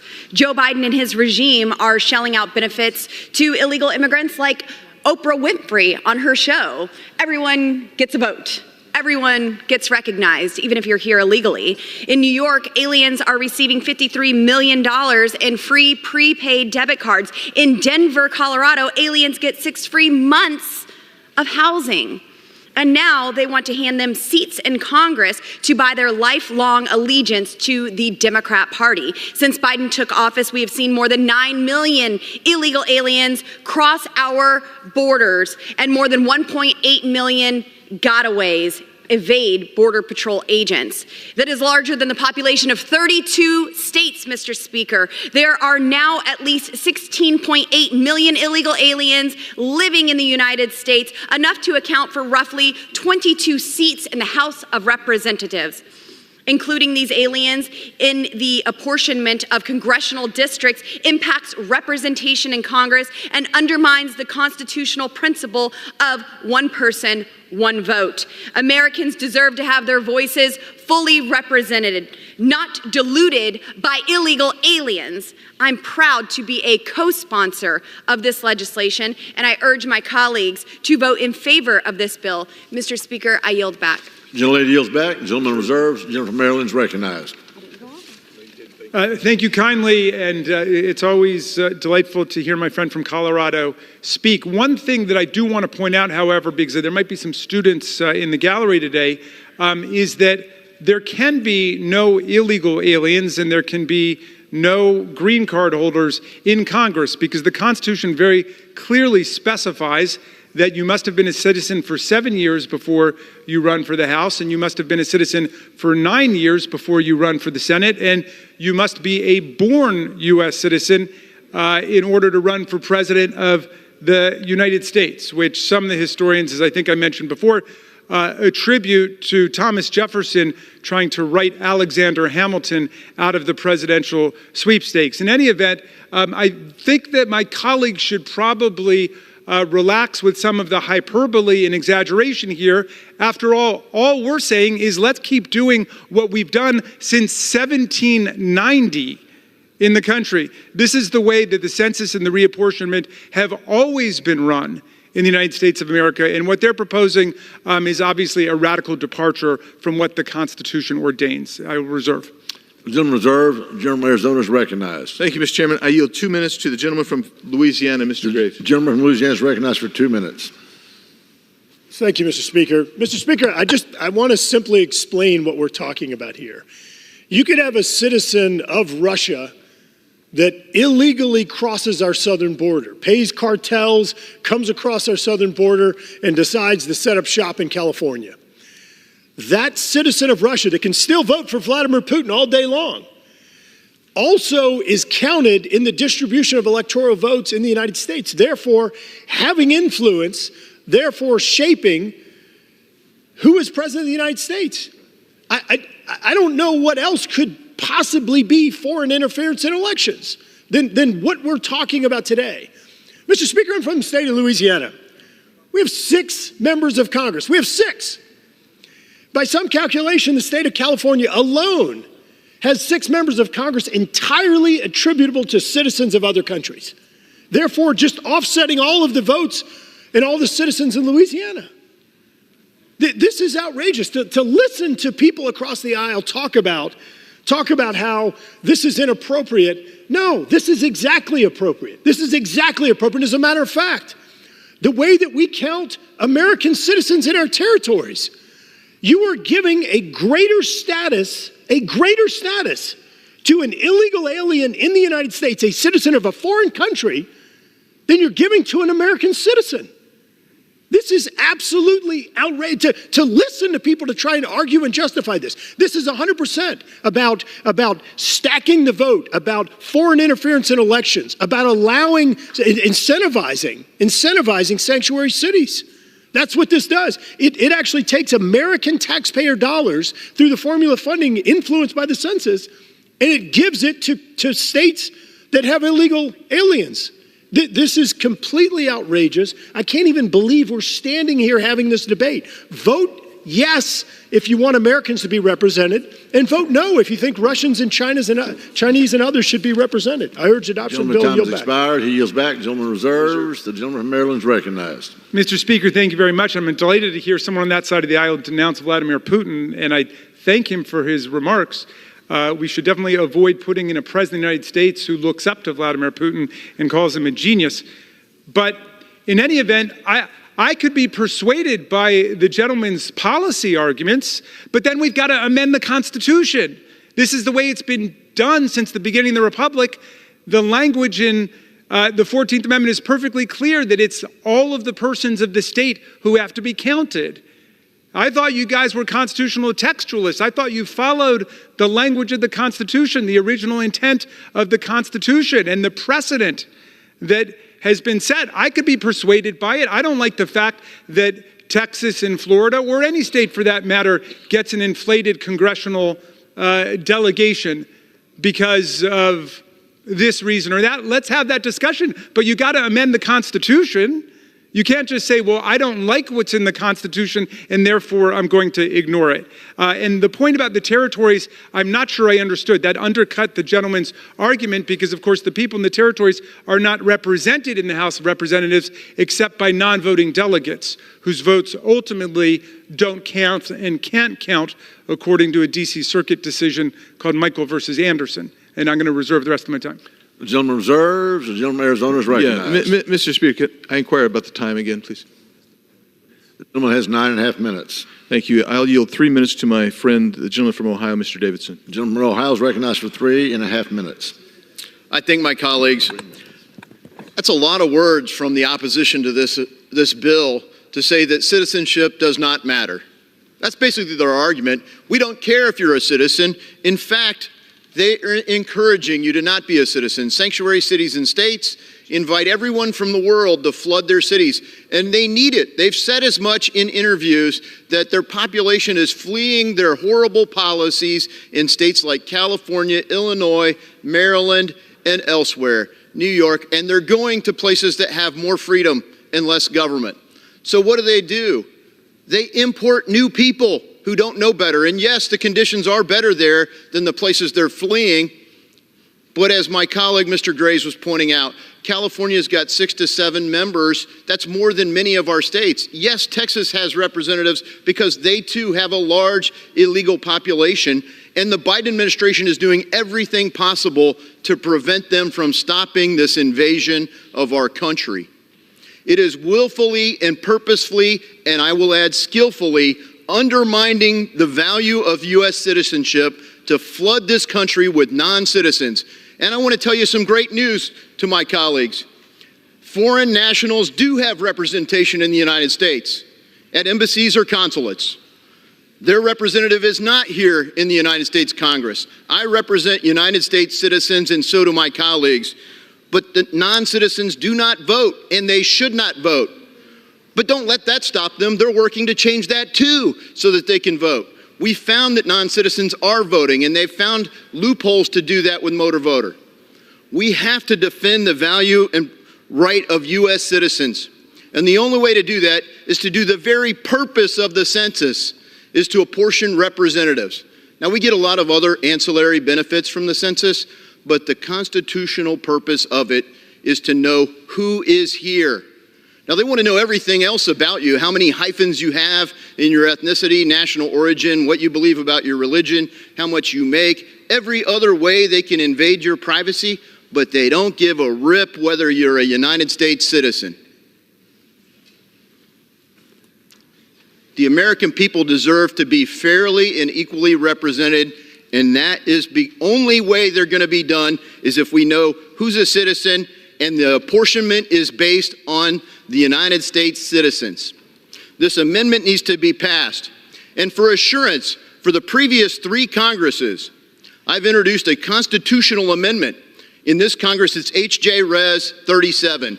I assume Mr. Raskin will run down and co-sponsor it immediately because he knows that he could amend the Constitution and defend the principle that is at stake here. I urge all of our colleagues to sponsor this bill, to vote yes on this bill and get it passed, and I yield back. The gentleman's time has expired. The gentleman yields back. The gentleman from Arizona reserved. The gentleman from Maryland is recognized. Thank you very much, Mr. Speaker. Well, why do you need to amend the Constitution if you can just go ahead and do it by statute here?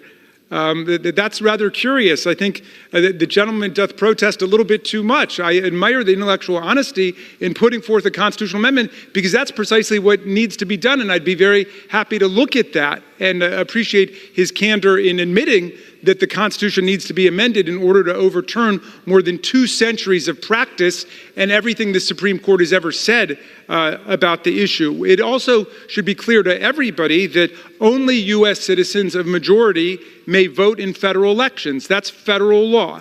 But everybody, including children who are U.S. citizens, are counted, even though they can't vote in federal elections. I'll reserve, Mr. Speaker. The gentleman from Maryland reserves. The gentleman from Arizona is recognized. Thank you, Mr. Chairman. I'm pleased to recognize the chairman of the House Judiciary Committee, the gentleman from Ohio, Mr. Jordan, for 1 minute. For 1 minute. The gentleman is recognized for 1 minute. I thank the gentleman for yielding, Mr. Speaker. If you went out on the street today and you asked someone anybody on the street, say, you know, we do a census every 10 years. We count up the number of people in the country. Do you think it's okay if we find out how many of those are citizens? That person would say, well, yeah, but aren't you already doing that? That's what they would think. All this bill says is let's count persons, like the Constitution says, let's count everyone, but let's also find out how many are citizens, because that's what should determine how congressional representation, how apportionment is done.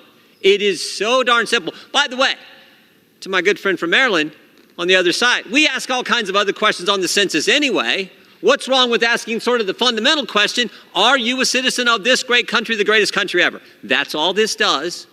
And that is important number to get, important information to get when you're figuring out who's going to represent how many congressional members from each of the respective states.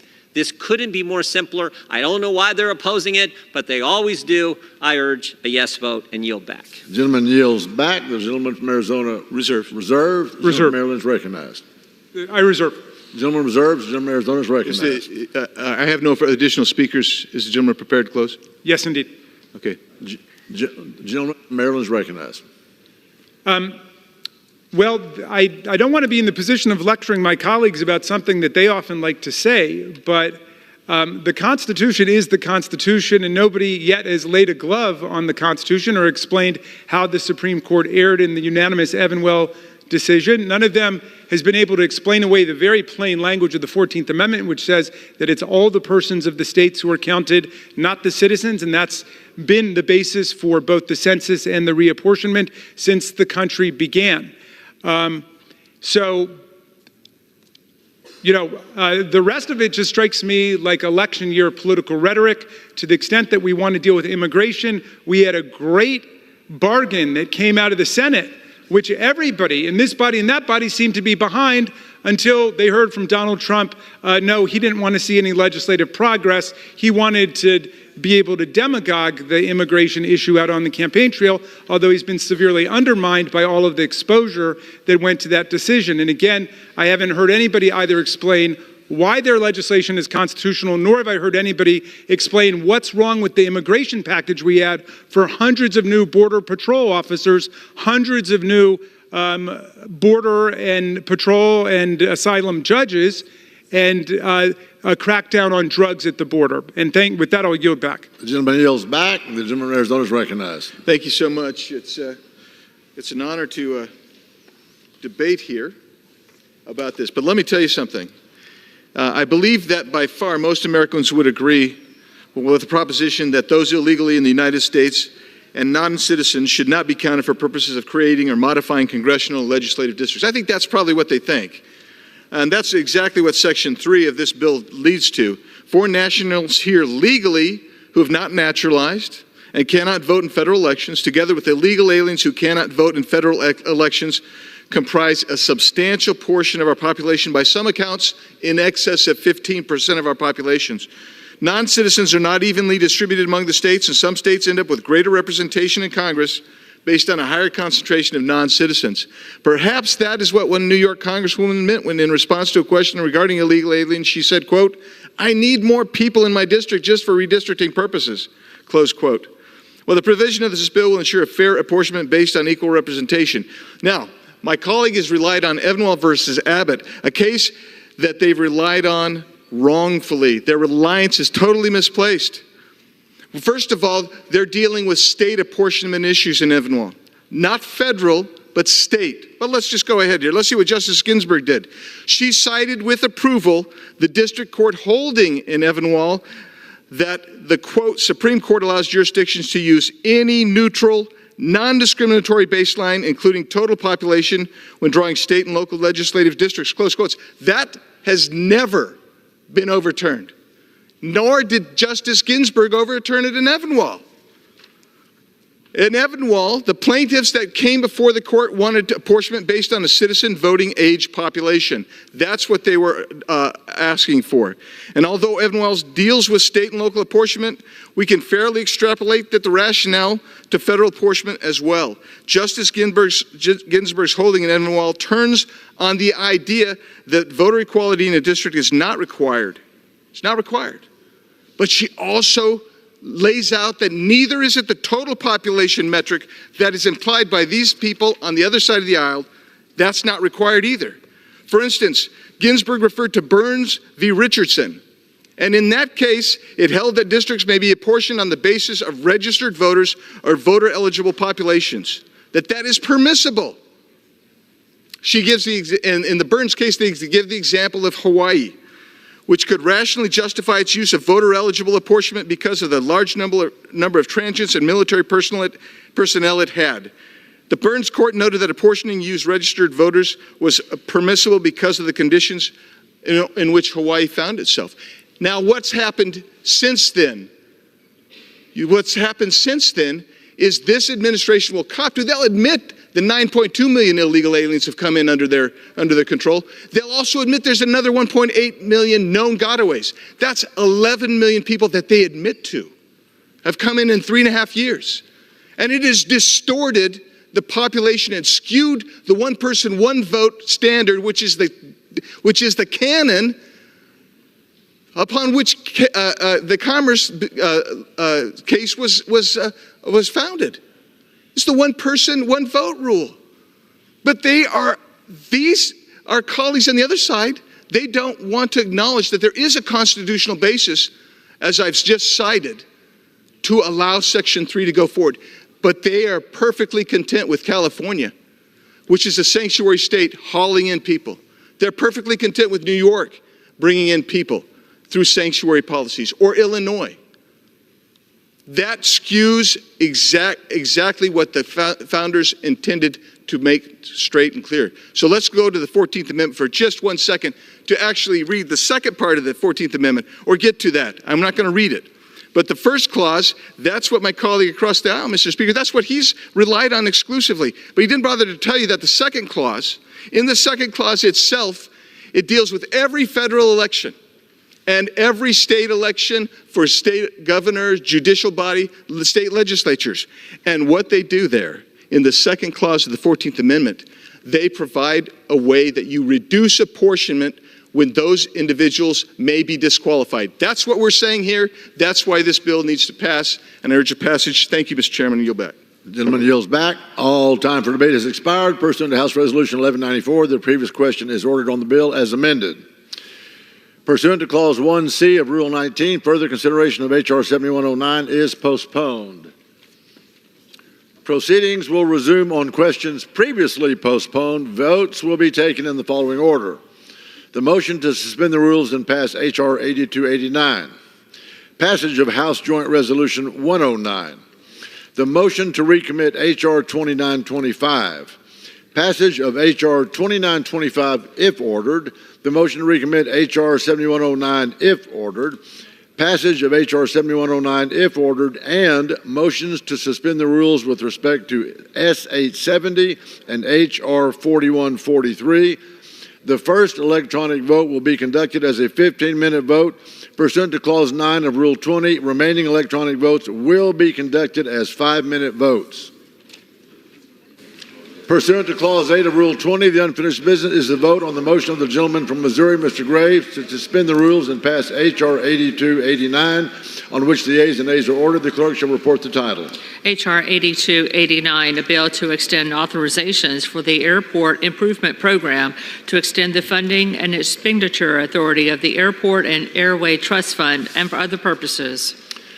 The question is, will the House suspend the rules and pass the bill? Members will record their votes by electronic device. This is a 15-minute vote.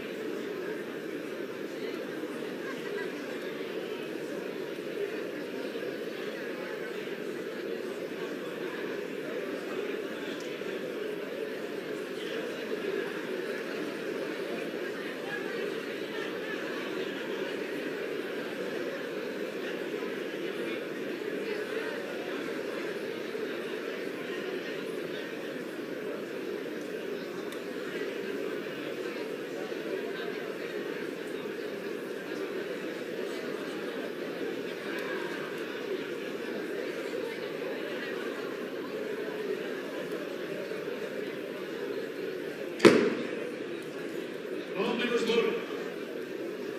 Does any member wish to change their vote?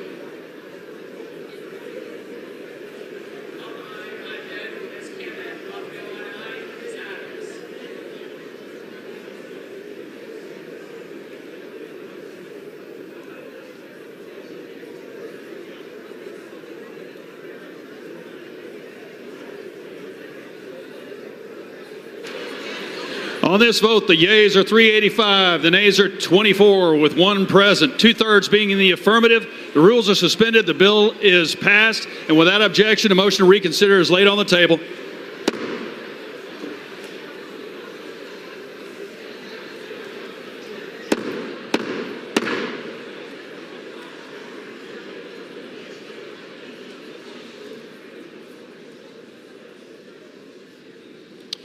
For what purpose does the gentlewoman from Georgia seek recognition? Mr. Speaker, pursuant to Clause 2A1 of Rule 9, I seek recognition to give notice of my intent to raise a question of the privileges of the House. The form of the resolution is as follows. Declaring the office of Speaker of the House of Representatives to be vacant.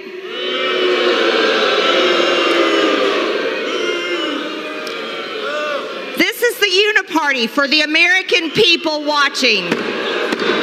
Gentlelady will suspend.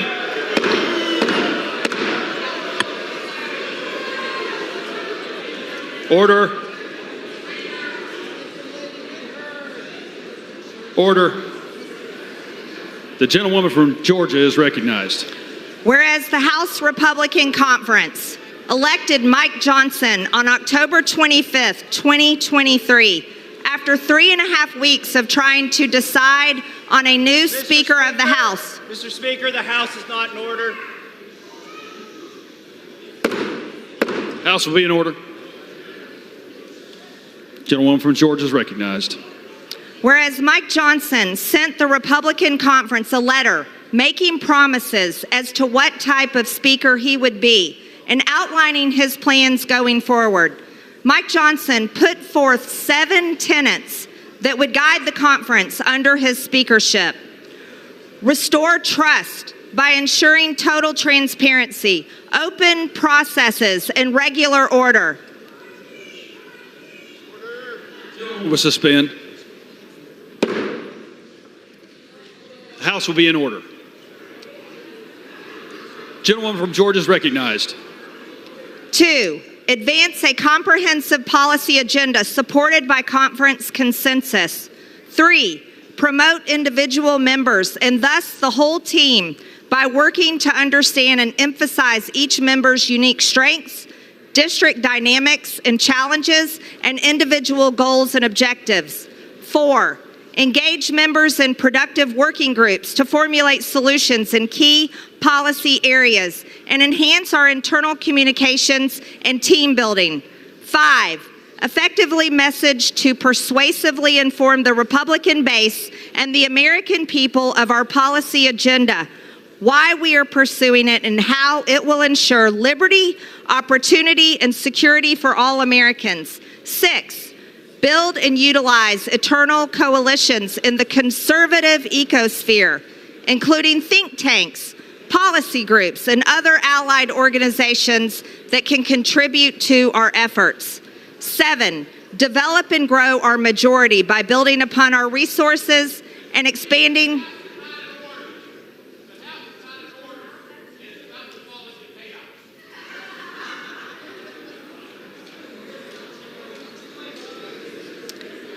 To successfully advance our conservative vision and agenda.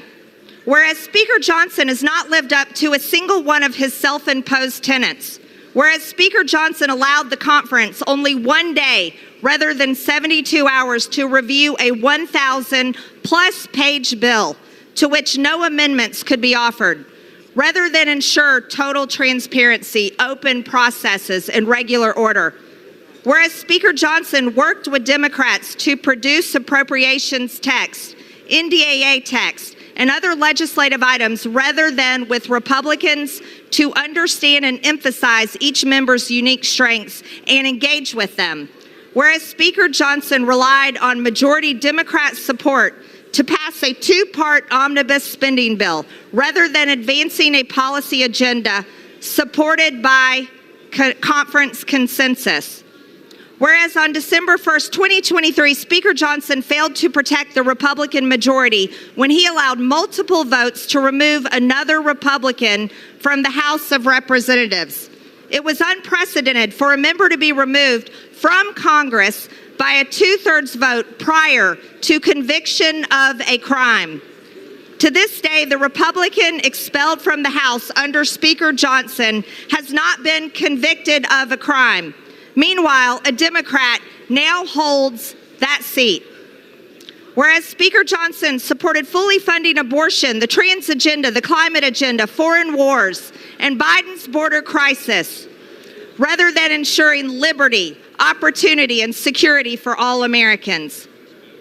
Whereas Speaker Johnson relied on Democrat votes on at least two occasions, with the first transgression occurring on March 22nd, 2024, with the House passage of H.Res. 1102, Part 2 of the Johnson-Schumer Omnibus, and the second transgression occurring on April 20th, 2024, with House passage of H.R. 8035, the $61 billion Ukraine funding bill. On both occasions, the majority of the majority. The lady will suspend. On both occasions, the majority of the majority, 112 Republicans, voted against the measures, while only 101 voted in favor. Whereas before Kevin McCarthy was ousted as Speaker, our conference had passed 7 appropriation bills, which were some of the strongest conservative bills passed in decades. Speaker Johnson refused to continue this important process. He instead led us to another CR on January 18, 2024, and got it passed with the support of 207 Democrats. And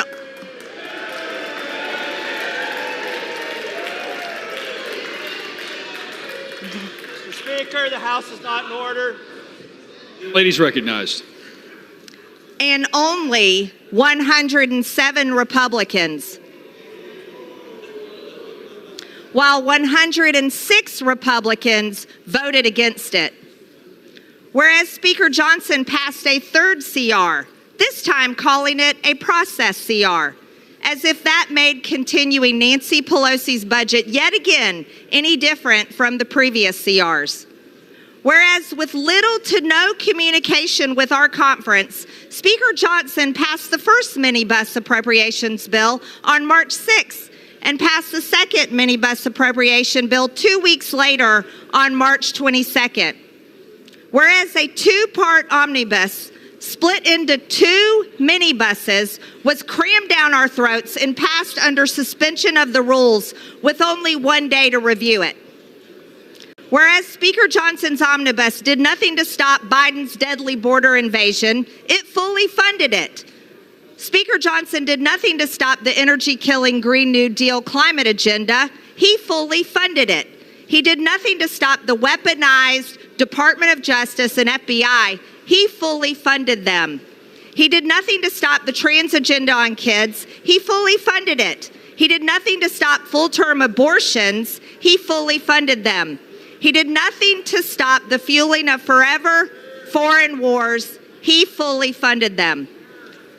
Whereas on April 18, 2024, the Rules Committee passed H.Res. 1160, the rule providing for consideration of the $95 billion foreign funding package by a vote of 9-3. Notably, all Democrat members of the committee voted to advance the measure to the floor, while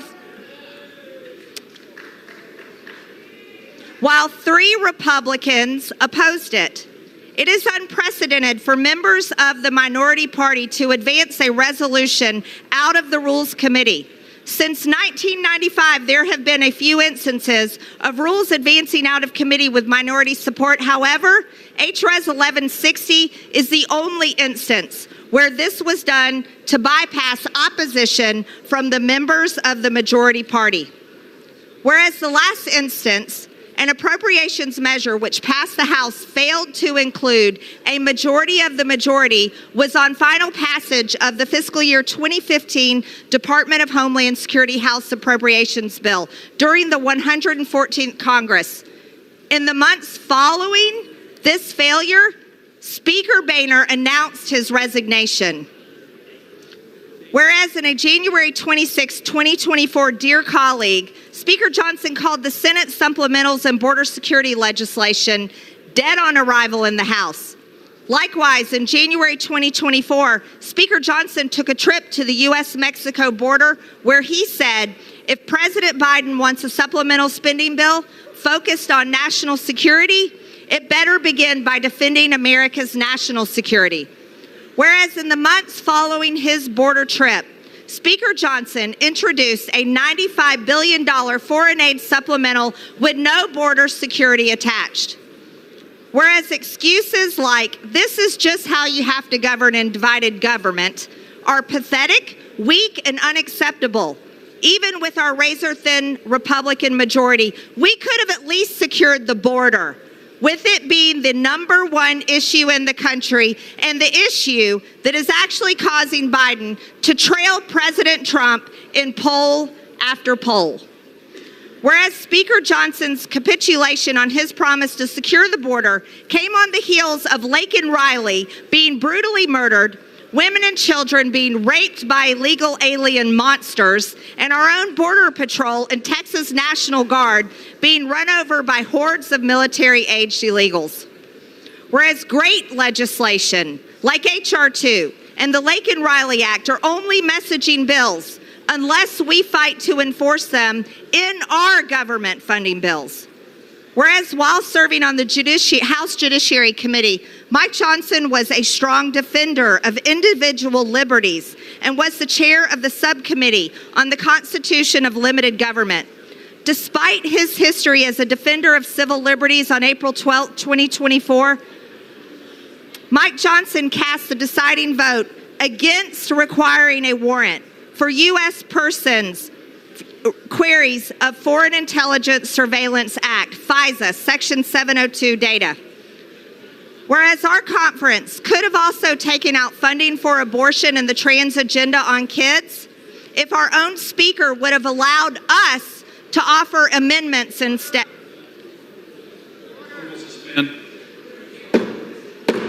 House will be in order.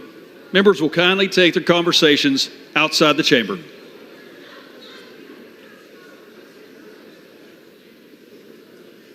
Gentlewoman's recognized. Instead, Mike Johnson worked with Chuck Schumer rather than the conference and gave Joe Biden and the Democrats everything they wanted. No different from how a Speaker Hakeem Jeffries would have done. Whereas Speaker Johnson fully funded Special Counsel Jack Smith's witch hunt and 91 indictments against President Trump, our Republican presidential nominee. House Republicans could have used our power of the purse to stop this, but Speaker Johnson didn't even let us try. Whereas Joe Biden's weaponized DOJ is arresting a new January 6 election protester every single day and putting nonviolent political enemies, including veterans, mothers, and fathers, and grandparents in jail for years, and the 5th January 6 defendant has now committed suicide. Whereas our pro-life Christian conservative Republican Speaker Mike Johnson fully funded the Department of Justice as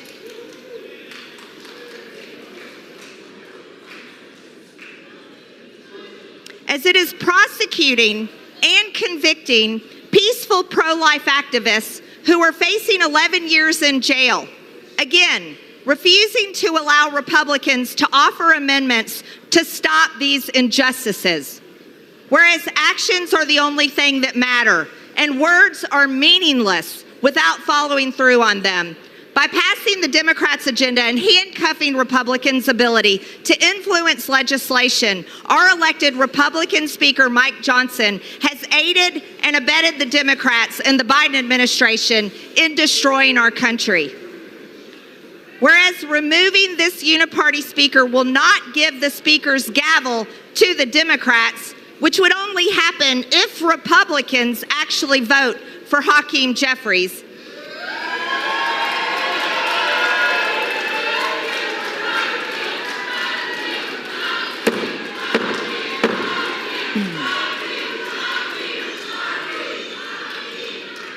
House will be in order.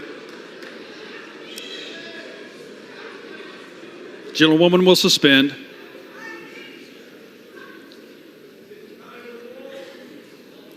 Gentlewoman is recognized. In fact, Minority Leader Jeffries, Nancy Pelosi, and other high-ranking Democrats have publicly stated they will save Mike Johnson from a vote to vacate him. In a recent interview, Minority Leader Hakeem Jeffries said, "Even though we're in the minority, we effectively have been governing as if we were in the majority."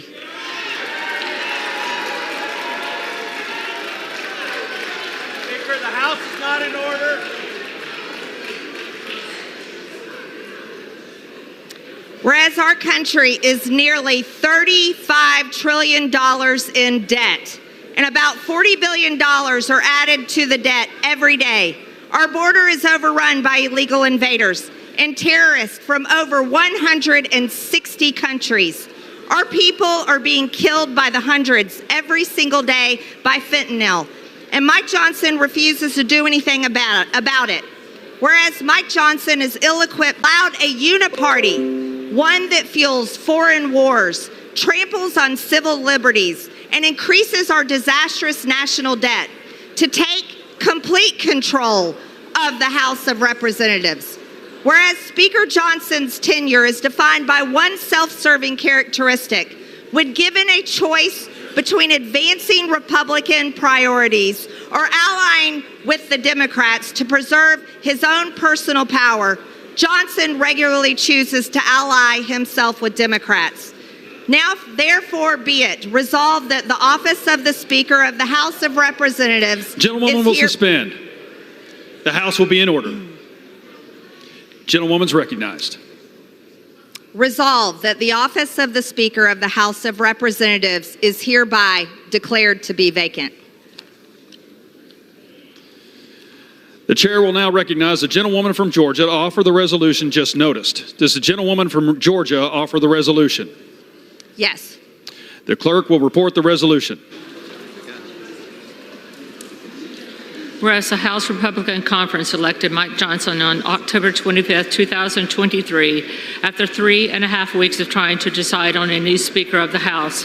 Whereas Mike Johnson sent the Republican Conference a letter making promises as to what type of Speaker he would be and outlining his plans going forward. Mike Johnson put forth 7 tenets that would guide the conference under his speakership. 1. Restore trust by ensuring total transparency, open processes, and regular order. 2. Advance a comprehensive policy agenda supported by conference consensus. 3. Promote individual members and thus the whole team by working to understand and emphasize each member's unique strengths, district dynamics and challenges, and individual goals and objectives. 4. Engage members in productive working groups to formulate solutions in key policy areas and enhance our internal communications and team building. 5. Effectively message to persuasively inform the Republican base and the American people of our policy agenda while we are pursuing it and how it will ensure liberty, opportunity, and security for all Americans. 6. Build and utilize external coalitions in the conservative ecosphere, including think tanks, policy groups, and other allied organizations that can contribute to our efforts. 7. Develop and grow our majority by building upon our resources and expanding the base to successfully advance our conservative vision and agenda. Whereas Speaker Johnson has not lived... For what purpose does the gentlewoman from New York seek recognition? Unanimous consent to dispense with the motion. Pardon? With the reading. Is there objection? Objection is heard. Clerk will read. Whereas Speaker Johnson has not lived up to a single one of his self-imposed tenets. Whereas Speaker Johnson allowed the conference only one day rather than 72 hours to review a 1,000-plus page bill to which no amendments could be offered, rather than ensure total transparency, open processes, and regular order. Whereas Speaker Johnson worked with Democrats to produce appropriations text, NDAA text, and other legislative items, rather than with Republicans to understand and emphasize each member's unique strengths and engage with them. Whereas Speaker Johnson relied on majority Democrat support to pass a two-part omnibus spending bill rather than advancing a policy agenda supported by conference consensus. Whereas on December 1, 2023, Speaker Johnson failed to protect the Republican majority when he allowed multiple votes to remove another Republican from the House of Representatives. It was unprecedented for a member to be removed from Congress by a two-thirds vote prior to conviction of a crime. To this day, the Republican expelled from the House under Speaker Johnson has not been convicted of a crime. Meanwhile, a Democrat now holds that seat. Whereas Speaker Johnson supported fully funding abortion, the trans agenda, the climate agenda, foreign wars, and Biden's border crisis, rather than ensuring liberty, opportunity, and security for all Americans. Whereas Speaker Johnson relied on Democrat votes on at least two occasions, with the first transgression occurring on March 22, 2024, with House passage of House Resolution 1102, Part 2 of Johnson-Schumer omnibus, and the second transgression occurring on April 20, 2024, with House passage of 8035, the $61 billion Ukraine funding bill. On both occasions, the majority of the majority, 112 Republicans, voted against the measures, while only 101 voted in favor. Whereas before Kevin McCarthy was ousted as Speaker, our conference had passed 7 appropriation bills, which were some of the strongest conservative bills passed in decades.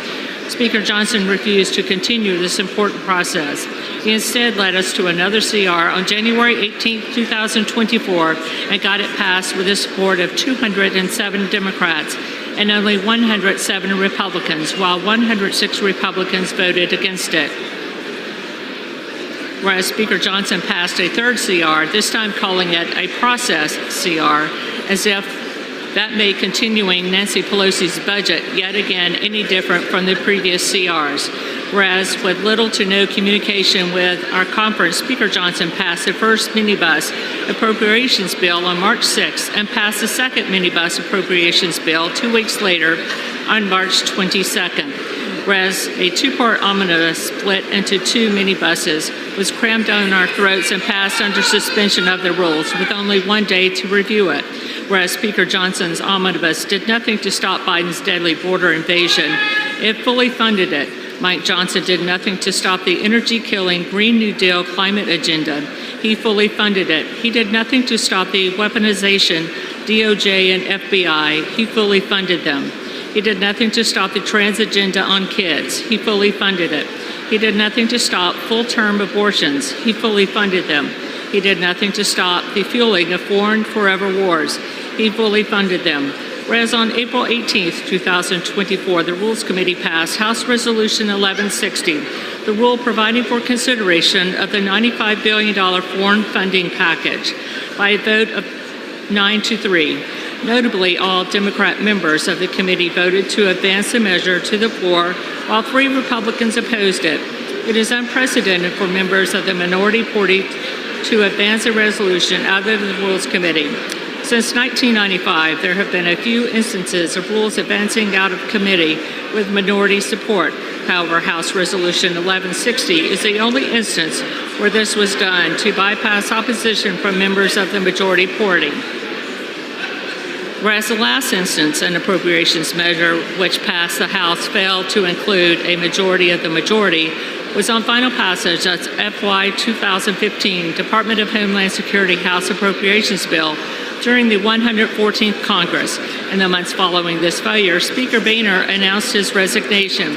Whereas in January 26, 2024, dear colleague, Speaker Johnson called the Senate supplemental and border security legislation dead on arrival in the House. Likewise, in January 2024, Speaker Johnson took a trip to the U.S.-Mexico border where he said, if President Biden wants a supplemental spending bill focused on national security, it better begin by defending America's national security. Whereas in the months following his border trip, Speaker Johnson introduced a $95 billion foreign aid supplemental with no border security attached. Whereas excuses like This is just how you have to govern, and divided government are pathetic, weak, and unacceptable, even with our razor-thin Republican majority. We could have at least secured the border, with it being the #1 issue in the country, and the issue that is causing Biden to trail President Trump in poll after poll. Whereas Speaker Johnson's capitulation on his promise to secure the border came on the heels of Laken Riley being brutally murdered, women and children being raped by illegal alien monsters, and our own Border Patrol and Texas National Guard being run over by hordes of military-aged illegals. Whereas great legislation like H.R. 2 and the Laken Riley Act are only messaging bills unless we fight to enforce them in our government funding bills. Whereas while serving on the House Judiciary Committee, Mike Johnson was a strong defender of individual liberties and was the chair of the subcommittee on the Constitution and limited government. Despite his history as a defender of civil liberties, on April 12, 2024, Mike Johnson cast the deciding vote against requiring a warrant for U.S. person queries of Foreign Intelligence Surveillance Act, FISA, Section 702 data. Whereas our conference could have only taken out funding for abortion and the trans agenda on kids if our own speaker would have allowed us to offer amendments. Instead, Mike Johnson worked with the Chuck Schumer rather than with the conference and gave Joe Biden and the Democrats everything they wanted, no different from how Speaker Hakeem Jeffries would have done. Whereas Speaker Johnson fully funded special counsel Jack Smith's witch hunt and 91 indictments against President Trump, our Republican presidential nominee, House Republicans could have used our power of the purse to stop this, but Speaker Johnson didn't even let us try. Whereas Joe Biden's weaponized DOJ is arresting a new January 6th election protester every single day and putting nonviolent political enemies, including veterans, mothers, and fathers, and grandparents in jail for years. Whereas our pro-life, Christian conservative Republican Speaker Mike Johnson fully funded the DOJ as it prosecuted and convicting peaceful pro-life activists who are facing 11 years in jail, again refusing to allow Republicans to offer amendments to stop these injustices.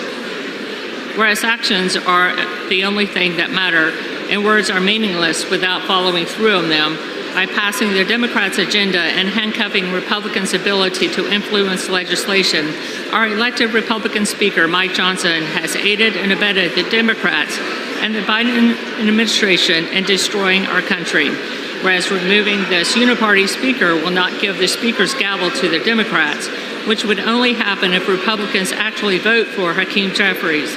In fact, Minority Leader Jeffries, Nancy Pelosi, and other high-ranking Democrats have publicly stated that they will save Mike Johnson from a vote to vacate him. In a recent interview, Minority Leader Hakeem Jeffries said, "Even though we're in the minority, we effectively have been governing as if we are in the majority."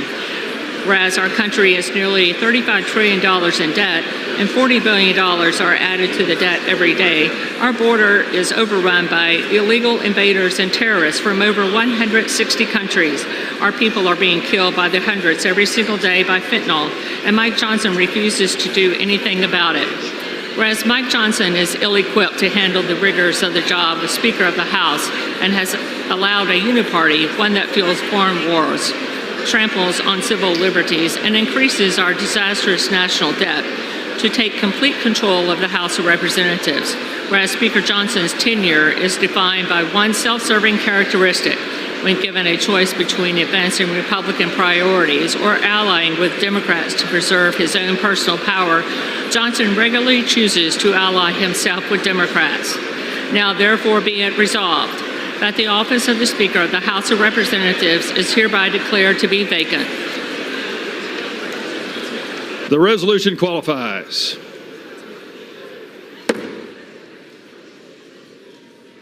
For what purpose does the gentleman from Louisiana seek recognition? Mr. Speaker, I have a motion at the desk. The clerk will report the motion.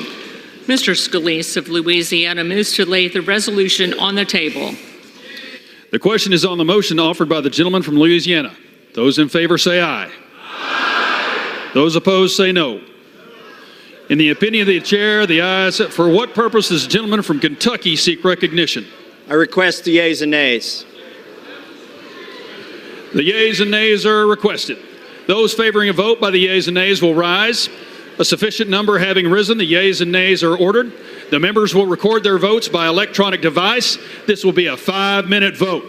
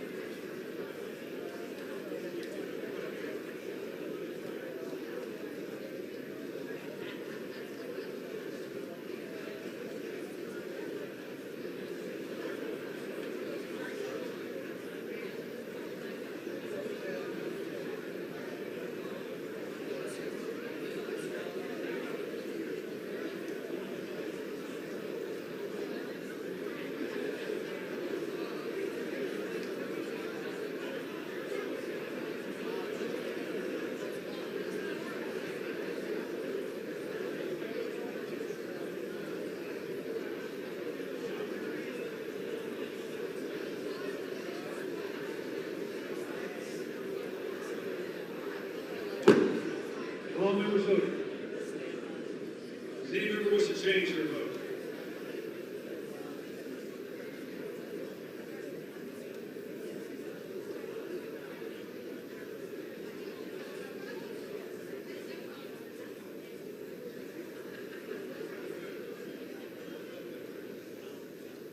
On this vote, the yeas are 359, the nays are 43, with 7 answering present. The motion is adopted. Without objection, the motion to reconsider is laid on the table.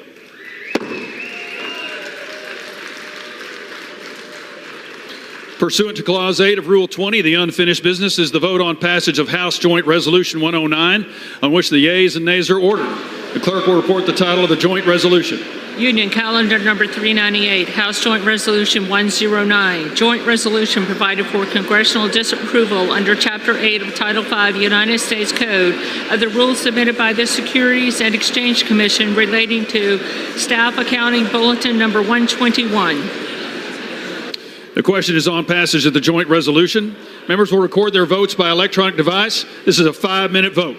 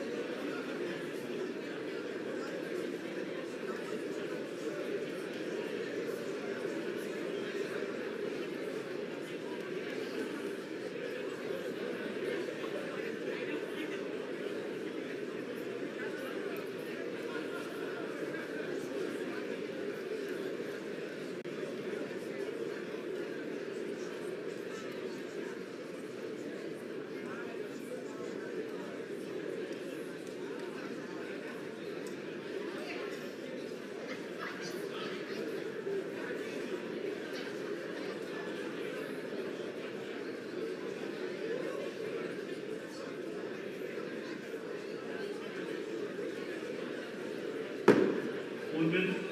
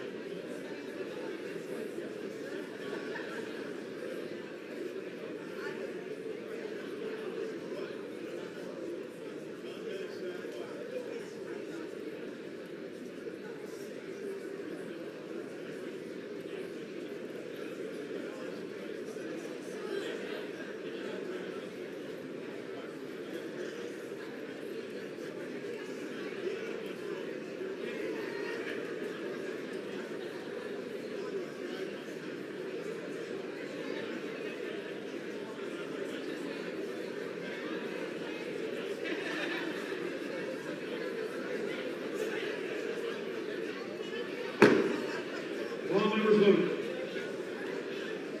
Does any member wish to change their vote?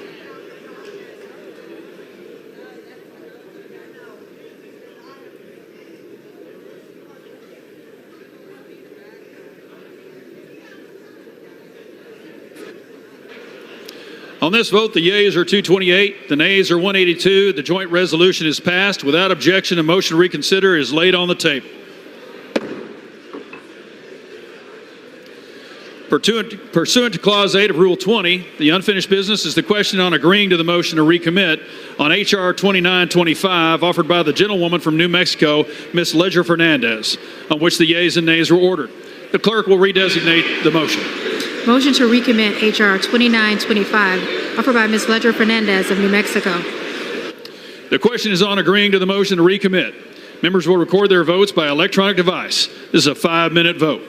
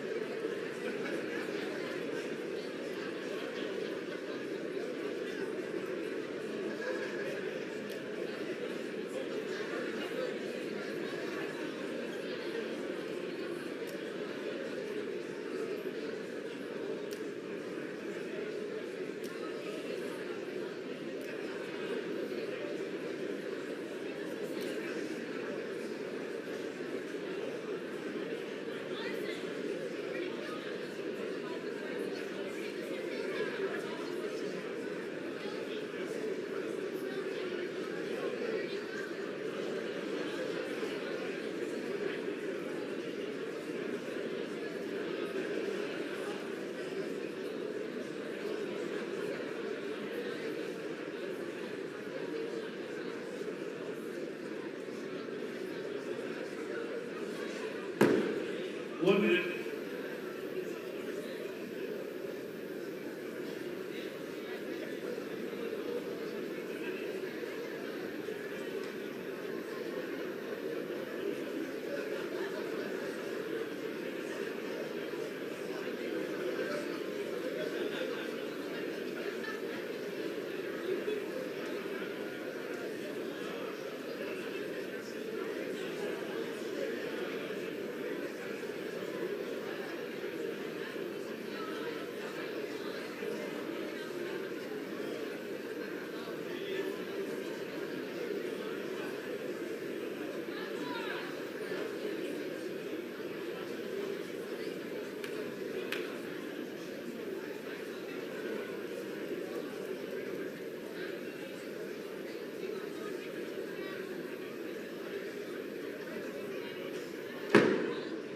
All members voted.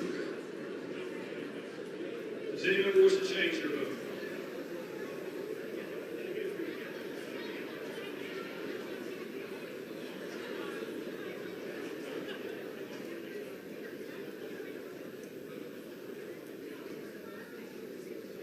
On this vote, the yeas are 203, the nays are 208. Motion is not adopted. The question is on passage of the bill. Those in favor say aye. Those opposed say no. The ayes have it. The bill is passed. And without objection to motion, for what purpose does the gentleman from Minnesota seek recognition? Mr. Speaker, For what purpose does the gentlelady from New Mexico seek recognition? I'd like to call the yeas and nays.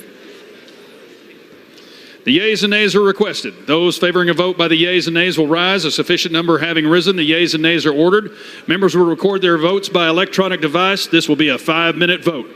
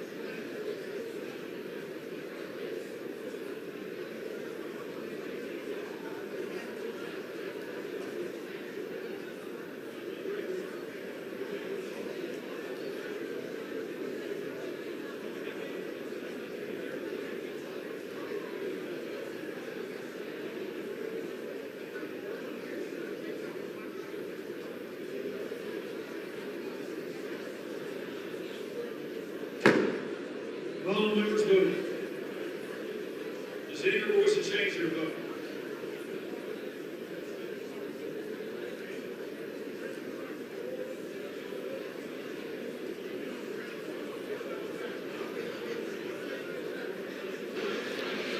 On this vote, the yeas are 216, the nays are 195. The bill is passed without objection. A motion to reconsider is laid on the table.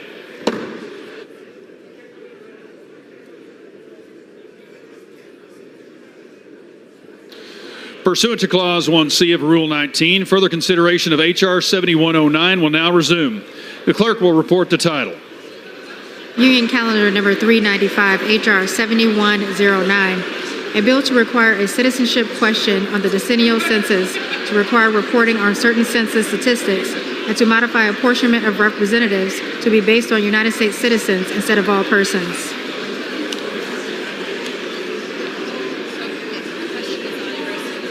The question is on engrossment and third reading of the bill. Those in favor say aye. Those opposed, no. The ayes have it. Third reading. The decennial census, to require reporting on certain census statistics, and to modify apportionment of representatives to be based on United States citizens instead of all persons.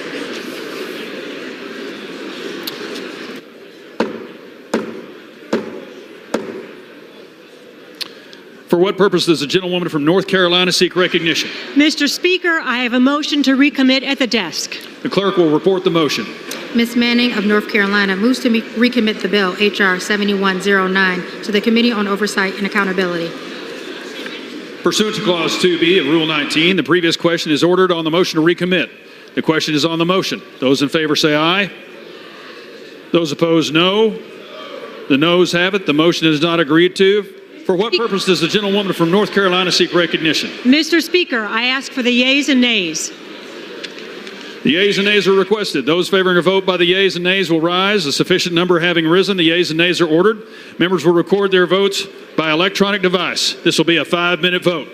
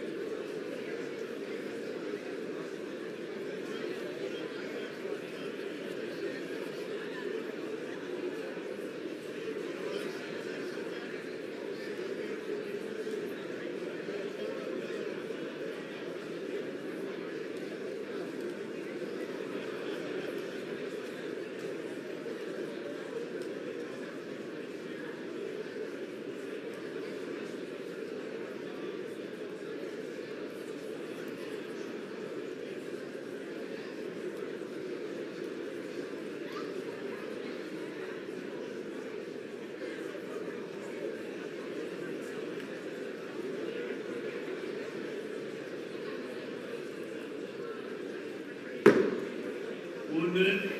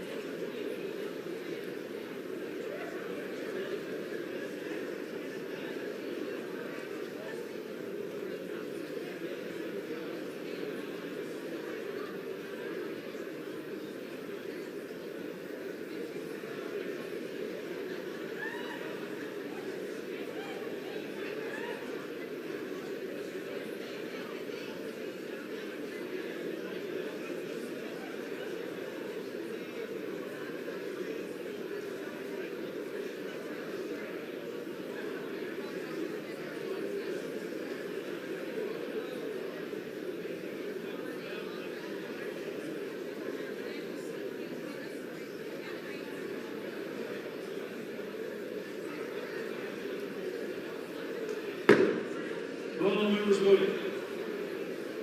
Does any member wish to change their vote?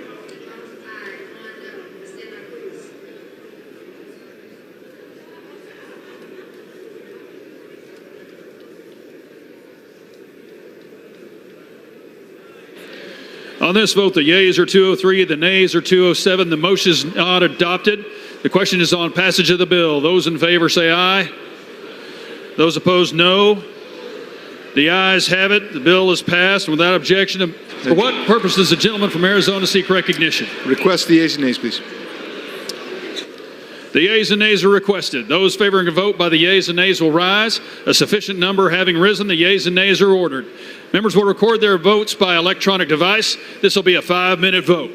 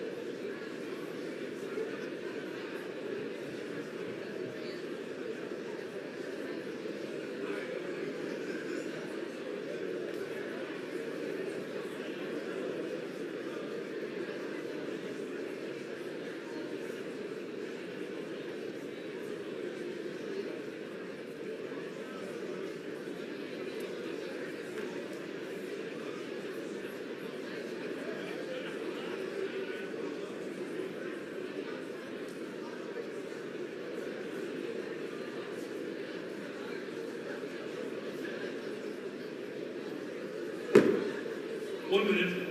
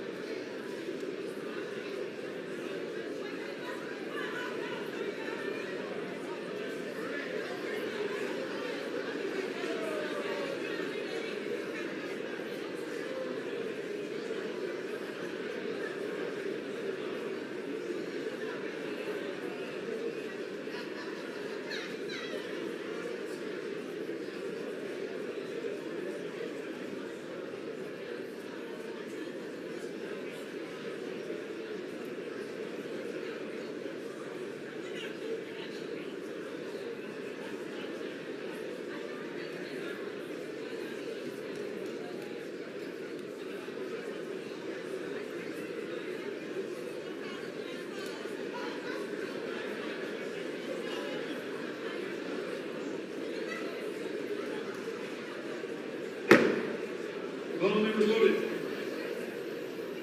Does anyone wish to change their vote?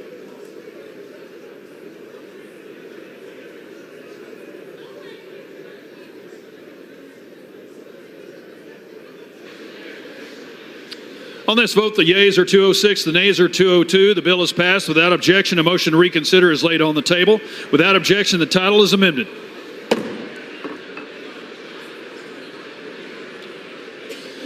Pursuant to Clause 8 of Rule 20, the unfinished business is the vote on the motion of the gentleman from New Jersey, Mr. Kane, to suspend the rules and pass Senate 870 as amended, on which the yeas and nays are ordered. The clerk will report the title. Senate 870, an act to amend the Federal Fire Prevention and Control Act of 1974 to authorize appropriations for the United States Fire Administration and Firefighter Assistance Grant Programs. The question is, will the House suspend the rules and pass the bill as amended? Members will record their votes by electronic device. This is a 5-minute vote.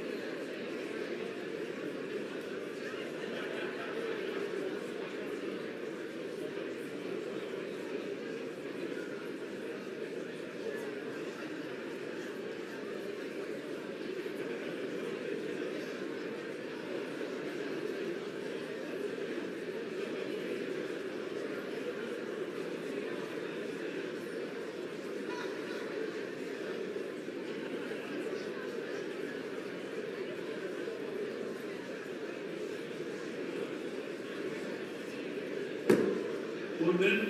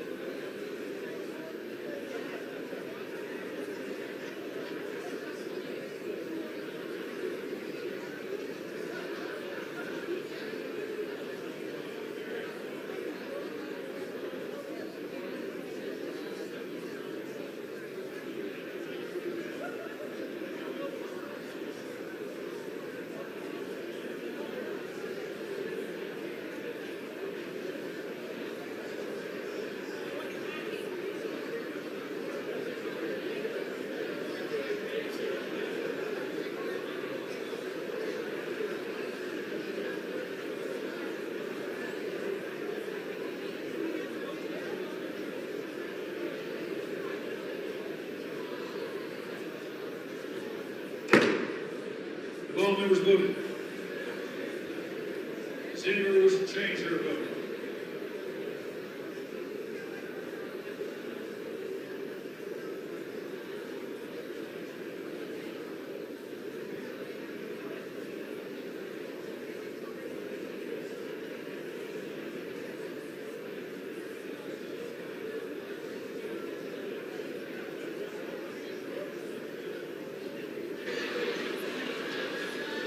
On this vote, the yeas are 393, the nays are 13, with 1 voting present, 2/3 being in the affirmative.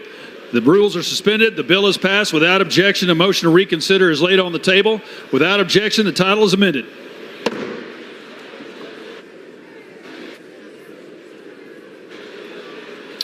Pursuant to Clause 8 of Rule 20, the unfinished business is on the vote of the motion of the gentleman from New Jersey, Mr. Kane, to suspend the rules and pass H.R. 4143 as amended, on which the yeas and nays are ordered. The clerk will report the title.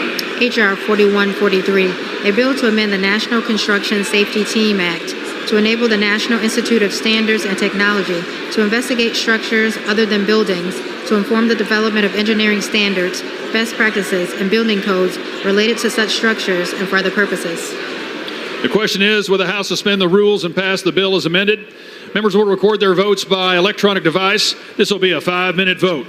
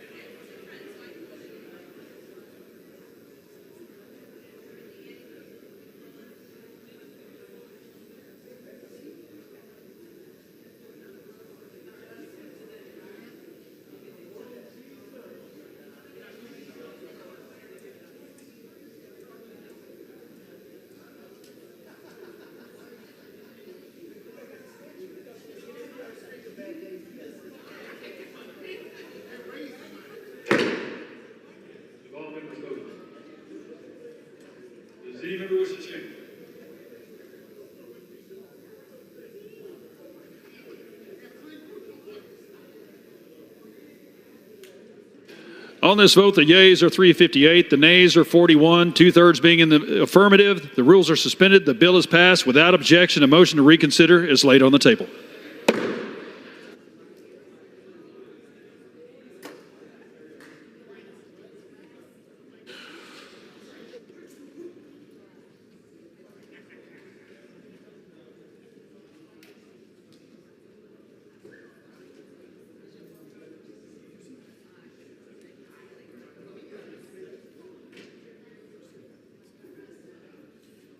For what purpose does the gentleman from Mississippi seek recognition? Mr. Speaker, I ask unanimous consent that the Committee on Armed Services be discharged from further consideration of H.R. 8063 and ask for its immediate consideration in the House. The clerk will report the title of the bill. The Secretary of the Army to posthumously award the Distinguished Service Cross to William D. Owens for his valorous actions from June 6, 1944 to June 8, 1944 during World War II at Lafayette Bridge in Normandy, France, while serving with the 505th Parachute Infantry. Is there objection to the consideration of the bill? Without objection, the bill is engrossed, read a third time, and passed, and the motion to reconsider is laid on the table. Mr. Speaker. For what purpose does the gentleman seek recognition? Mr. Speaker, I ask unanimous consent that when the House adjourns today, it adjourn to meet at 12:30 p.m. on Friday, May 10th, 2024, and further, when the House adjourns on that day, it adjourn to meet on Tuesday, May 14th, 2024, when it shall convene at noon for morning hour debate and 2 p.m. for legislative business. Without objection.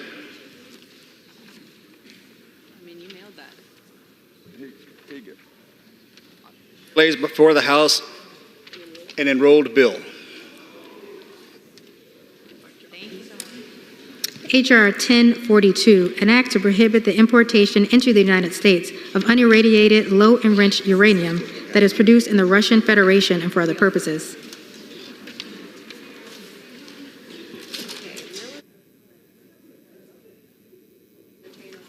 The chair will entertain requests for 1-minute speeches. Who is it? For what purpose does the gentleman from Idaho seek recognition? Mr. Speaker, unanimous consent for 1 minute to revise and extend my remarks. Without objection. Mr. Speaker, President Biden's latest effort to push electronic vehicle mandates for truck usage is completely nonsensical.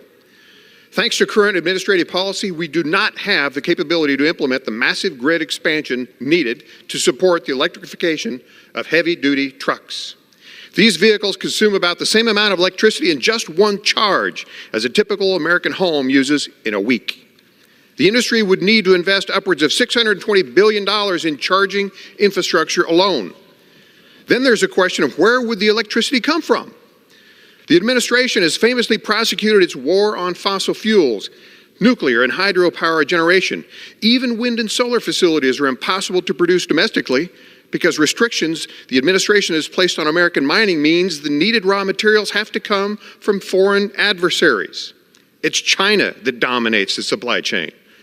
Mr. Speaker, Mr. President, look at the facts.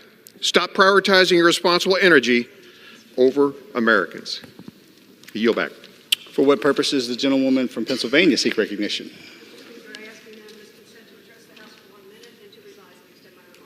Without objection, the gentlewoman is recognized for 1 minute.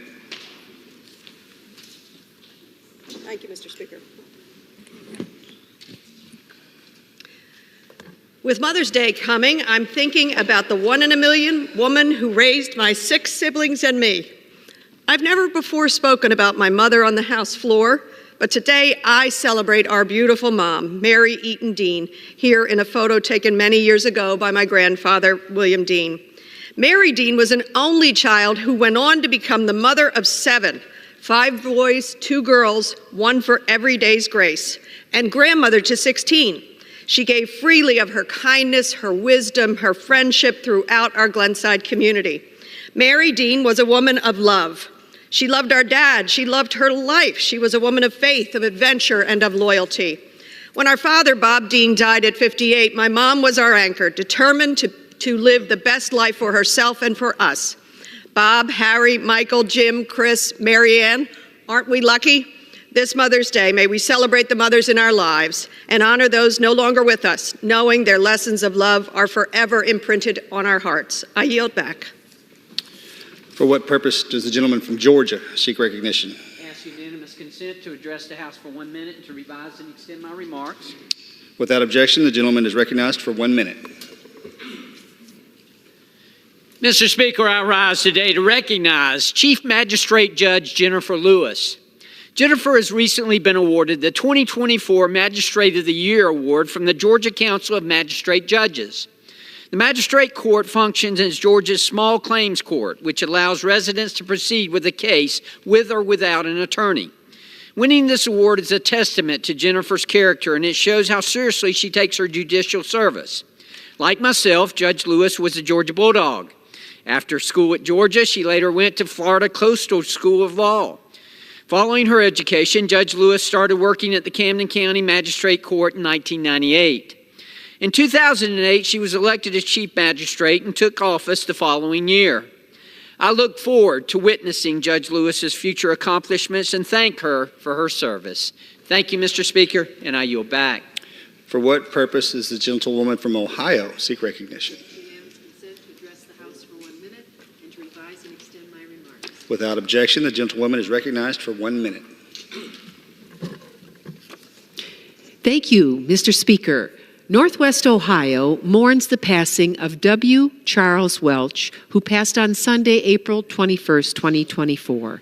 He became known far and wide simply as Charlie Chuck. Born in 1938 in Talladega, Alabama, he later moved to Detroit and joined Greater St. Peter's AME Zion Church, where he met his wife Marjorie Chester at choir rehearsal. They became sweethearts at 13 and 14, eventually marrying and raising 5 children: Rosalind, Katrina, Deborah, Charles, Bernard, and Trina. Charles played piano at Detroit nightclubs, but his true calling came when he started his radio career in the 1960s. He was working for free at WJLB when he was hired by Toledo's WKLR in 1969. Charlie Chuck was off and running. He spent years in radio, later founding the Juice FM 107.3 WJUC, the first African-American radio station in Ohio in 1997. It became known as the People's Station. He lived by the credo that if you have a good idea about a dream, think of the 3 P's: prayer, perseverance, and patience. And may his inspiration bring comfort to his dear family, friends, and listening audience for whom he created a beloved community. Thank you, Mr. Speaker. I yield back. For what purpose does the gentleman from Pennsylvania seek recognition? To revise and extend my remarks. Without objection, the gentleman is recognized for 1 minute. Mr. Speaker, I rise today to recognize National Nurses Week. This year's theme is Nurses Make the Difference. Nurses fulfill diverse roles as caregivers, advocates, educators, and leaders, leaving a profound impact on their patients and communities. In Congress, I'm dedicated to strengthening America's nursing workforce. I've supported increased funding to Title VIII nursing workforce programs, which include crucial funding to Nurse Corps, loan repayment, and scholarship programs. These programs will make nursing schools more accessible and help bolster the nursing workforce, especially in rural areas. I've also co-sponsored the National Nursing Workforce Center Act, which seeks to curb burnout and address nurse retention issues. And we are fighting to close the pay gap between clinical nurses and nursing educators. So this week, thank a nurse in Pennsylvania's 9th, from Sayre to Pottsville to Sunbury to Williamsport. We are so very grateful for our great nurses. Mr. Speaker, I yield back. For what purpose does the gentleman from New York seek recognition? Without objection, the gentleman is recognized for 1 minute. This week, we recognize Yom HaShoah, Holocaust Remembrance Day, and the month of May is Jewish Heritage Month. We honor the 6 million Jewish lives lost to anti-Semitism, hatred, and violence. The Holocaust is not a distant memory. It happened within the lifetime of many Jewish people. We also must acknowledge that this year marks the first Holocaust Remembrance Day since the attacks on October 7th.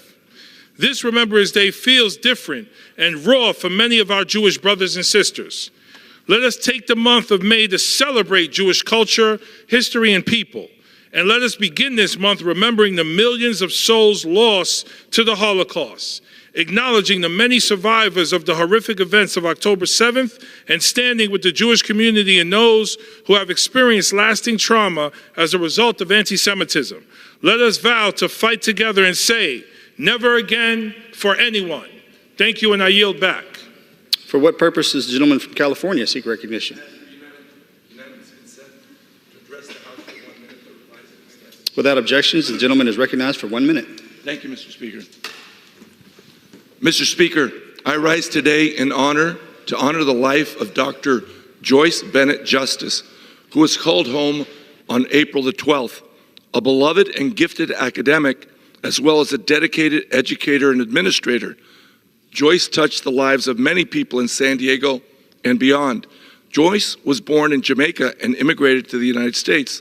She believed in excellence and pushed herself to earn a PhD in anthropology from UCLA in 1971. She devoted her life to teaching, especially higher education, from her time as an assistant professor of anthropology to coordinator of urban and rural studies to vice chancellor at UCSD. She also served as vice provost of academic affairs with the University of California Office of the President, Peace Corps advisor, and assistant director of social and behavioral science in the Office of Science and Technology Policy in the Clinton White House.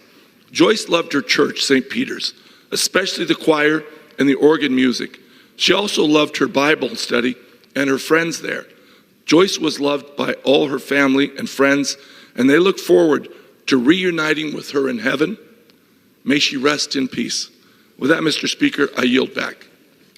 For what purpose does the gentleman from California seek recognition? Mr. Speaker, I ask unanimous consent to address the House for 1 minute. Without objection, the gentleman is recognized for 1 minute. Mr. Speaker, today, Senator Bernie Sanders and I introduced a historic bill to eliminate medical debt for every American. Over 100 million Americans have medical debt. That is criminal in a country as wealthy as ours.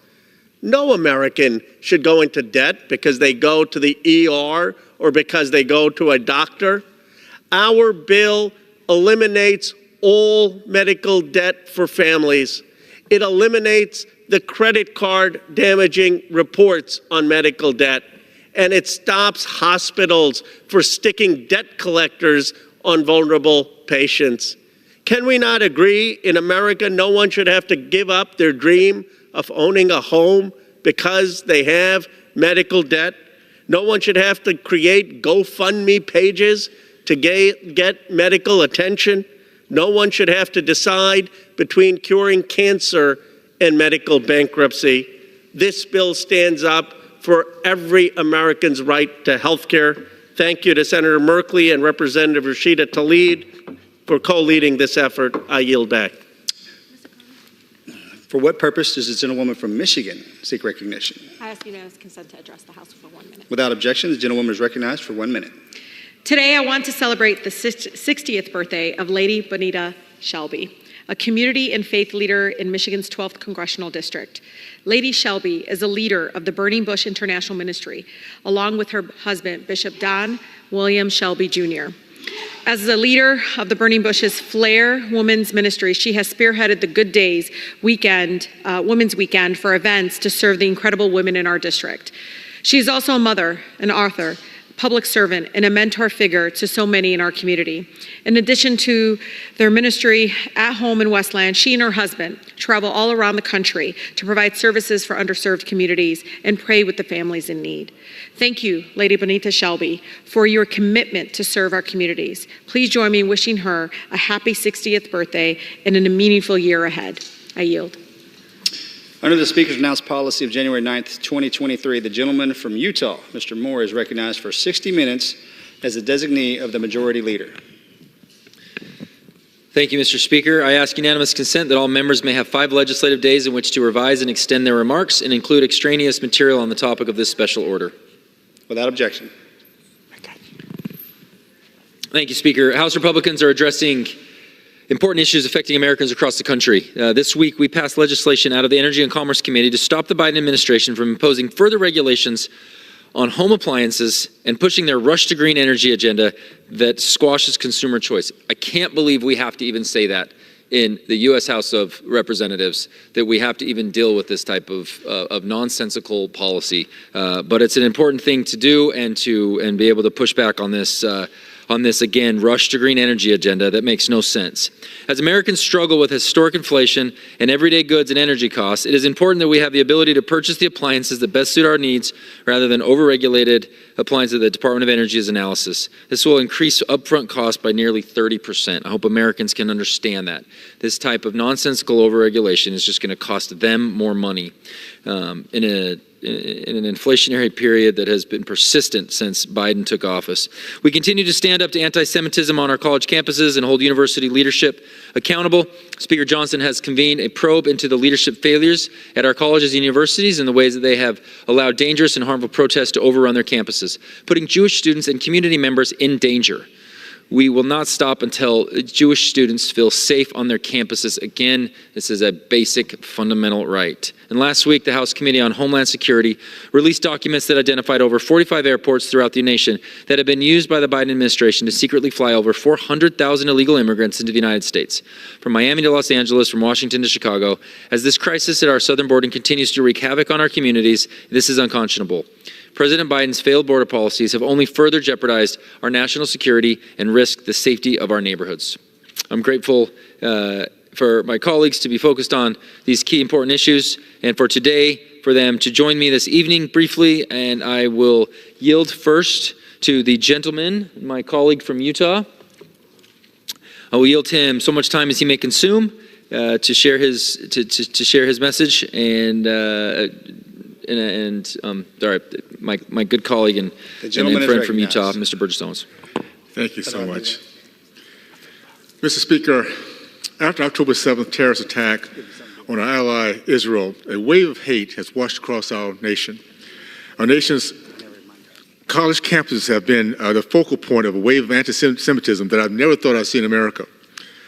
I've heard directly from Jewish students at our elite universities who have seen anti-Semitic mobs up close, donned in their terrorist scarf while shouting in support of the terrorist group Hamas. These scenes are straight out of the Jim Crow 1960 South during the days of segregation of KKK. The difference is the KKK bigots of my era hid their faces under white hoods. The pro-Hamas bigots today hide their cowardly faces behind face masks. It was my sincere hope that we would have left the past, this hate in the past, but the slow march of Marxism has spread across our campuses like a virus. It has even affected our K-12 system, where our children, as young as the second grade, are spewing anti-Semitic chants of "kill the Jews." Students and activists, teachers, and administrators are up to now have been held with zero accountability. Well, accountability is finally here. The People's House has a moral clarity to call out the anti-Semitic hate and bigotry. As a House Republican majority with committee oversight and the power of the purse, we're going to do the people's will and put an end to this Marxist indoctrinated bigotry. We're putting all options on the table as we demand our educational institutions step up, do the right things, and protect our Jewish students. I yield back. Thank you to my colleague from Utah. Thank you for a steadfast voice in these key matters. I'm also grateful to welcome my colleague and the House Republican skipper to share his message. I yield the gentleman from Texas so much time as he may consume. Thank you. American campuses, once respected and envied across the world, have become breeding grounds for the radical left to promote their anti-American agenda. For weeks, Joe Biden, far-left Democrats, and university leaders have stood by as woke mobs storm college campuses across this nation. These so-called leaders have allowed thousands of students to blatantly disregard the law and build encampments on campuses for the sole purpose of harassing and intimidating Jewish students, even physically barring them from attending class. Authorities have turned a blind eye as these hateful people continue to destroy property, deface statues, and burn the American flag. There must be consequences. We must respect our nation, protect our schools and our students. This is not free speech, and there are not peaceful protesters in this group. These are terrorists hiding behind masks and using violence, threats, and intimidation to control Jewish and Israeli students. Today, I'm proud to introduce the No Student Loan Forgiveness for Anti-Semitic Criminals Act, which would bar any student who is arrested for engaging in anti-Semitic activities within the United States from receiving student loan forgiveness through federal income-driven repayment programs. Clearly, these out-of-control students have never faced a meaningful consequence in their life. If woke university leadership will not hold these violent protesters accountable and keep our students safe, House Republicans will. I can guarantee that defunding violent gender studies majors will end this chaos immediately. No one should feel unsafe on campus. Antisemitism is a virus that we cannot allow to spread. And let us not forget, on October 7th, 2024, Israel was brutally attacked by Hamas, and we must stand with Israel as they protect the future of Israel and the Jewish people. And on another note, what in the world is going on with the Boy Scouts? In God we trust. I yield back. Thank you to the gentleman from Texas. Okay. I'll just share a couple thoughts about this. I actually, think it's very important as we're going through this moment right now in our country, as we see protests continuing on throughout colleges, emphasizing the importance of peaceful protests, things that are done lawfully. And then I think it's also, and we don't probably spend as much time focusing on the good examples that come out of this. We have to be a nation of the rule of law. And you've seen excellent examples from universities across the country as well, taking a very clear, simple stance about offering opportunities for peaceful protests, but when you cross a line, you're going to be punished. We saw it from the University of Florida and others throughout the country. Those are things we need to highlight. Those are things that are important to celebrate, that we're navigating that tricky line of making sure that we have, the ability to protest. That's fundamental to who we are as Americans. And I commend those leaders. And so instead of just always, talking about all the negative that's coming from this lawlessness that you see in a lot of ways, I commend those leaders that are across our country at different universities that are making it very clear that they're not going to tolerate anything that crosses a line. And if you don't do that, you will continually see people cross the line. And now commencement ceremonies are being canceled. These kids families, parents, and kids and students have put countless hours into their education to getting to this moment. The commencement ceremony is one of the most special things that you can do in your academic experience, and to then give in to this this overextend of their protest capability, it ruins the experience. I hadn't even thought about it until I was talking to one of my colleagues.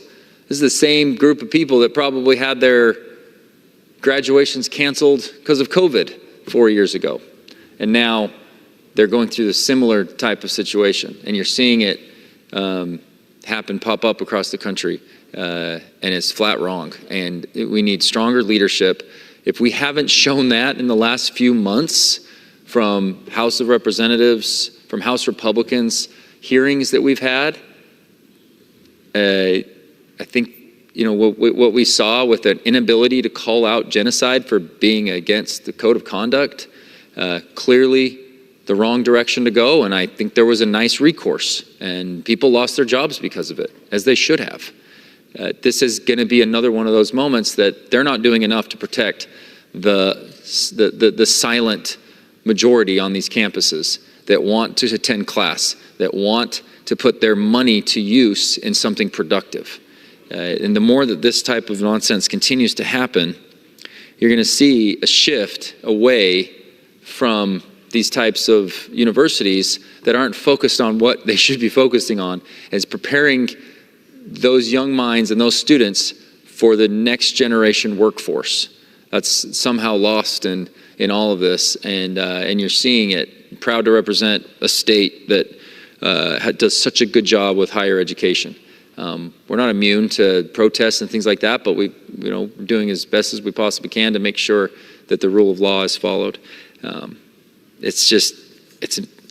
can't. My oldest son's 11. I can't imagine helping out with tuition one day and then not even be able to go to a commencement, or my son not even be able to get to class because a group of people that have no idea, that don't understand centuries and centuries of turmoil in a particular part of the region, that want to claim that a group like Hamas, who was elected 15 or so years ago, that has made it impossible for Palestinians and citizens of Gaza to remove them from power, and they have inflicted so much evil will on those innocent Palestinians that they want to ever be a position of supporting them. And it's fascinating to think that they've got it all figured out, that they understand Middle East policy, and that they understand centuries and centuries of turmoil. Flat doesn't make sense. To be thinking about me as a parent, and to have that, and to have a university president not be able to move forward to continue on with the commencement is beyond me. So, continuing on, I want to welcome and introduce and yield so much time as he may consume to the good gentleman from Tennessee, Mr. Burchett. Thank you, Chairman Moore, for yielding to me. Mr. Speaker, I rise today to talk about the consequences that come when we stay home on Election Day. Since President Biden took the oath of office on January 20th, 2021, this country has been unrecognizable. Unrecognizable, Mr. Speaker. And we will lose it completely if we don't get out in November and vote for constitutionalists who will defend the oath they took. We're in our battle for our way of life, and we better start acting like it. Since Biden took office, he has let over 10 million illegal aliens cross our border. The government has completely weaponized our federal agencies against the beliefs and interests of the American people, and war has broken out around the globe. If you don't want to keep paying hundreds of billions of dollars to clothe, house, and make sure illegals are getting quality medical care before the veterans who served our country, dadgummit, you better get out and vote. If you don't want to see theft and assault in broad daylight, violent protests in our streets, in our college campuses with our kids, and see our men and women in law enforcement demonized, dadgummit, you better get out and vote. If you don't want public school systems to tell your children that changing their gender is okay, that praying in public is wrong, and that our flag is a reason not to stand for the national anthem, y'all better get out and vote. If you want a secure border, a fair justice system, and law and order in our communities, you better get out and vote. If you want a military that's focused on its mission and not about meeting diversity quotas and having male recruiters out in dresses, y'all better get out and vote. If you want a cheap, clean energy that's made in America instead of relying on our enemies, we better get out and vote. If you want to quit sending money overseas to pay for drag shows and climate initiatives, we better get out and vote. If you don't like where we've been, you don't like where we are now, and don't like where we're going, folks, we better get out and vote. Thank you, Mr. Speaker, and I yield back the remainder of my time in hopes to go win. Yes. A great message. Thank you, sir. Mr. Speaker, at our conclusion, I yield back the remainder of my time to the chair. Gentleman yields. Under the Speaker's announced policy of January 9th, 2023, the gentlewoman from Michigan, Ms. Tlaib, is recognized for 60 minutes as the designee of the minority leader. I ask unanimous consent that all members may have 5 legislative days in which to revise and extend their remarks and to submit extraneous material into the record. Without objection. I yield myself as much time as I may consume. Mr. Speaker, as the chair of the Congressional Mamas Caucus, I would like to take a moment and truly celebrate Mother's Day and recognize the contributions of mothers across our country. We must continue to center mamas and the policies we develop and champion here in the United States Congress. As the mother of 2 incredible boys, I stand here today as an advocate for the needs of all mothers. Mothers should not be struggling like they are today, and we can act. As the founder of the Congressional Mamas Caucus, I want to ensure that mothers have a seat at the table every day in our policies and legislative work. I always say to folks, we can't keep enacting laws that impact mothers, or that are about mothers, but not with mothers. From the incredible mothers in the Michigan's 12th District Strong to mothers in other movements for justice, I want to tell you I love you deeply. You are literally anchors within our communities and neighborhoods. Many of you are community mothers. Your voices deserve to be heard in this house, the people's house. Mothers, as we all know, embody strength. They nurture. They come into spaces with unconditional love. Today, we honor and celebrate mothers for their tireless dedication and unwavering commitment to their families. And Mr. Speaker, motherhood is a journey filled with joy, but also challenges and sacrifices. It is a universal experience that transcends race, religion, social economic status. Yet many mothers continue to face great disparities. Mothers are often the primary caregivers. So this Mother's Day, I ask all my colleagues, please, don't just say Happy Mother's Day. Show your love with action. Action that uplifts moms. Challenges that we face here in Congress can help them the challenges they face can be overcome with actions here in Congress. From the daily struggles of balancing work and family responsibilities to the barriers that negatively impact our marginalized communities, mothers often bear the brunt of inequity and injustice. One of the pressing largest issues that I see continued over and over, and no matter which town hall, if I'm having it in the city of Detroit or in suburban communities, mothers and families today are facing high levels of poverty and really, truly struggling every single day with the economics of their family, around health care, and so much more. Millions of children, Mr. Speaker, in the United States live in poverty, lacking access to basic necessities like food, shelter, and health care. In Michigan, close to 20% of children under the age of 18 live in poverty. In the richest country in the world, that is unacceptable. Working families in our country should not worry about where their next meal should come from. If we have the money for endless wars, this body can find the resources to end child poverty. Ending child poverty is a policy choice, and in Congress we can start by expanding programs like the Child Tax Credit. I know I introduced the End Child Poverty Act, which would cut poverty by over 60%. This bill would implement a universal child benefit program. This bill would lift millions of people out of poverty by providing about $428 per child per month to every family in America so that nobody is left behind. From universal school meals, which are critical in ensuring that no child goes hungry. Children, of course, we all know and been taught by the incredible Shirley Chisholm, the first African American to serve in Congress, that children cannot learn when they are hungry. So let's feed them. Access to meals is essential for every child's development and success. By investing in universal school meals, we can ensure that every child has access to the resources they need to thrive at school. This is how we support mothers. I'm proud to co-sponsor the Universal Schools Meals Program, which many of my colleagues are championing here to provide free meals to every child in America. And again, many of the programs I want to talk about tonight will continue. But I also want to bring one of my colleagues up, who I consider her an incredible community partner, but community mother and partner in this fight to, again, uplift mothers. She has championed so much work around reproductive health, and been at the center of movement work from the Movement for Black Lives, movement for around Black maternal health, and so much more. With that, Mr. Chair, Mr. Speaker, I would like to recognize my good colleague from the great state of Massachusetts, Ayanna Pressley. I'd like to yield her as much time as she may consume. Thank you, Congresswoman Tlaib, and thank you for your visionary leadership in founding the Mamas Caucus. Really appreciate the way in which wherever you see a gap, that you seek to fill it.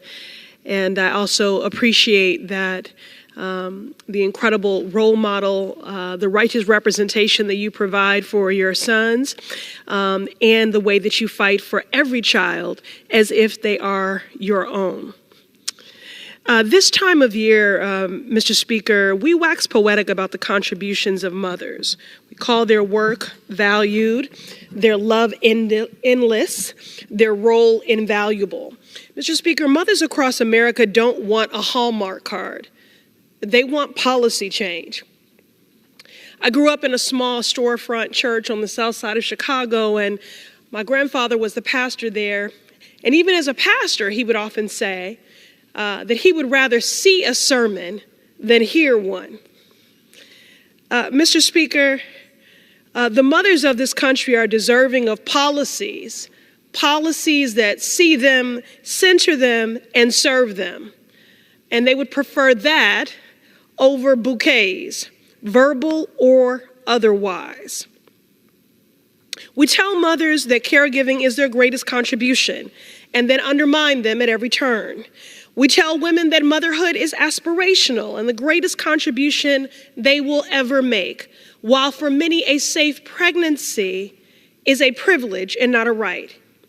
Then we thrust them into a broken healthcare system that denies their bodily autonomy, criminalizes pregnancy outcomes, and jeopardizes their lives. We tell mothers that the work of keeping that baby warm, safe, and fed is the highest calling.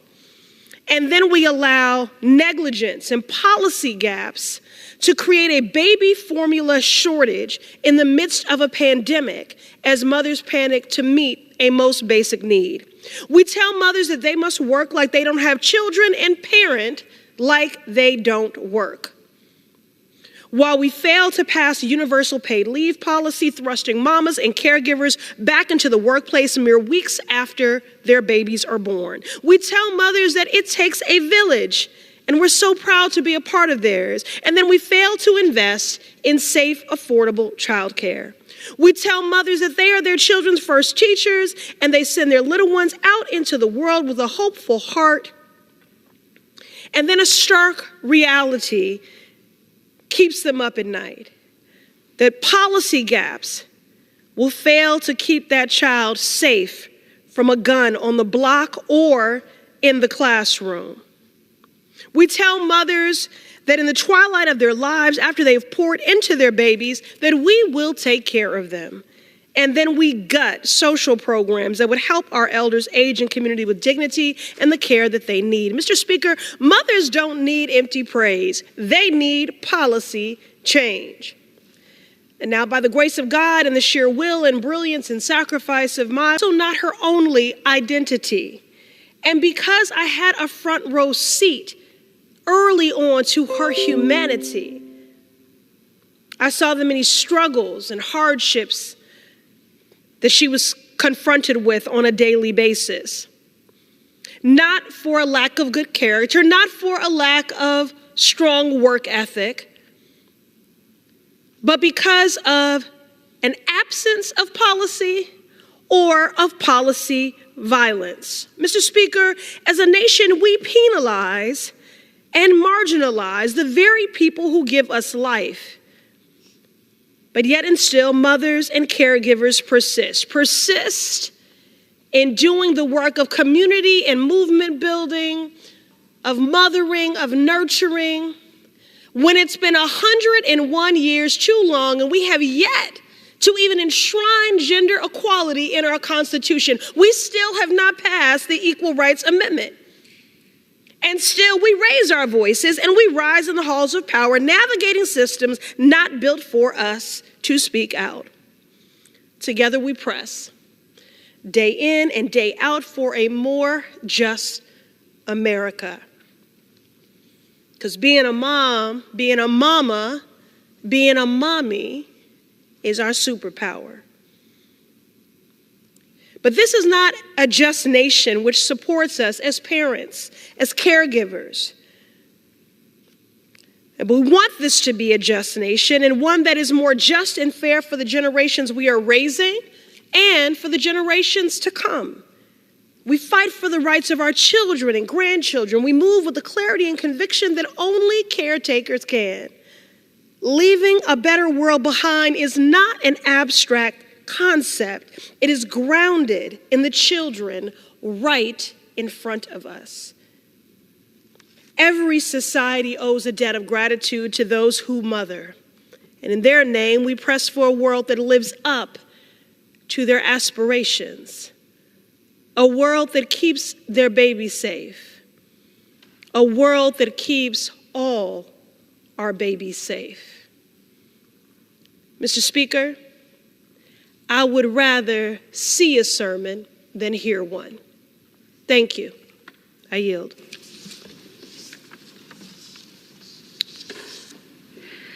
Mr. Speaker, as a mother myself, I know that there are circumstances out of our control that require families, especially the mothers, to take off from work, especially new mothers. Whether it's your sick child, a parent, or personal illness yourself, taking unpaid leave is not a reality for millions of our American families, our mothers. Too many mothers are forced to choose between taking care of their families or keeping their jobs. We need paid leave for all by providing mothers with the time off they need to care for themselves and their families. No one, Mr. Speaker, not a single person should have to fear losing the income they need to keep a roof over their families' heads in exchange for literally just being able to take care of their child. The Healthy Families Act would guarantee employees the right to earn paid sick days each year. Again, earn it. And now I don't want us to forget a big crisis that we have. And I think the pandemic exposed this crisis.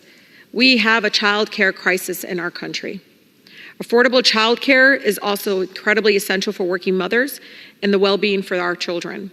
Access to quality, affordable child care allows mothers to continue to pursue their careers while knowing that their child is safe and taken care of.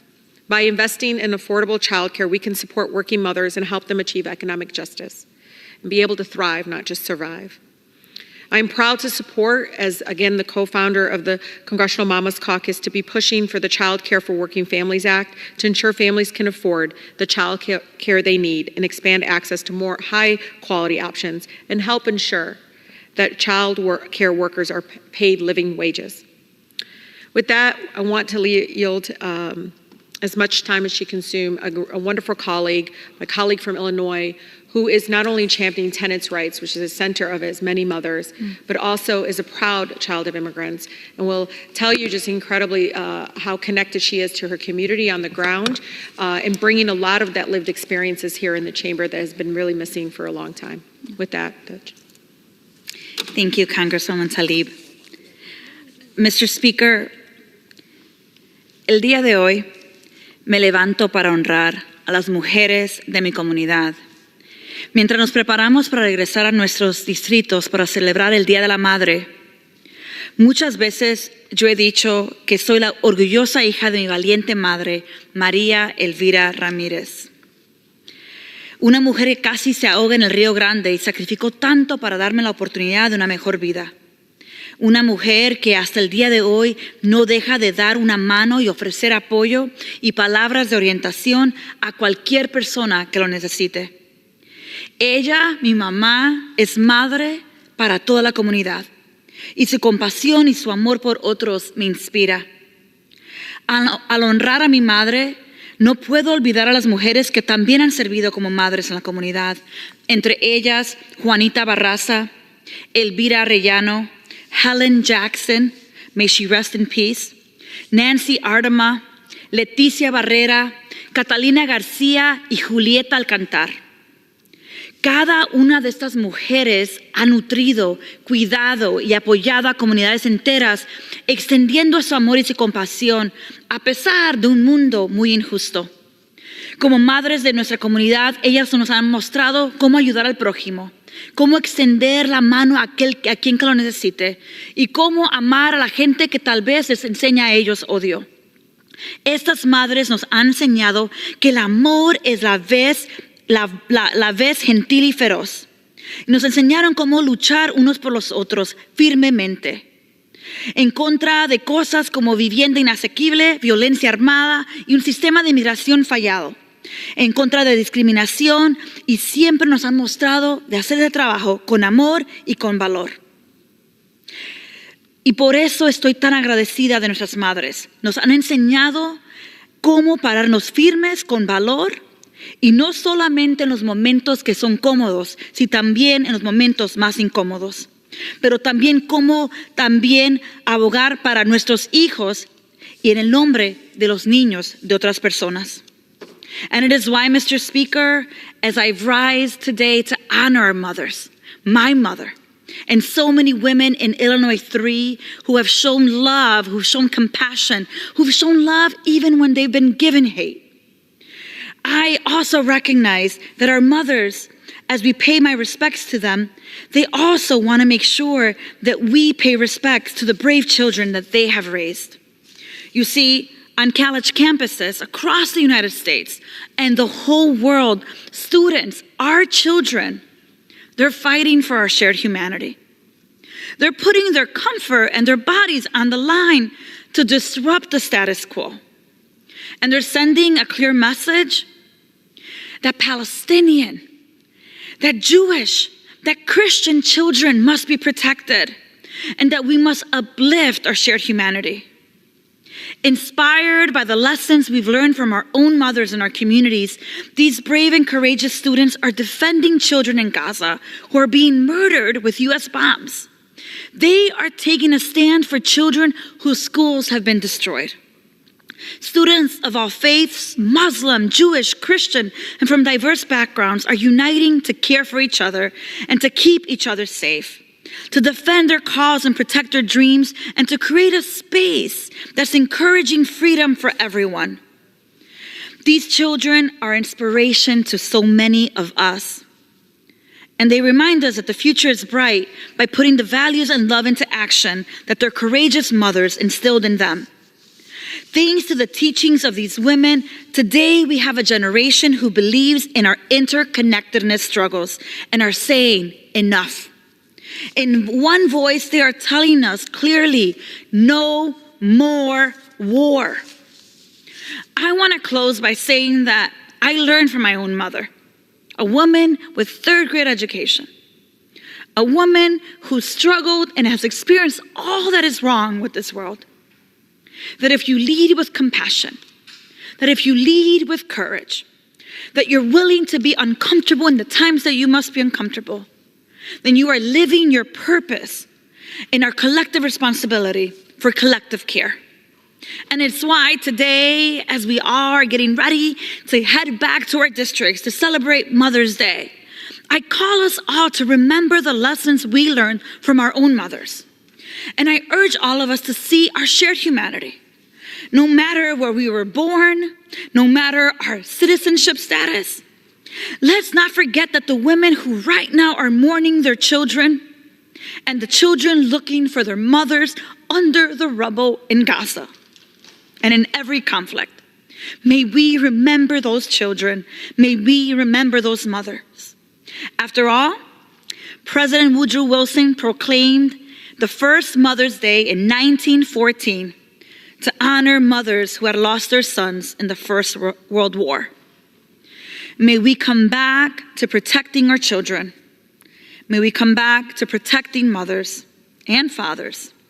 And may we be reminded in this day, as we celebrate mothers across the world, that we here in Congress have a responsibility to protect them and to uplift them. I want to thank Congresswoman Rashida Tlaib for your work, particularly the work that you're doing around paid family leave, affordable child care, universal school meals, investments in WIC and SNAP, ending child poverty, and reproductive freedom. It's the honor of my life to serve with you. Thank you. As you heard from my colleague, Ken, the incredible lived experience is so needed because mothers come from all different backgrounds, all in different income class. And again, we could be doing more as Mother's Day comes up, not just saying Happy Mother's Day, but uplifting policies that uplift all mothers. In the Congressional Mamas Caucus, we've been centering our work on Black maternal health. The crisis is real, it's here. And I know many of my residents continue to tell me, we don't want just task forces and commissions and be studied. We know that there is a crisis. We know that Black women are 3 times more likely to die from pregnancy complications. We know that it's not because Black women are less capable of bearing children or giving birth, but because our healthcare system has consistently neglected and mistreated them. We must address the racial health disparities in our healthcare system and face that fact. I'm also incredibly proud to be a co-sponsor of the Black Maternal Momnibus Act, a comprehensive bill, Mr. Speaker, that would ensure Black mothers are safe and supported in their decisions and journeys to have children. Every person should have the right to make decisions about their own body, including whether and when and how to have children. There is a clear attack on women's rights, as we know, across our nation. Rather than prohibit safe and legal contraception, we need to provide support for women and families that lack the means to access such treatment. The relentless attacks on reproductive freedom are making it more difficult for mothers to access the care they need. So today I say to my colleagues, it's time to do better for our mothers. This Mother's Day, let's celebrate the incredible strength and resilience of our mothers everywhere and thank them by continuing to fight for policies that will change their lives for better. And I can't leave this House floor without talking about the fact that I grew up in the most beautiful, blackest city in the country. And when you grow up in Detroit, Mr. Speaker, you don't have one mother. There's all the Black mothers and the neighborhood mothers that even when my mom's eyes weren't on us, there were all the other mothers on the block that had eyes on us. So I want to take a moment and acknowledge many of these community mothers throughout my district. And I know I'm going to leave some out, and I love you all.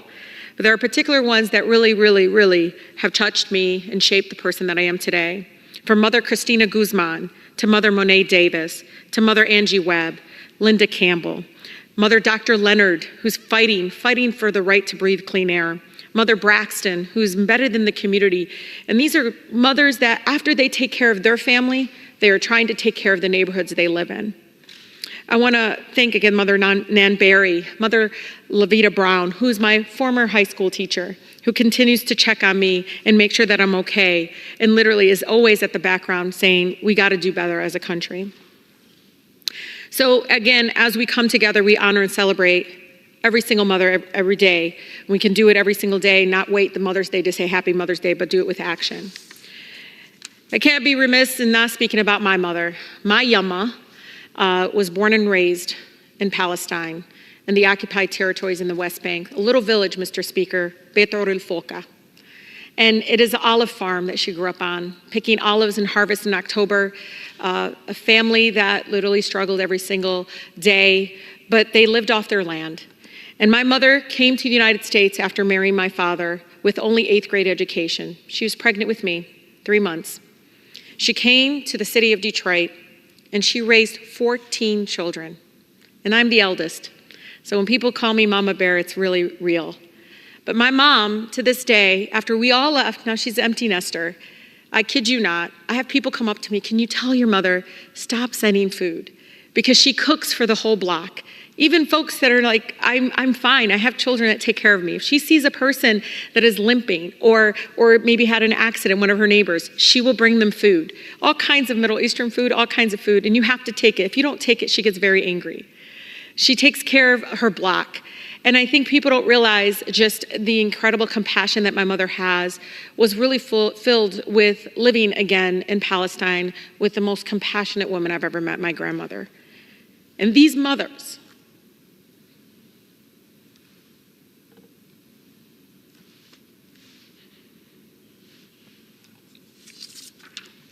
so sorry, Mr. Speaker, I just lost my grandmother, but these mothers deserve us to do more here. And the Congressional Mamas Caucus centers this. We can't keep talking about how we love our mothers, but they're struggling. From food insecurity to housing. When I'm at a town hall, I do not ever want a mother to tell me she's struggling to feed her children. It should be easier for them. And again, if they're doing everything they're supposed to do, why can't we help them? And I feel very compelled that we need to move with the same urgency that many of my colleagues do when it's corporations. When it seems to be the defense budget, it seems like we find the money. But when it's somebody that literally comes to my office and says, Rashida, I found out I have MS. How am I supposed to take care of my family? I have MS. Or a young girl came to my office at 31 years old telling me she's on dialysis, spending 3 to 4 hours in treatment. These mothers deserve us to do more in this Congress. We deserve to do it in action. We have to do more. This is incredible to sit there and tell you all that these mothers come to us. They're not even asking, they're saying, hey, tell us what we need to do. But it is hard out there. It is hard. I'm working, but if my child gets sick, I'm out. I can't make up those hours. And again, our families right now are struggling with sick care in our country, not health care. Literally, people are making money off of the fact that folks continue to be sick. And so I'm asking our Congress this Mother's Day, as the Congressional Mamas Caucus member and many of us in this chamber, we know that we love our mothers, but we can do more. We can do more through policy and through action to really protect them, to uplift them, to make sure that they're not only surviving in our country, but they're thriving. Because I'll tell you, if we take care of our mothers, I know the children will be taken care of, our neighborhoods and communities will be taken care of. With that, Mr. Speaker, I yield. Does the gentlelady have a motion? Yes. I move the House to now adjourn. The question is on the motion to adjourn. Those in favor say aye. Those opposed say no. The ayes have it. The motion is adopted. Accordingly, the House stands adjourned until 12:30 p.m. on Friday, May 10th, 2024.